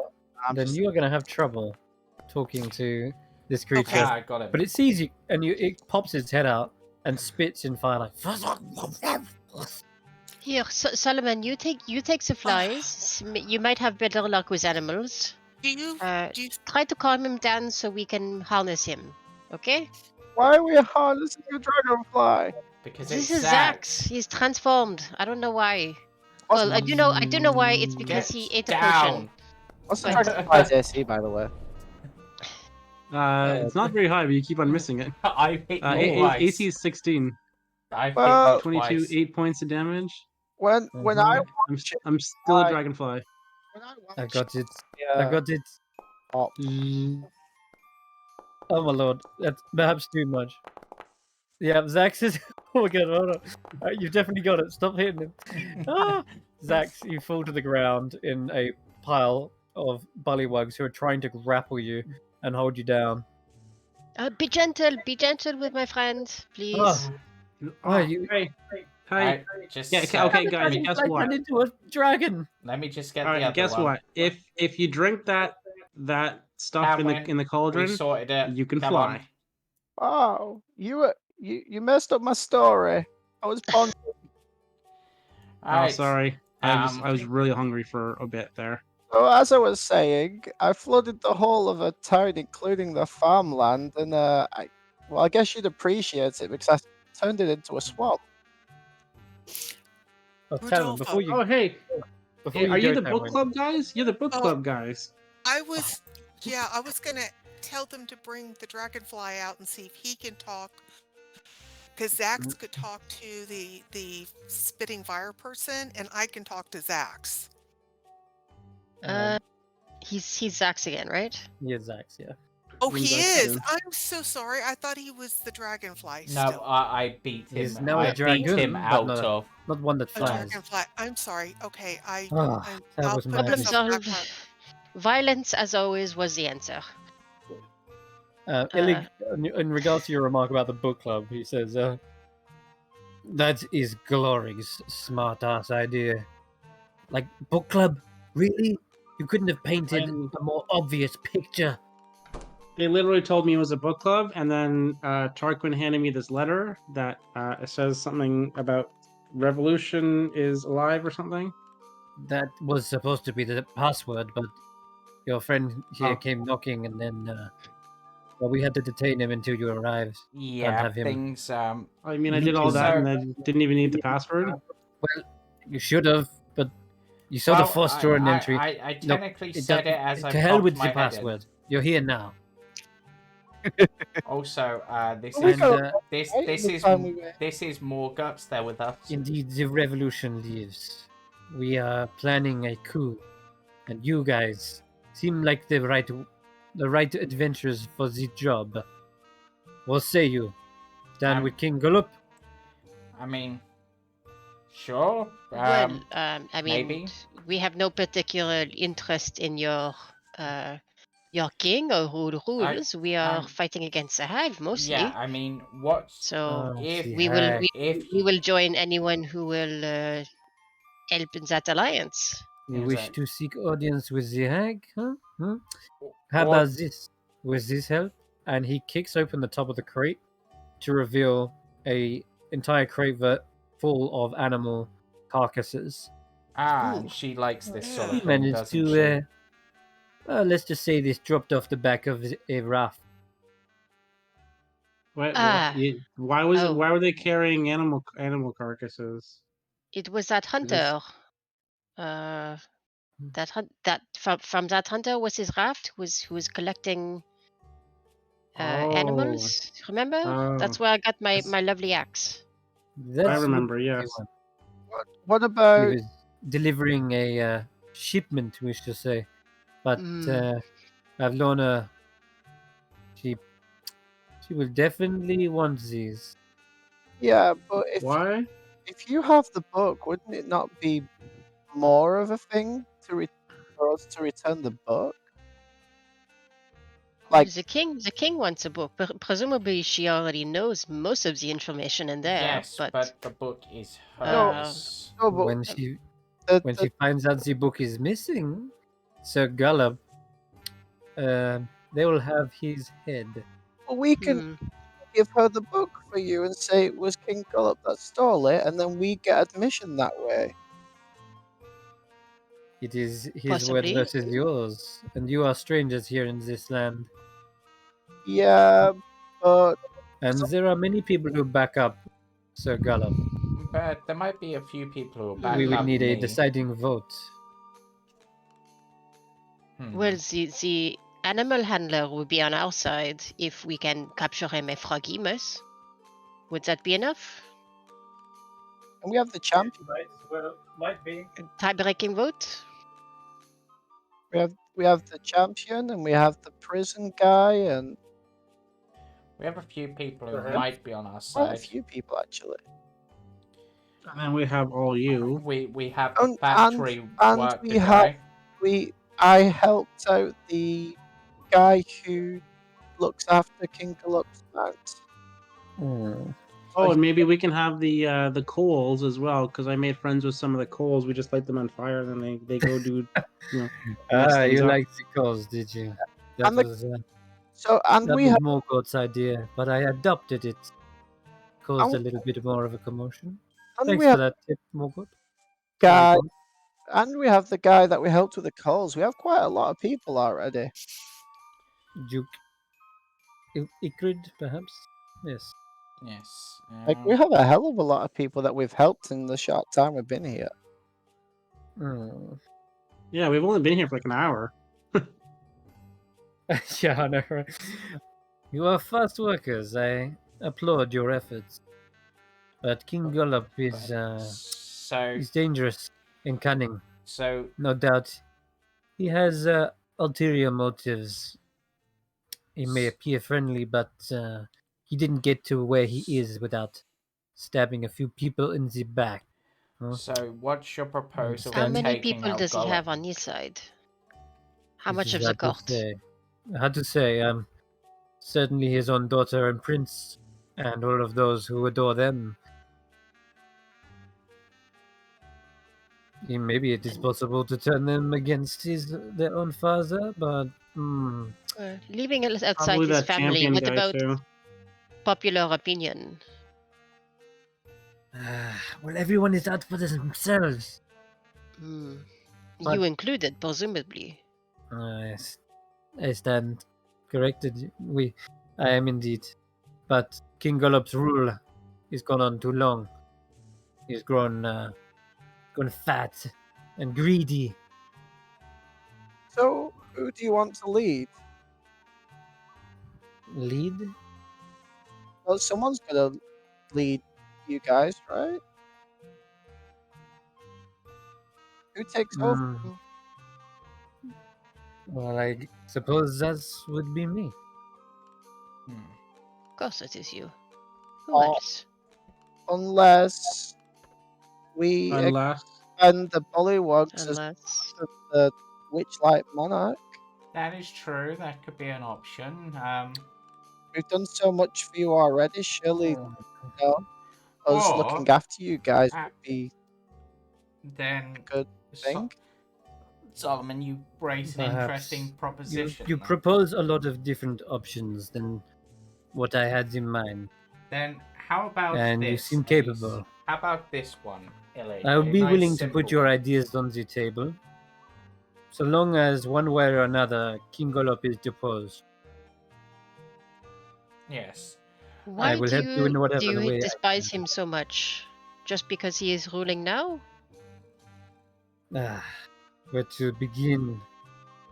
Um, he's got a long list of reasons, which, if I list now, I think we might forget until next session. So, I think right there is a good place to perhaps end it. I know, Tanwen, you just wanted to go over to this little cauldron real quick with Xaxx.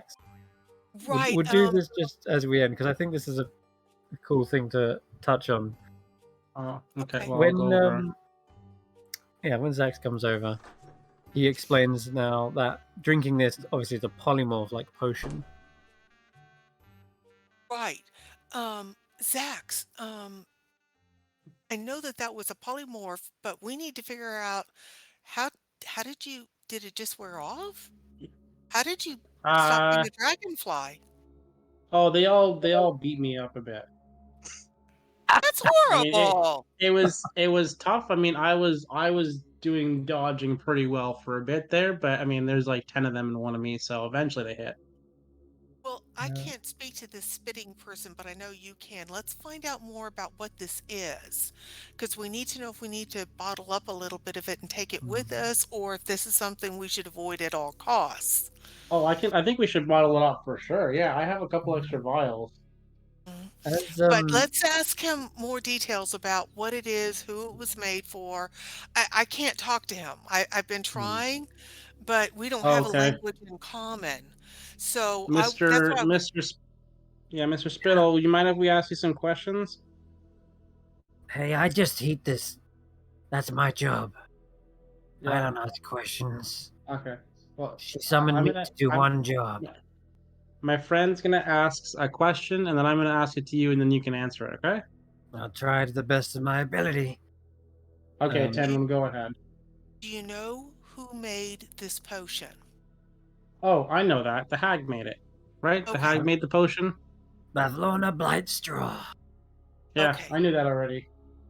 Perfect. Do you know, if there is a counter to this potion other than being beaten up by bollywogs? Is there Counter. a counter to the potion? He thinks for a moment, and he's going to roll an ability check. Gets a 19. The way I understood it is this was the counter to something. Oh, this is the counter to something. Fascinating. Uh-huh. Okay, That something isn't here anymore. And he climbs up onto the lip of the cauldron and peers down. He stirs around for a bit, like blinking the actual ladle against the sides. No, okay, not in there anymore. so Zach, something was in the pot and that potion was keeping the something there? I think no. This. I don't know. Huh. I think the potion is it's countering something that's maybe somewhere else now, or maybe it's already been created, and then we need to. Uh. Well, why Oh. uh, ask him Oh. why he got up Oh. and looked in the pot. Why did you look in the pot? I was looking for that strange horn. Used to be in there. Oh, he was looking for a unicorn horn. It was kind of spirally, yeah. He is looking for a unicorn. The unicorn horn apparently it's a counter to a unicorn horn or something. I don't know. I don't That's what he think was looking for, though. it didn't Oh. work. Bavlorna seemed to get upset.